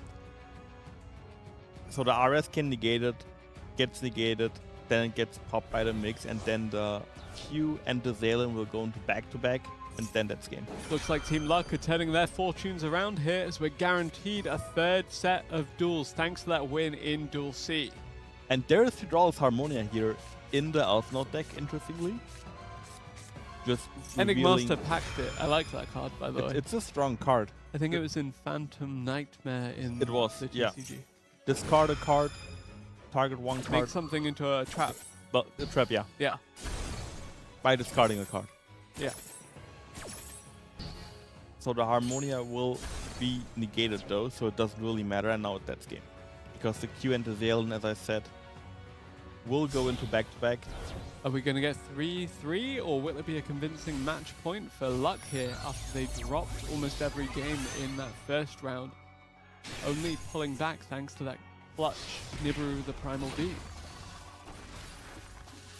That Nibiru was my highlight so far, I'm not gonna lie, because I did not see that coming either. Hydraulis Harmonia now. What do you think about that card? Just got released a month prior, right?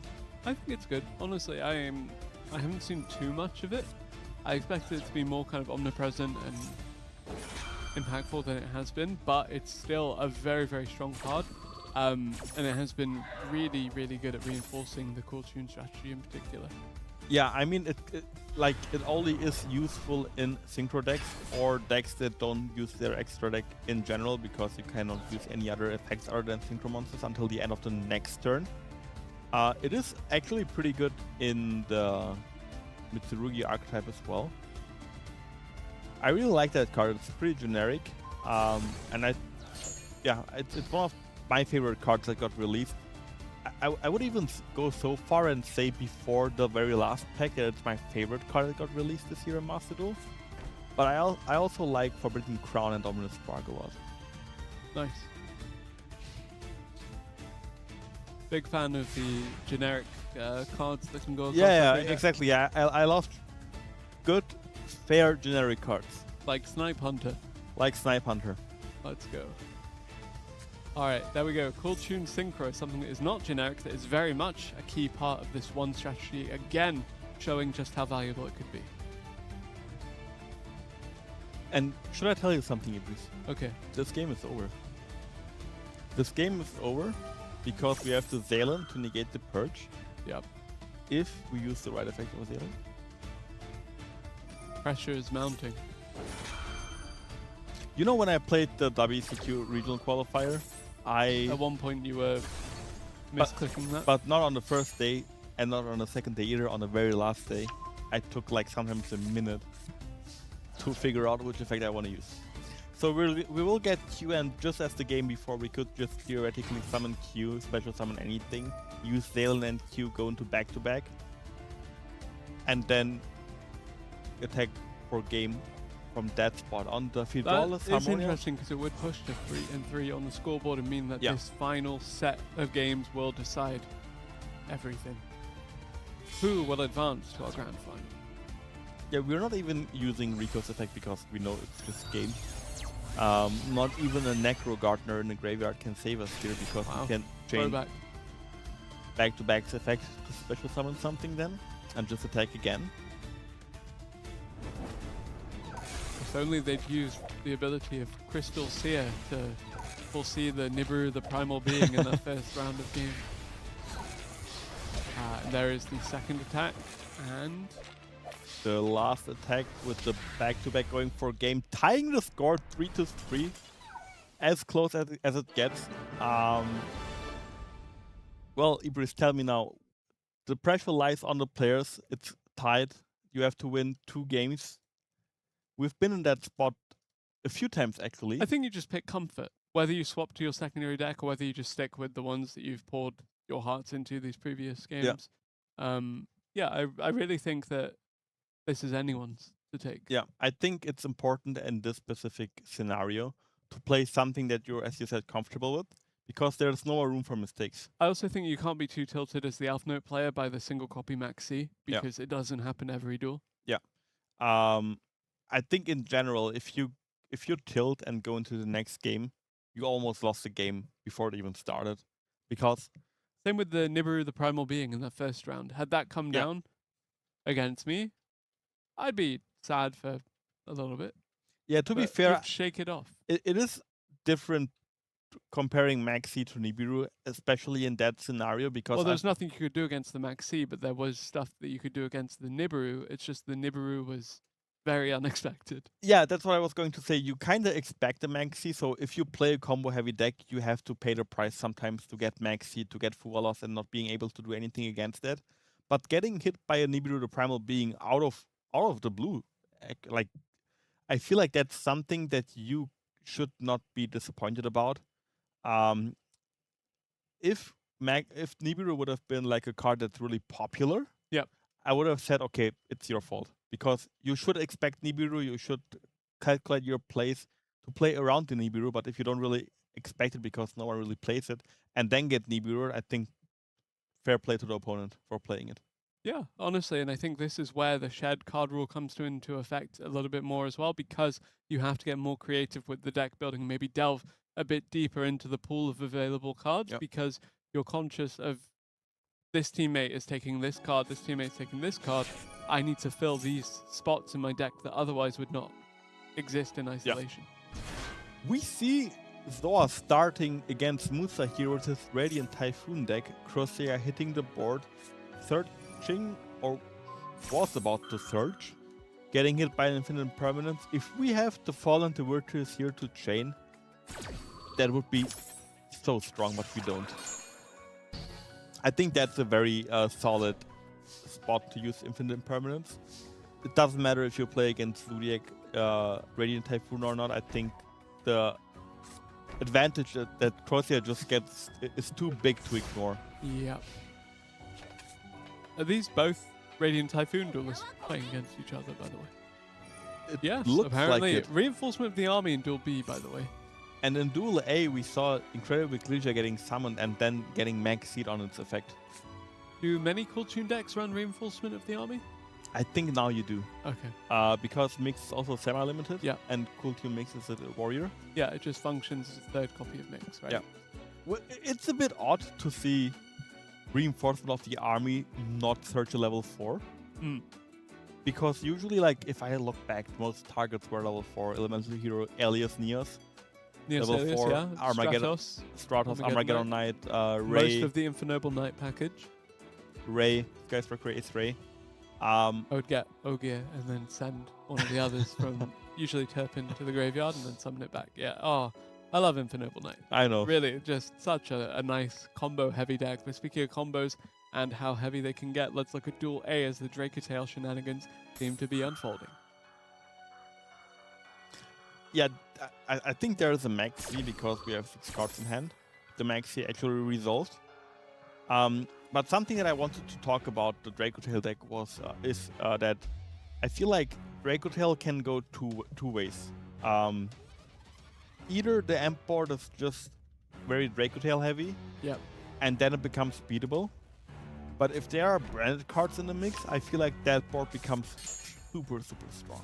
Like the Fall of the White here just does so much for the Dracotale deck, it's crazy.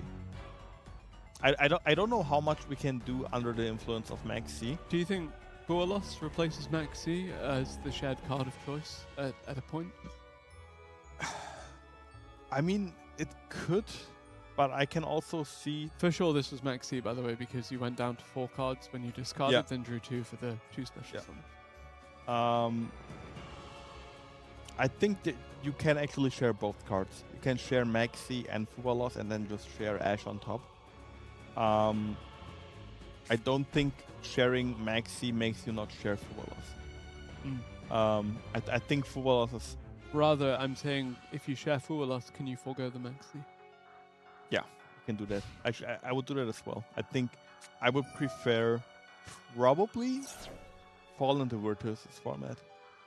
because so many decks get so much advantage out of it. Not only branded, the Sky Striker deck, the Radiant Typhoon deck, there's just too much advantage in that card. Some direct attacks in Duel B already taking down one of our duelists to 4,000 life points.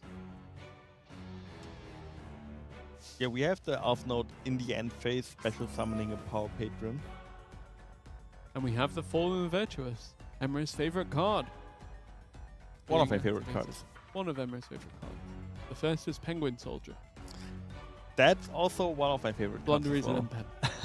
Anyway, Duel C, let's look at that because Crocea and Crocea are there. However, we no longer have Beatrice, Lady of the Eternal, so no rank 6 to be afraid of. Actually, I don't think I've ever seen through 3 Crosshaires on the field. Have you? No. Ooh, and there's a Forbidden I think Crown that's our first Forbidden Crown debuting of the day, yeah. at the tournament. A really strong card, just very versatile, with a nice animation as well, which I haven't seen yet. Yeah. Also really good. I mean, it's not support, but it's a quick play card, so also like especially really good in the. Really low hand economy here, by the way. Both of them really went at each other with everything they had. Yeah, if we can still normal summon, I think the red tier is now gonna Tides have be turned. crazy. Yeah, there is no interrupt on Zoa's side. We can maybe go and look at Duel A. I'm Because curious to see Fallen of Albaz actually, because it felt like Yeah. White Dragon had just replaced it completely across everything. I think you still play one Fallen of Albaz, the original one. So one in Fallen of most decks. Albaz and two Fallen of White Yeah, Dragon. because you can't just play 3 Fallen of White in most decks, but having the option to summon the Fallen of the Albaz on your opponent's turn as an additional Oh, interruption we're using the opponent's field. is the fusion. really strong. Yeah. And now we have the dragon that was the Dogma hitting the field. Yep. Out of a sudden, basically removing every monster on Rono's side. We can also make sure to shuffle back the Artalion so that doesn't come back once 2 monsters hit the graveyard at the same time. Rinbrum, the striking dragon in the graveyard here, and actually going to be activated in response to Dragon Devours the Dogma, but can it do anything? I assume we're forced to do that because if we don't, we're just gonna shuffle either the Rimprom or the Fall of the Albas back into the deck. Yeah. So yeah, we're shuffling back the Ecclesia and the Cartesia. I mean, the Ecclesia will just get summoned now with the Fall of the White, I would assume. But the Cartesia doesn't come back now every end phase once the Fusion Monster hits the graveyard, which is really good for Eric here, making sure that Rono has not a lot of potential follow-up. And now we could just tribute the Ecclesia, special summon our own Fallen of Albas, and then using its effect to potentially fusion summon with the Elf Node monster or the Medius. Yep, Medius the Pure, of course. Very, very important part of all of these Power Patron strategies. Yeah, it's the heart I've of the- seen Archmage quite a bit, by the way, as of recent. Yeah, the Archmage deck became also a bit more popular because it's also just a combo-heavy deck. It's also really strong. Without the Power Patrons, it's not as strong as it is in the TCG, but still a really interesting deck. Really strong field spell, really strong boss monsters. And now we have the Fallen of Albas here. There was a Gem Knight in the tournament earlier, by the way, but I chose to cover Quantal's game instead of that game. Well, I hope the Gem Knight is still alive somewhere. Just someone's secondary deck. we've seen Gem Knight in top 16. Mm. With, like when I was casting with Lampi, we saw that deck as well. Yeah. Ooh, there's a Fidral's Harmonia. Harmonia on Albas, I think, is the best Harmonia spot that you can get. Because you're not negating the card, but you're destroying the Fallen of Albas, which means that you can not longer use it as a fusion material because it's not on the field. So it basically negates the effect. Duel C is looking kind of done, I Yeah. have to say. Let's take a quick look at Duel C because, yeah. Yeah, it was the one red key, it was a tanky that searched the red key that completely changed the tides here. Varun searching Mystical Space Typhoon. And then Trident becoming Arcanine.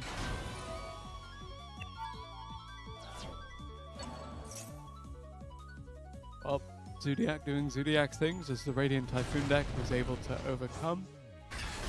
Yeah, I think this is just game over here for Zoa, sadly. The one red pill is just doing so much in this deck. Do you think we'll see a lot of this deck at the World Championship? I would hope that people play that deck, because I think it's too strong to not play. Which, actually, I think it's really cool to see. Can we call it an old school deck at this point? Almost been 10 years. Zodiac, Yeah. potentially. To see Mystical Space Typhoon has been like 25 years. Yeah, but Mystical Space Typhoon is not a deck. Zodiac is a deck. Oh, Radiant Typhoon would beg to differ. But yeah, seeing a deck that's like almost 10 years old, being still so strong is really cool in my opinion. That's not game though, right? Maybe? Could also just be 5,200 points of damage. I mean, the Varun will now trigger on the field. Place Mandate.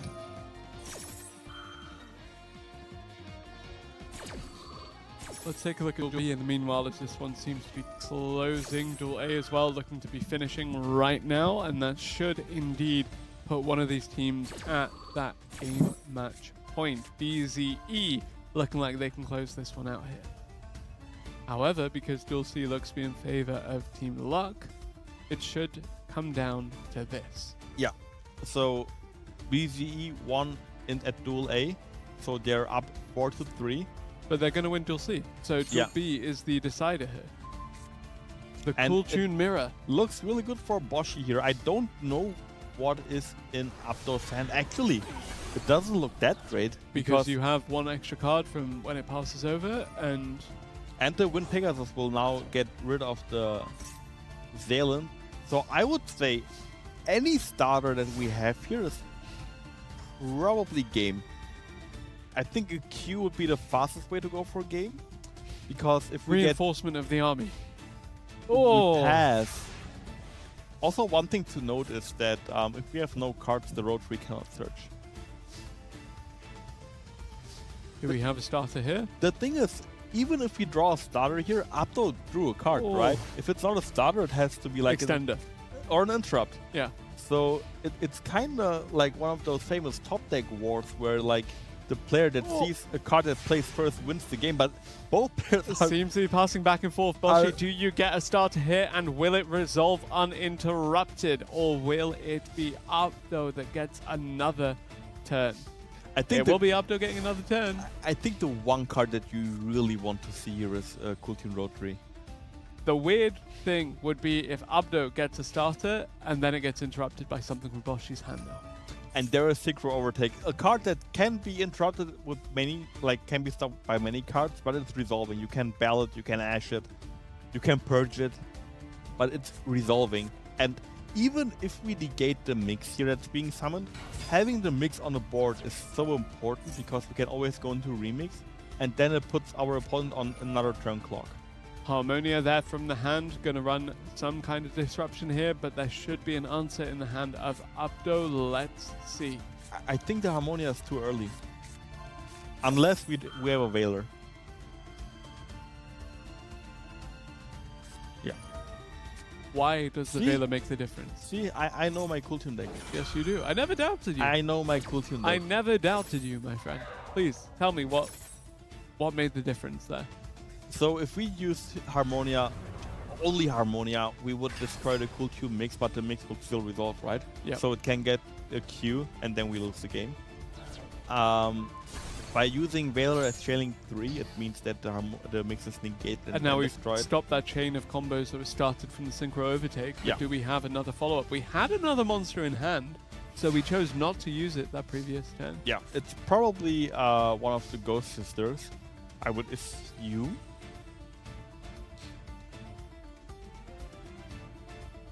Do we swing? I think you always attack. It's just if we set a monster, it's, Well Yeah. predicted. You Yeah. know your deck. I know my deck. But But if that, only we had an Infernoble Knight player in top 4. that also tells me that there's probably a second bell in hand. Because why would you set bell otherwise, right? Yeah. So even though Boshi is the person with the player with the monster on the field, I think Abdo here is favored, and that's one card that's a bit risky, because if we normal summon the Bell now that we have in our hand, tribute it can get ashed, it can get ogred. If you get ogred here, it hurts so much.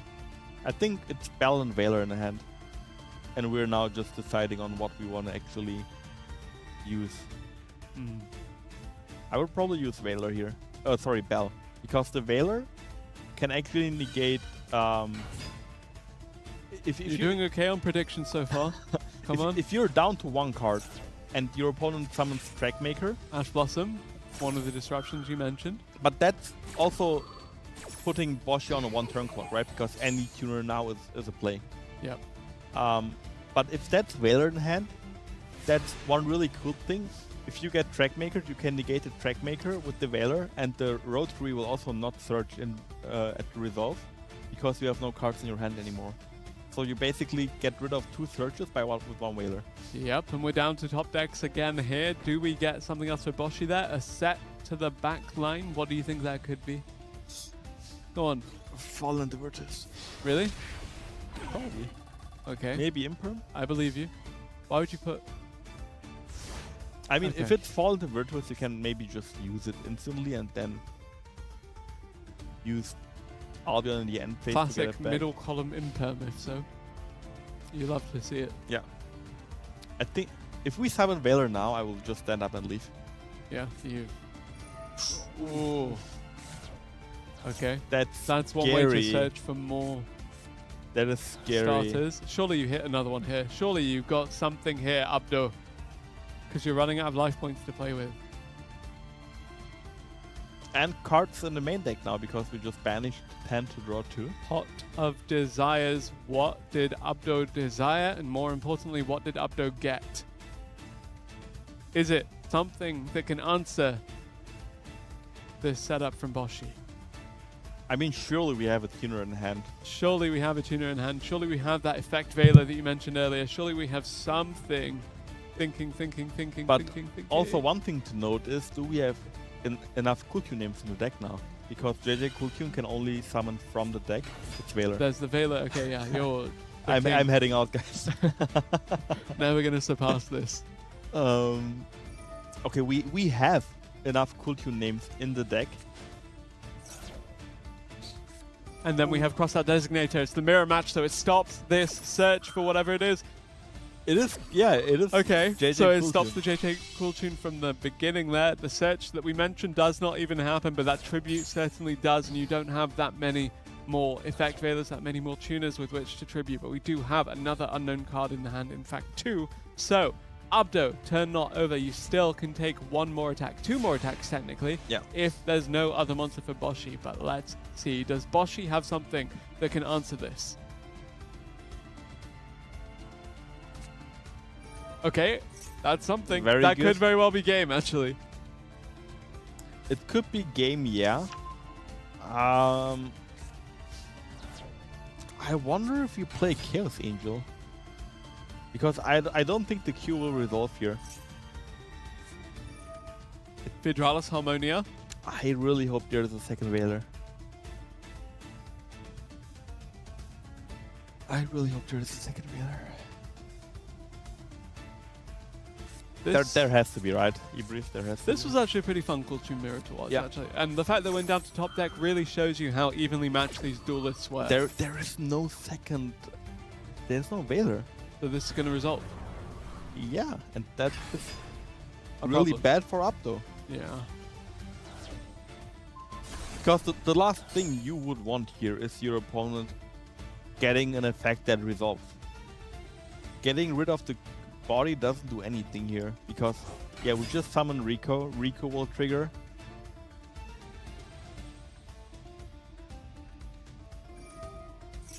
But I guess the pack bit now can send... Ooh, wait, the Pegasus can shuffle back the JJ Cooltune, right? Okay. So now Abdo again is forced to draw the Cooltune name and not any tuner anymore. those are the mirror matches that I really like. I mean, I played this deck for a while too, and those matches happen more than you think. Yeah. Yeah, the Rico now searching. I think What you go monster from. did we discard just now? For the I think it was the pack bit? Earthbound. Oh, okay. Yeah. Getting mix, so next turn we have access to mix again. Battle phase. Do you crash? Yeah, you can do that. I like that because we have the guaranteed mix anyway, and now Abdul's. You know what card Abdul should draw now? What? There's one card. Please think. What is it? Is There- it a mix of? No cool tune card. Just think. Look at the hand. Look at the hand size. Look at the field. Elemental Hero Bubble Oh, Man. thank you. Great. Thank you. Sorry that I didn't think of that. I'm disappointed. Ouch. I do love Bubble Man. though. Or Infinity Archfiend. Yeah. That Or something that he can't actually activate here, so it's gonna pass over. And now we have the mix, which means that even if we negate the mix, we will draw one card, and that's either a cool tune card or a tuner, right? So You even would think so. yeah. So let's There see goes Mix. if it resolves. Yep, and that should very well be game luck, despite the name looking to be pretty much out of it, as Abdo should very well fall to Boshi here, but there is the Fua loss. It doesn't change much. You just give him a draw. You go. You summon RS here, and the RS is going to be so strong because in the mirror match there are so many tuners in both graveyards. Yeah, and the game has been going on for a while, so Yeah. the graveyards are pretty loaded. 7,000 attack? I mean, there are a lot of cards banished as well, right, by the desires, but it is 7,000 attack. Well, hey, there we go. and that's one of the few cards that gives him one more turn. Okay.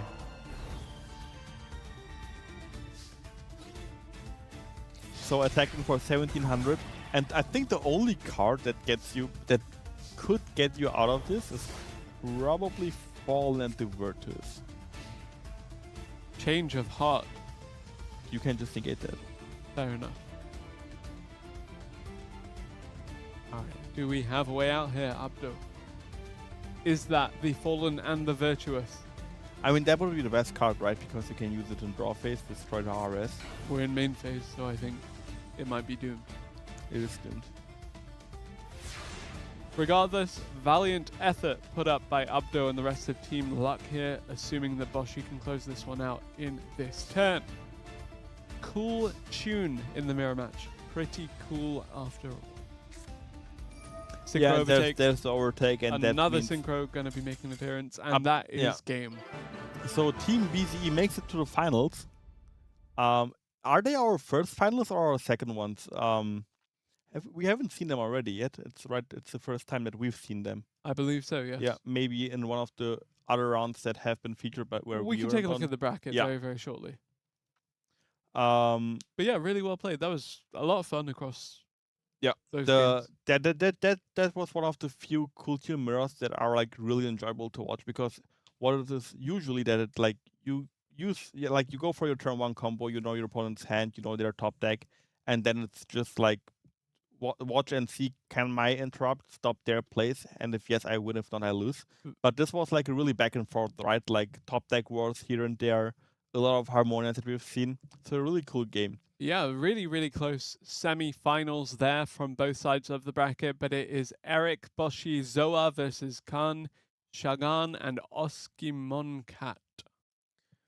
Those are all names that I usually don't see a lot. I mean, usually it's like you have your usual suspects, right? You have Indeed. like Nikki always taking it home. You have Bronas. You have like Abu Hamud. We saw Boss there in the bottom left as well. Yeah, Boss, also FSM Boss, one of my favorite players. Yeah.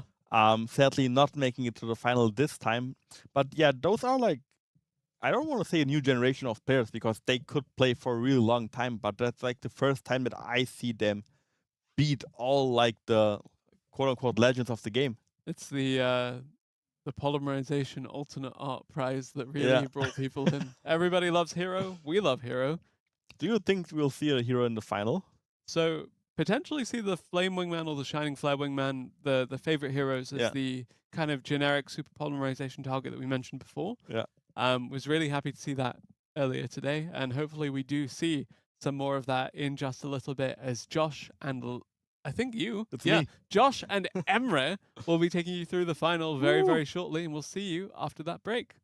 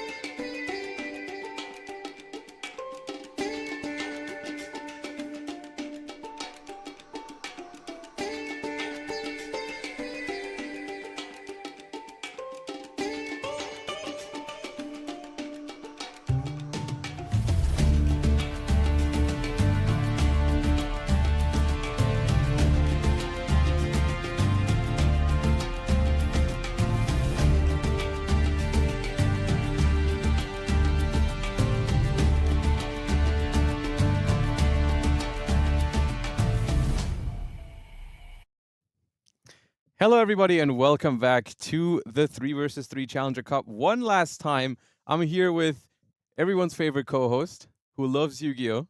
How do you know that I love Yu-Gi-Oh? I don't know. I have a feeling. I have a feeling. It's someone told me that that's how things are.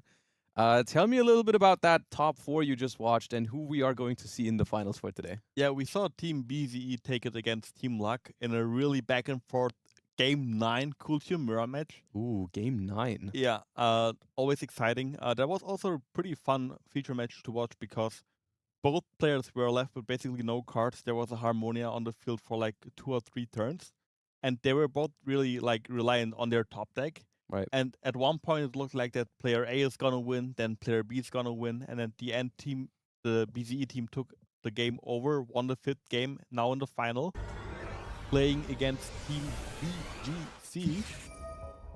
And Maxi is the first card that we see. I mean, that's a start. That's a start to the finals.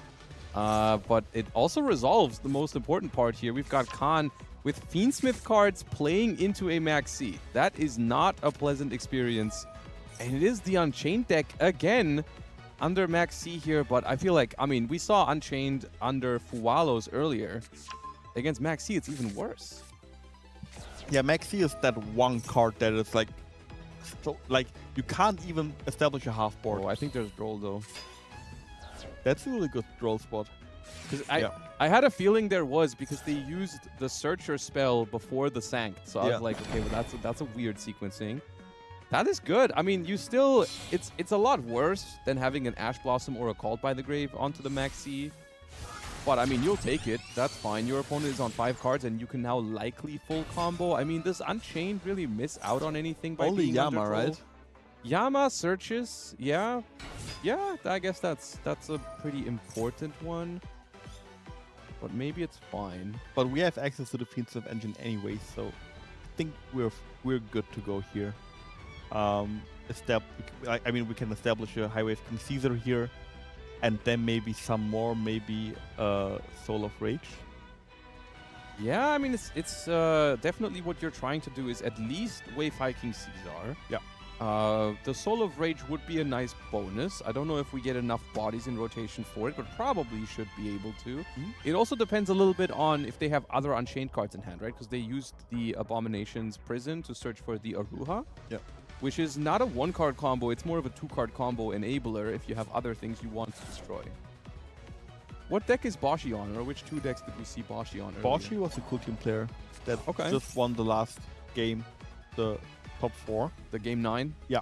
Okay. So I would assume Cool Tune being probably the pick to go still. Yeah, especially with the Ghost Bell here. Is a card that's obviously very commonly used in Cool Tune and unlikely to be in other decks here because I don't think that's a shared card when you only have 3 shared cards. Might be one at Worlds for some people. The other team in top 4 shared Maxi. Would you share Maxi this with 3 cards? With only 3 cards, it's hard to make that decision because I think you expect everyone else to have Ash Blossom as the shared card. I think I think Ash Blossom and Fuwalos are pretty much guaranteed. Yeah. And then the third one is up for debate. But I think I would like to lean I would lean more towards something like Infinite Impermanence, maybe Triple Tactics Talents depending on the format. Could even be something like Radiant Typhoon Vision if you want to play it in multiple decks. But I really like being efficient with it, like having a card that I can really draw. Or draw the Lockbird, honestly, because that's at 2. What about Fallen to Virtus? I like it if there is no Branded in the lineup. Because then you can just play 3 decks with Fallen and the Virtuous, and then every deck gets 1 Albion, 1 Dragon that Devours the Dogma, and 1 Ecclesia Synchro. That works perfectly. But if you have Branded in the mix, it doesn't work, because Branded needs multiple Albion, and I also really like playing multiple Dogma Dragons in Branded, so it doesn't work. Both 2-ofs, right? Yeah, I like them both as 2-ofs, and so you could still share it, but then you would still only be able to play it in 2 decks. Right? You can have Branded with 2 Albion, 2 Dogma, and then the other deck gets 1 each. Yeah. Really interesting dynamic there. I think that's. Oh, would you look at that? In Duel B, the Centurion player made it all the way to the finals. We saw Centurion earlier. The BGC team has a very interesting lineup, right? Unchained, Centurion. Yeah, I mean, I'm already seeing. I mean, we saw them in top 8, and now they're all the way here in the finals. When I saw the lineup, I was very pleasantly surprised, and I mean, I gotta say, I wasn't sure they were gonna get this far, but I mean, Unchained and Centurion are also looking solid here in this match. It's not like they're not just here; they're also winning. Do you know what player C played? For the BGC team? Yeah. I don't remember. I mean, judging from that lineup, it could be anything, right? Yeah, I mean, I know that they had one player on the team who was more meta heavy, Branded or Cool Tune, I think. Yeah, there's Branded. Yeah, it's Branded. Fair enough, but I really like to see Unchained every time people play it. It's a cool deck. Yeah, I like it. I think also one of the most popular decks that got released in the past few years.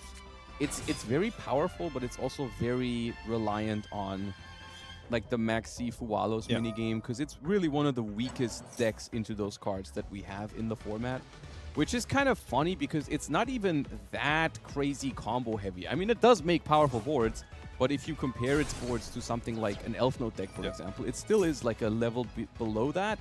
But it does have significantly worse compromises or plan Bs into something like a Molcharmi or a Maxi, which is really what sets apart a combo deck like Elf Note from a combo deck like Unchained these days. Unchained is also a deck that's really difficult to pilot. Yeah. But also pretty difficult to play against. Something that I remember always doing when Unchained was around was to summon my monsters in attack position, which is inviting your opponent to just attack, like just crash their bodies into your monsters. It has that little aspect to it like Fire Kings sometimes, where you can randomly win a game off of your opponent just leaving a monster in attack mode for you to crash into. Yeah, that can happen. So that's something that you should be aware about whenever you play against Unchained. Yeah. Which most people learn the hard way, sadly. I mean, that's sometimes that is the best way to learn. Yeah. Because then it only happens once, hopefully. But yeah, it is still the Empire that we talked about, Caesar and Soul of Rage. Yeah. Plus a trap. Yeah. And one card still in hand. But that's what I mean, right? Like this end board is basically what this deck is trying to achieve. But it's not as like auto win as you would expect it from a deck that is so potentially weak into something like a Maxi or a Molcharmi. You would hope to have more, I would say. But I mean, it's cool. I like decks like that. I like decks that end on boards that are technically beatable or that are beatable without having to resolve a card. But it's just that the downside of Maxi or Fuwalos is pretty big with a deck like that. But we did have an out this game. It was not the perfect out, but it was an out. And here's the Imperm, and all of a sudden, we are left with not that much. We have the Trap, and we have the Soul of Rage. And we have a Yama Engrave, which is neat. But it's not the most amount of interruptions. Soul of Rage says only special summon monsters, right? And that's particularly good against, or bad against Cool Tune, quote unquote, because the Cool Tune deck can do a bunch of normal summons, and that means you cannot really interrupt it on the first body, which is where Cool Tune is the weakest. Yeah. I also think Unchained Soul of Rage targets. So if they have a Cool Tune Synchro in hand, they can just dodge it. And here we go. We pop the first normal summon. That's at least what we can do with the Trap card. At the same time, there's a Rotary added to the hand now, so the Rotary can just do another normal summon, and that I don't think we can interact with. Unless this Aruha is summoning something that I'm not aware of, I don't think we can do anything to a normal summon. No. Also, the Infinite Impermanence on Caesar doesn't do that much either, right? It hurts if you go Cool Tune Synchro to dodge, in particular. Or Q. Yeah, Q is not a starter against Caesar, but most importantly, you can't use the Cool Tune Synchro. But yeah, we had to use the JJ Cool Tune here. Wait. Actually, not the best situation. This is weird now, right? Absolutely, yeah. This is not great. I know. Okay, we are adding the Q. I think this loses. Yeah, because we special summon the Q now. The Q special summons, whatever is special summoned here, can be linked off with the Unchained Soul of Rage into an SP to banish the normal summon. So the really lucky part here for Khan is that there seems to be no level 3 tuner in hand for Bashi. Because if we had a level 3 tuner in hand, we could have just normal summoned the rotary and not then- used the field spell. But I think But this we does could we could also just. Oh, that helps. Yeah. That does not only help, that solves the problem. Yeah. That's kind of like the interaction with Fidral's Harmonia against Fallen of Albas, right? Yeah, Where it's pretty much the same thing. yeah. The question is, does it matter that we're destroying here? Will that in any way like change the thing? Can we get to a disruption somehow? Because Unchained does, I don't know if they play it anymore, but there is that level 8 the Unchained. blue dog. No, not the dog, the abominable Unchained Soul. Yeah. Which is the one that if you summon it, you can discard a card to pop a card. Yeah. The question is, can we summon that right now and find a way to... Oh. Wait, what?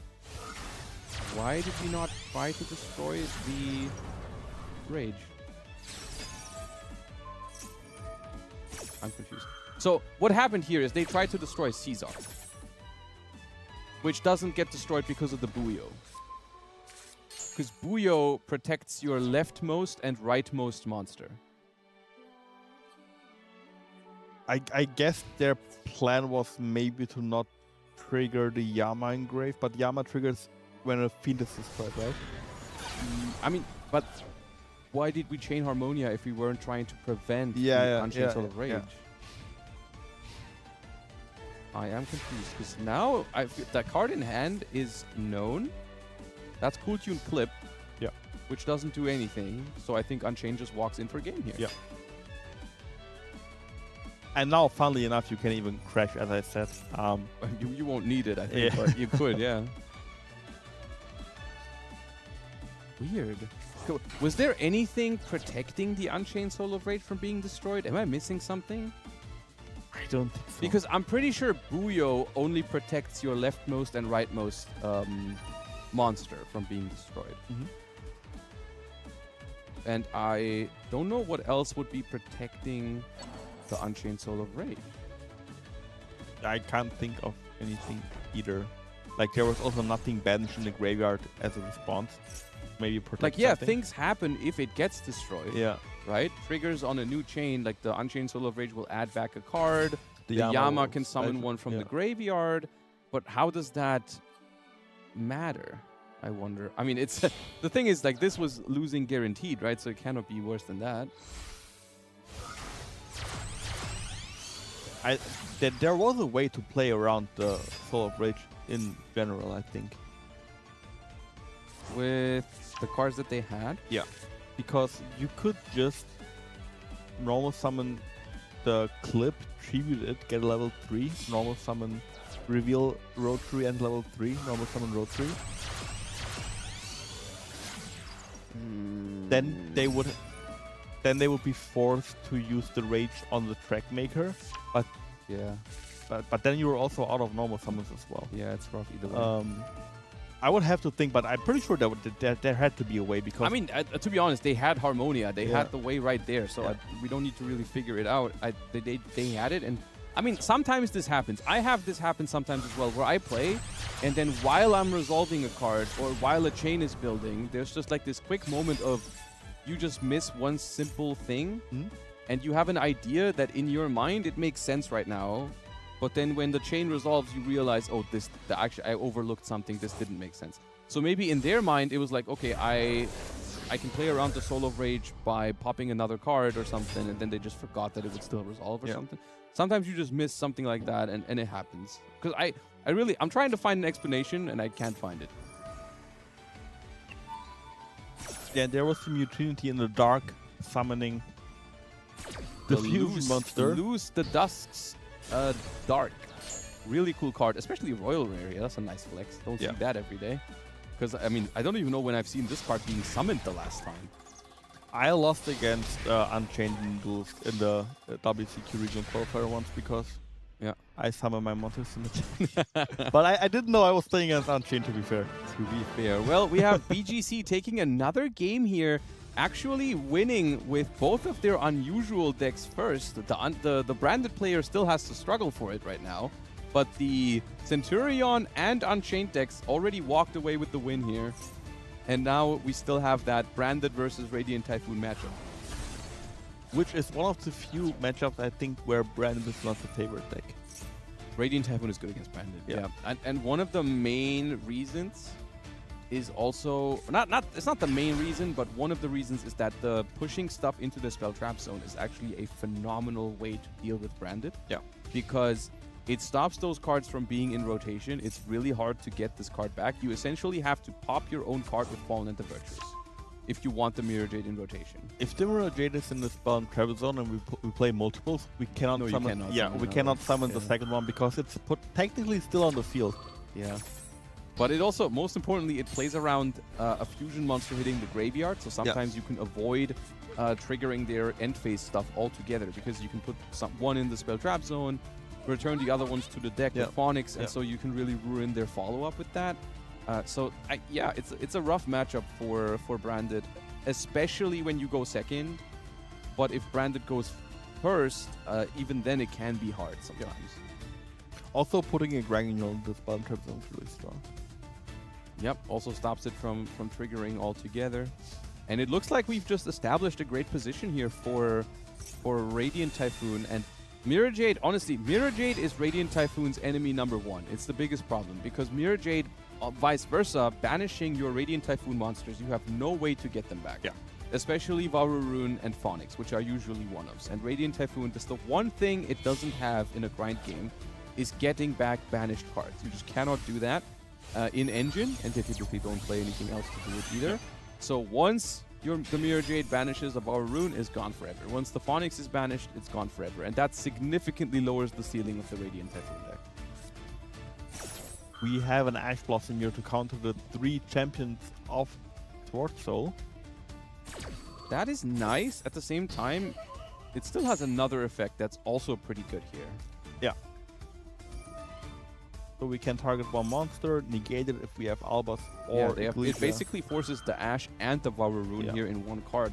So it depends a little bit on, do we have something in the graveyard here? Do we have a Retribution to add back a Branded Fusion or something? Is there something... Actually, Branded Fusion can't be activated because we made a Synchro right now. But we can run over the Crocea, we can run over the Swen, and then it becomes a question of how good is Radiant Typhoon's follow-up right now? Oh, never mind. Timeout? Nah, it is. Or the follow-up was just good enough and we just realized that They surrendered. Okay. surrendered. Yeah, maybe they knew a set Ascendance to Yeah. bring back the Crocea or something like that. Guaranteed follow-up, so... Yeah. All right, and that is a 2-1 lead Yeah. for the team on the blue side over here. So they are one step closer to winning, but they didn't quite get that 3-0 lead. Yeah. Had the Branded player won that game, they would have been up 3-0, but luckily for the team on the other side, that wasn't the case. Branded falling to Radiant Typhoon, which to me almost feels like I don't want to say breakout performer of the day, because of course everyone knew Radiant Typhoon was a strong deck, but I think it's like it might even be the most played deck that I've seen today. Yeah, I think together Splash with the Zodiac engine, I think Yeah. if we've seen it in every team's deck Yeah. or in every lineup. Same for Cool Tune, but I feel like every No, time we had matches without Cool Tune. Like the very first round, I think we had 2 teams that neither of them had Cool Tune. Oh, it's interesting. But they all had. I feel like every team I've seen had Radiant Typhoon. It might also just be a matter of Radiant Typhoon is a very engine-heavy deck. Yeah. So it doesn't, in a shared card environment, it doesn't take that much away from your other decks. And it's pretty flexible. The cards that like you want in other decks are like Fallen and the Virtuous. But you can I deal without. feel like if you play the Zodiac variant, Yeah, you can play without it. you can play without it. Yeah. Yeah. You can just play full engine, the 3 shared cards that you're sharing, Ash, who else, maybe Maxi or whatever. Yeah. And then I think the only problem card that like comes up is the Vision, because that's a card that you would like to play in Sky Striker, for example. Yeah, I think Radiant Typhoon is particularly hard to pair with Sky Striker. That's the one deck it has a lot of overlap with, because they both like a lot of quick play spells. And that's the other thing. I think it pairs very well with Cool Tune because they got completely different non-engine approaches, right? Like one is Radiant Typhoon is clearly a board breaker deck. Like you want to play those quick plays, those droplets, maybe Crown even with the new set. Super Polys, Fallen and the Virtuous, that kind of stuff. And Cool Tune is like the other end of the spectrum where you want none of those cards. But Cool Tune at the same time is taking up a lot of the hand traps, right? You want all of those in Cool Tune. And so having a deck in your lineup that needs none of them is a really nice like combination. Probably branded, right? Yeah, like Branded plus Cool Tune plus Radiant Typhoon, it just flows well together. Yeah. Right? You just have to build your Radiant Typhoon deck without Fallen and the Virtuous, and you're good. Yeah. And then you have pretty much definitely three of the top 5 decks in the format, and you just have those in your lineup. I think that's the lineup that we could see at Worlds, honestly. Like, that's something I could definitely see. Like, we have a Branded player, a Radiant Typhoon player, and a Cool Tune player, and that is just really good. And then you start finding good secondary decks to cover for the weaknesses, and there you go. For example, I was thinking about this earlier for Cool Tune, because I think you were talking about it with Lampi earlier, what the second deck to a Cool Tune player might be. I think something that's just good into Sky Striker, Branded, because those are tough matchups for Cool. They're not auto lose for Cool Tune either. Like, Cool Tune can technically beat anything, but if you could, I think you would try to avoid playing against Sky Striker. Yeah, right? for sure. You'd rather have Striker is a really tough matchup. You'd rather have a really good deck into Sky Striker. Are you experienced with the World format deck building, or why do you have so many great ideas? I just thought about it a lot recently. I don't know why. Seems like you know what you're talking about. Wait, we activated Fiendsmith Sanct and they had Crocea. That's crazy. Yeah, that's also one thing that I realized, that like whenever you play against Radiant Typhoon, you always have a quick play in hand that you have to that you have to activate. I love activating Crocea on turn 0. It's so good. You start with so many cards. Yeah. I will 1 card on the field, 6 in hand, you're drawing a 7 card per turn. It's so good especially if you're playing against a deck where the board is breakable. Yeah. Like, of course, adding 2 cards to your hand with a Crocea when your opponent makes a really strong board anyways doesn't really matter. Yeah. But when you play against a matchup that's beatable, it's so good. As we have the Purge here as well. So that tells us that you're not playing, or we are not playing Purge in Cool Tune, which is also a valid option. Yeah, you played Purge in Cool Tune, right? When you played it at the last Duelist Cup? No, I didn't play it in Master Duel, but because I felt like I didn't really prepare that much, and I felt like if I don't prepare and play Purge, I will misplay a lot. Right, because you forget that you're locked. Yeah. Okay. But after getting more experience with the deck, I played at the European Championship. Right. Which I really like Purge in Cool Tune. I really like it. All right, so we have Unchained doing Unchained things here. Let's take a quick look at what's going on in Duel C, as I think that's a branded mirror match. So someone must have swapped the deck, right? Yeah. Because previously we didn't have... Did we have branded on both sides? I don't think so. We had it on BGC's side. Yes, but was Eric on branded? I don't know if... I don't know. I don't know what the Centurion player played against. Right, we didn't... Oh, wait, there's... it's not... It's Elf Note. They were on Elf Notes. They just didn't draw the Albaz package. This is a common thing that is... In the TCG, it's not done as much anymore because Elf Note now has more, like, cards available to it in the TCG with, like, June Pride. But in the beginning, before June Pride, this was a very common way to play Elf Notes with the Fallen of Albaz package. Ooh, this is a big... This is the Fallen and the Virtuous being used against Branded in a very strong way. We're preventing the Albaz from fusion summoning with the Fallen and the Virtuous pop. That is massive. Can't resolve that. And now this Tinia is likely going to get its continuous spell. Yeah, and the blue player now left with only 1 face-down card. We're main phase 2, to be fair, so we cannot attack for game here. Yeah, but Elf Note is the deck that doesn't need to attack for game, right? Yeah. Elf Note makes a board that's impossible to come back from unless there's a lot of graveyard setup for Branded. This is always something. Sometimes game states... Oh, this is a very good retribution. Sometimes game states are very deceiving. They look like Branded is losing, and then the end phase happens, and then you have 4 cards again, and all of a sudden... Branded is winning. But this is a massive retribution. Yeah. It would destroy this card, actually. But because the Welcome Home is there, the monster in your center main monster zone cannot be destroyed. So that's something that might matter eventually. The fact that it didn't get destroyed right there, the Regina. Yeah, Retribution here being a 2-for-1 is really nice because we also have the Graveyard effect. Yep. to get a card back from the graveyard. And we are in the end phase, which is dangerous territory against Branded. But first things first, we are going to trigger our own Albion to get another copy of the Fallen and the Virtuous. And now the question is, what does Branded have here? What else do we have in the end phase? Cartesia, number 1. That's one card. What else? Ecclesia on the other side. Okay. We're alternating. Oh, that's it. Okay. Interesting. That's tame. I mean, we did have to return 2 fusions for the Retribution, so maybe those were some that we could have otherwise used this turn, but we didn't get to keep it. We didn't have the luxury to let the Regina resolve, so we had to shuffle them back. Now Retribution gets back Fallen and the Virtuous on the other side, though. So Branded definitely still in this. I wonder if we have an Ecclesia monster in the graveyard. To Reborn here? Yeah. I feel like you want to send, though, because we really want the grind game to happen. So we sent a Synchro. That's going to get rid of the Welcome Home. There it goes. And now we can... Do we have another fusion monster in the graveyard for the Synchro? I would assume so, right? Because why else would we send Ecclesia? That is a good point. And then you have the choice between, do you hit the known Fallen and the Virtuous, or do you hit the unknown face down card? What could that be? Maybe Elf Node Trap if they hard drew it. Yeah. Infinite Impermanence when drawn for turn. Yeah. We go for the safe one. We go for the Fallen and the Virtuous.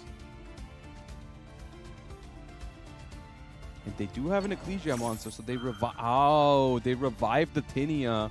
And now the Elf Nodes are going to dance. And that means we're going to take a hand rip. And that's rough because we know one of the cards in hand is Cartesia. And if you don't hit the Cartesia, you know, okay, one Cartesia doesn't do it Cartesia anyway. alone will not play. Yeah. Cartesia alone will not play.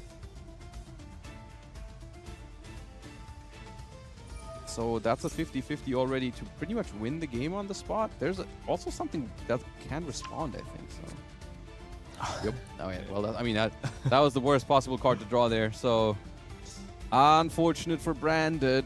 I don't know if I would send the Synchro there with the Fallen and the Virtuous. I feel like you have to send like a Titanic Clad to get in your engine somehow. Because, I mean, let's say we don't train the Fallen and the Virtuous here to get rid, like, let's say all of that didn't happen. What are you going to do with one Cartesia and one... Yeah, even then, it does not play. Wallace. You're not getting into the game this way. Whereas with the Quem, you at least have like a chance to make something happen. At table B, we see a Superstar Slayer Typhon get summoned. Maybe we can jump over table B. Not my win rate. Okay, we return to B2B. And now, this is always the thing where you hope that Cool Tune doesn't have follow-up. Yeah. But let me tell you something. Cool Tune pretty much always has follow-up. Even though it's not always guaranteed to have follow-up, but if you have JJ Cool Tune, like... There are so many cards. 90% of your deck is follow-up. Yeah. Every single hand trap turns into follow-up. So this is always... You always lose this bet, I feel like. I'm pretty sure Typhon didn't win a single game this tournament, sadly. Leave my boy Typhon alone. He's trying his best, okay? I love Typhon, but I feel like... He's in Duel A as well. Come on, he's going to do something. Got to do something somewhere. I guess Duel A is also over. I feel like sometimes people know that, like... I love Typhon. People know that, so they are just losing on. They're summoning Typhon to lose on purpose.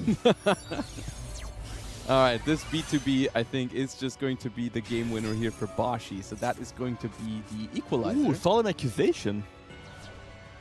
Where did that happen? The Q revealed the Archmage Varnish and the Solemn Accusation. That's an interesting trend in Archmage decks because they are more synergistic with spell trap cards. That they just play traps because they can discard them for the field spell if they don't need them going second. I'm pretty sure the 1Q could have went for game here through one Right, Typhon. There's no way. Yeah.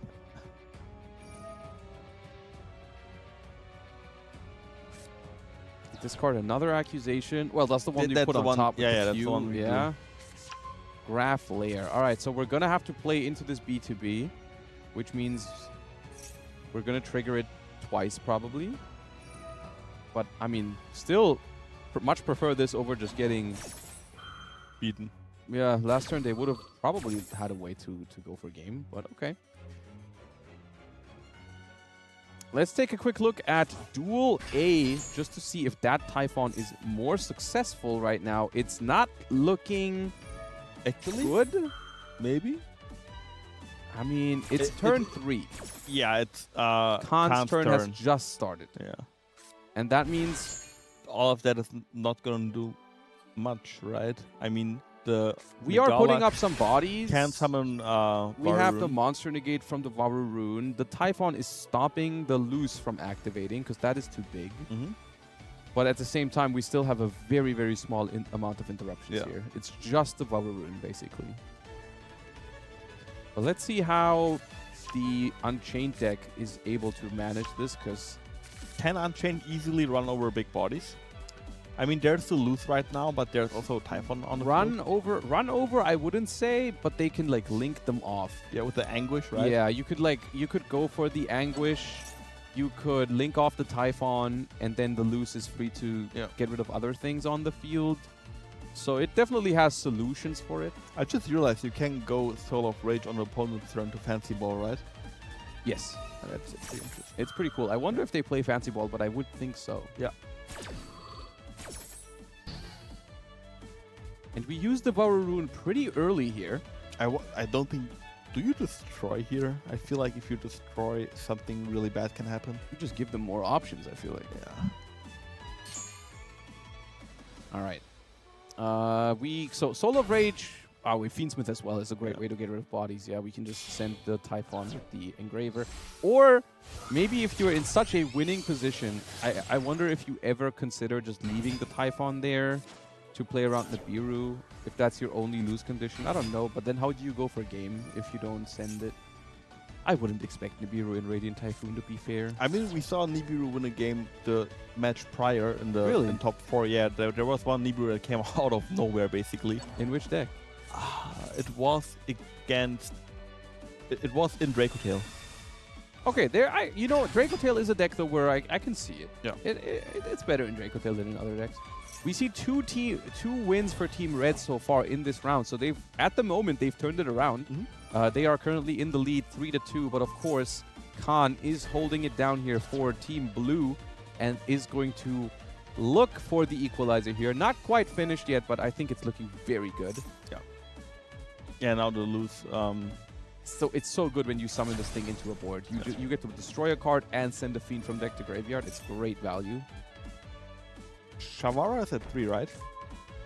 In Master Duel, yes. In the TCG, it's at 2, I believe. But Master Duel does have 3 copies, I'm pretty sure. I don't think any of the Unchained cards are good in Master Duel. No. And here's the Shayama destroying the Aruha. I wonder... I don't know if they ever played 2 copies of Caesar, because they did make it turn 1. Yeah, I think Caesar's only one. Most likely, yeah. The extra deck's probably tight for... Because we're playing Unchained cards, Fiendsmith cards. And the Fusion package. Yeah, and the loose. And we are playing the Abominable Unchained Soul. This is the one I meant earlier. We discard 1, destroy a card. That is already representing more than enough damage to go for game. A lot of nice Royal Rares. Yeah, they are an Unchained fan. And I mean, that is the main reason to play Unchained right now. If you just love the deck. And they clearly love the deck. And they do equalize the series here, 3-3. Couldn't be any closer here in the grand final. We couldn't ask for a better finals and for a closer finals. We've got all kinds of different decks. We've got some meta decks. We've got some unexpected decks in there. And we are headed into the third set with both teams tied 3-3. Yeah, I really like that we see like so many different decks this time in the final. I mean, if you asked me before before the tournament what decks would I expect in the final, I would have said Striker, Zodiac, Cooltune, like these standard decks. But seeing Unchained and Centurion is so cool. And Centurion won. Yeah. Centurion won a game. That's not something I expected. I mean, Centurion going first is really strong still. Like, you know a few things about Centurion, yeah. I knew. Once upon a time. I mean, yeah, it's cool, and it's an interesting decision to bring Centurion. I mean, and it's something that I think we see frequently in these 3v3s where people just get together and some people just bring the decks that they like. They just bring their favorite decks, and it's cool to see that it's working to a degree here because they are in the finals right now, and they might win it all if they win 2 out of those last 3 here. And that is, once again, Khan going first with the Unchained deck. Normal summon Fabled Lurie, but on the other side of the table, we have got Elf Note Regina as an interruption. This can summon out Lucina and return that Lurie to the hand. Also, something that I would really like to see is on table B, if we can quickly go over Centurion going first. Ooh, okay. Having Wake Up Centurion in the hand, well, maybe the best starter, right? Because it doesn't require a normal summon. Stand up, right? Yeah. Wake Up is the quick play, right? Wake Up is the quick play, yeah. All right, let's switch over to Duel B and let's see what Centurion can do going first, as we also monitor if Unchained does have a way to continue in Duel A there with the Sharvara and the Abomination's Prison, so that's looking good for them. We have a Dominus Purge onto the Primera, which is going to force Shagan to have an extender here, otherwise no Centurion combo for you. Let's see if we have one. Set 1 is not a great sign. End phase, not looking good here. Passing to 1 singular Dominus Purge is not where you want to be. I feel like in this spot, I mean, I think there are more extenders than there are cards that don't play. Even a Multrami plays here, right? Yeah, any normal summon, pretty much. Emblem of Oath would play. There's a lot of cards, As we see a Phaedralus Harmonia also hitting the side of the Elf Notes in Duel A there, but I don't know how good it is at disrupting Unchained, because you are going to destroy an Unchained monster. It's probably only good if you send something like Malong or Packbit. Wait, why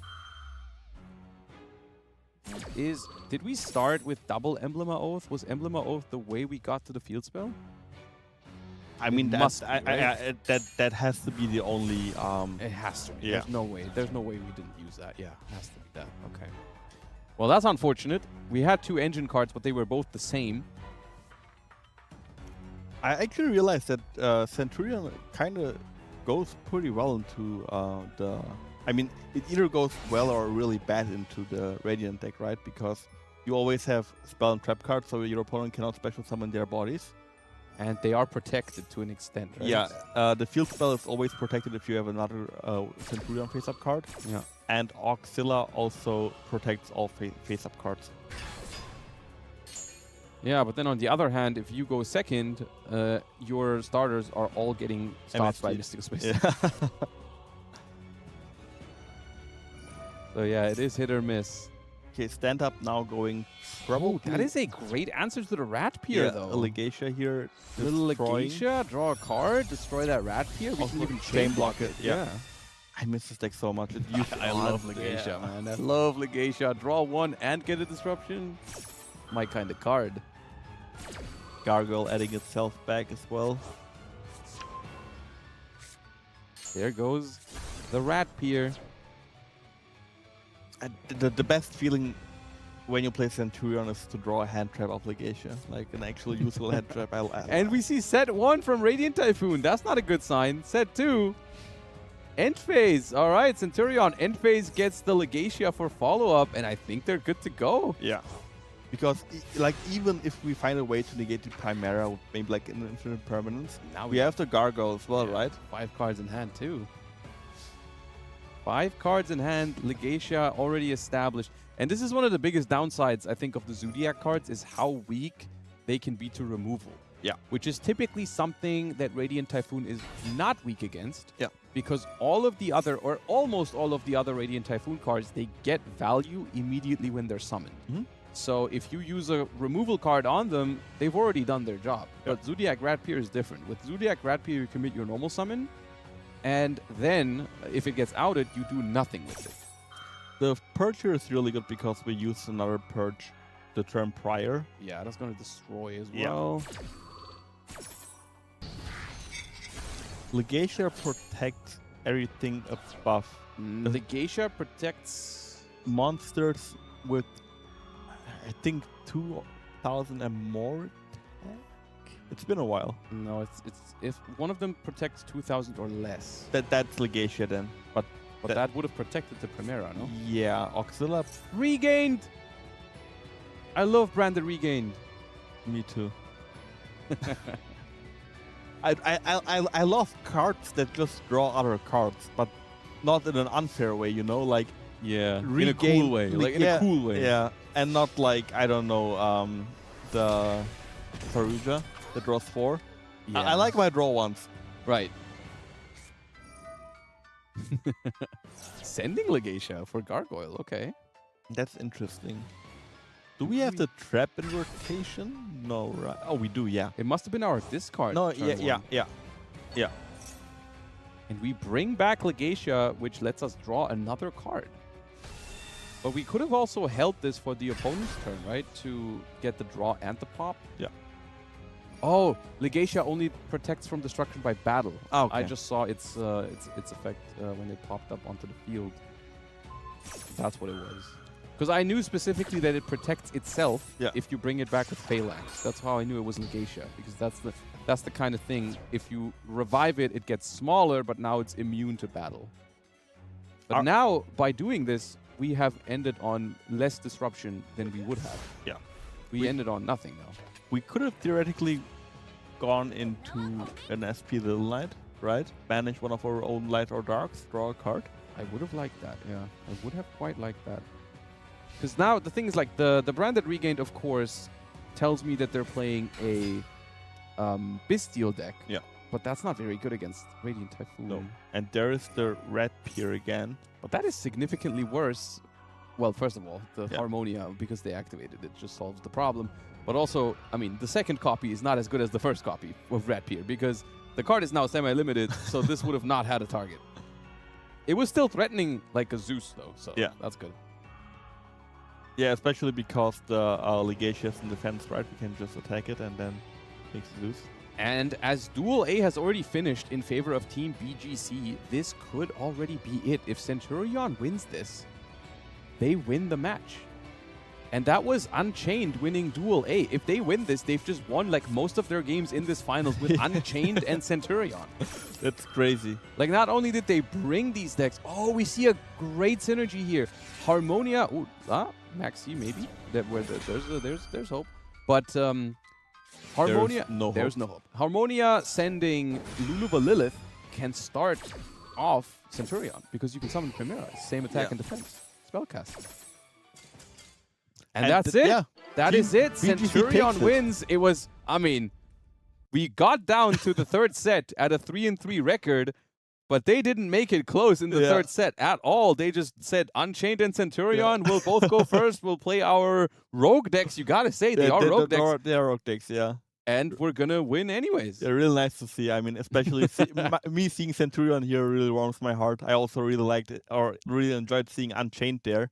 And I will say, it didn't draw any cards, but the Branded Regained was here. Okay, Yep. Branded Regained was part of this one. Branded Regained was a very essential part to them winning this 3 vs 3 Challenger Cup. It could not have been done without Branded Regained. I don't think so. I don't think so. They wouldn't be here without it. So, yeah. As you get a final look at our bracket for the day, these were our most successful teams of the tournament with, of course, Kanimani, Shagan, and Oskimon Cat winning it all in the end with a very interesting lineup. A lot of decks that we didn't expect to see. So that was really, really cool. Yeah. All right. Well, Josh, we're about to end the stream, right? Yep. Can I have some last words? say your thing. Guys, I know what you're going to say. I love Yu-Gi-Oh! That is a great note to end it on. Thank you all so much for tuning in today. We all hope you enjoyed today's Challenger Cup. I enjoyed casting today with my wonderful co-hosts, also Ibriz and Lampi, of course, who already are done for today. Thank you all so much for tuning in. I hope you all have a wonderful rest of your day, and we'll see you guys next time. Bye-bye.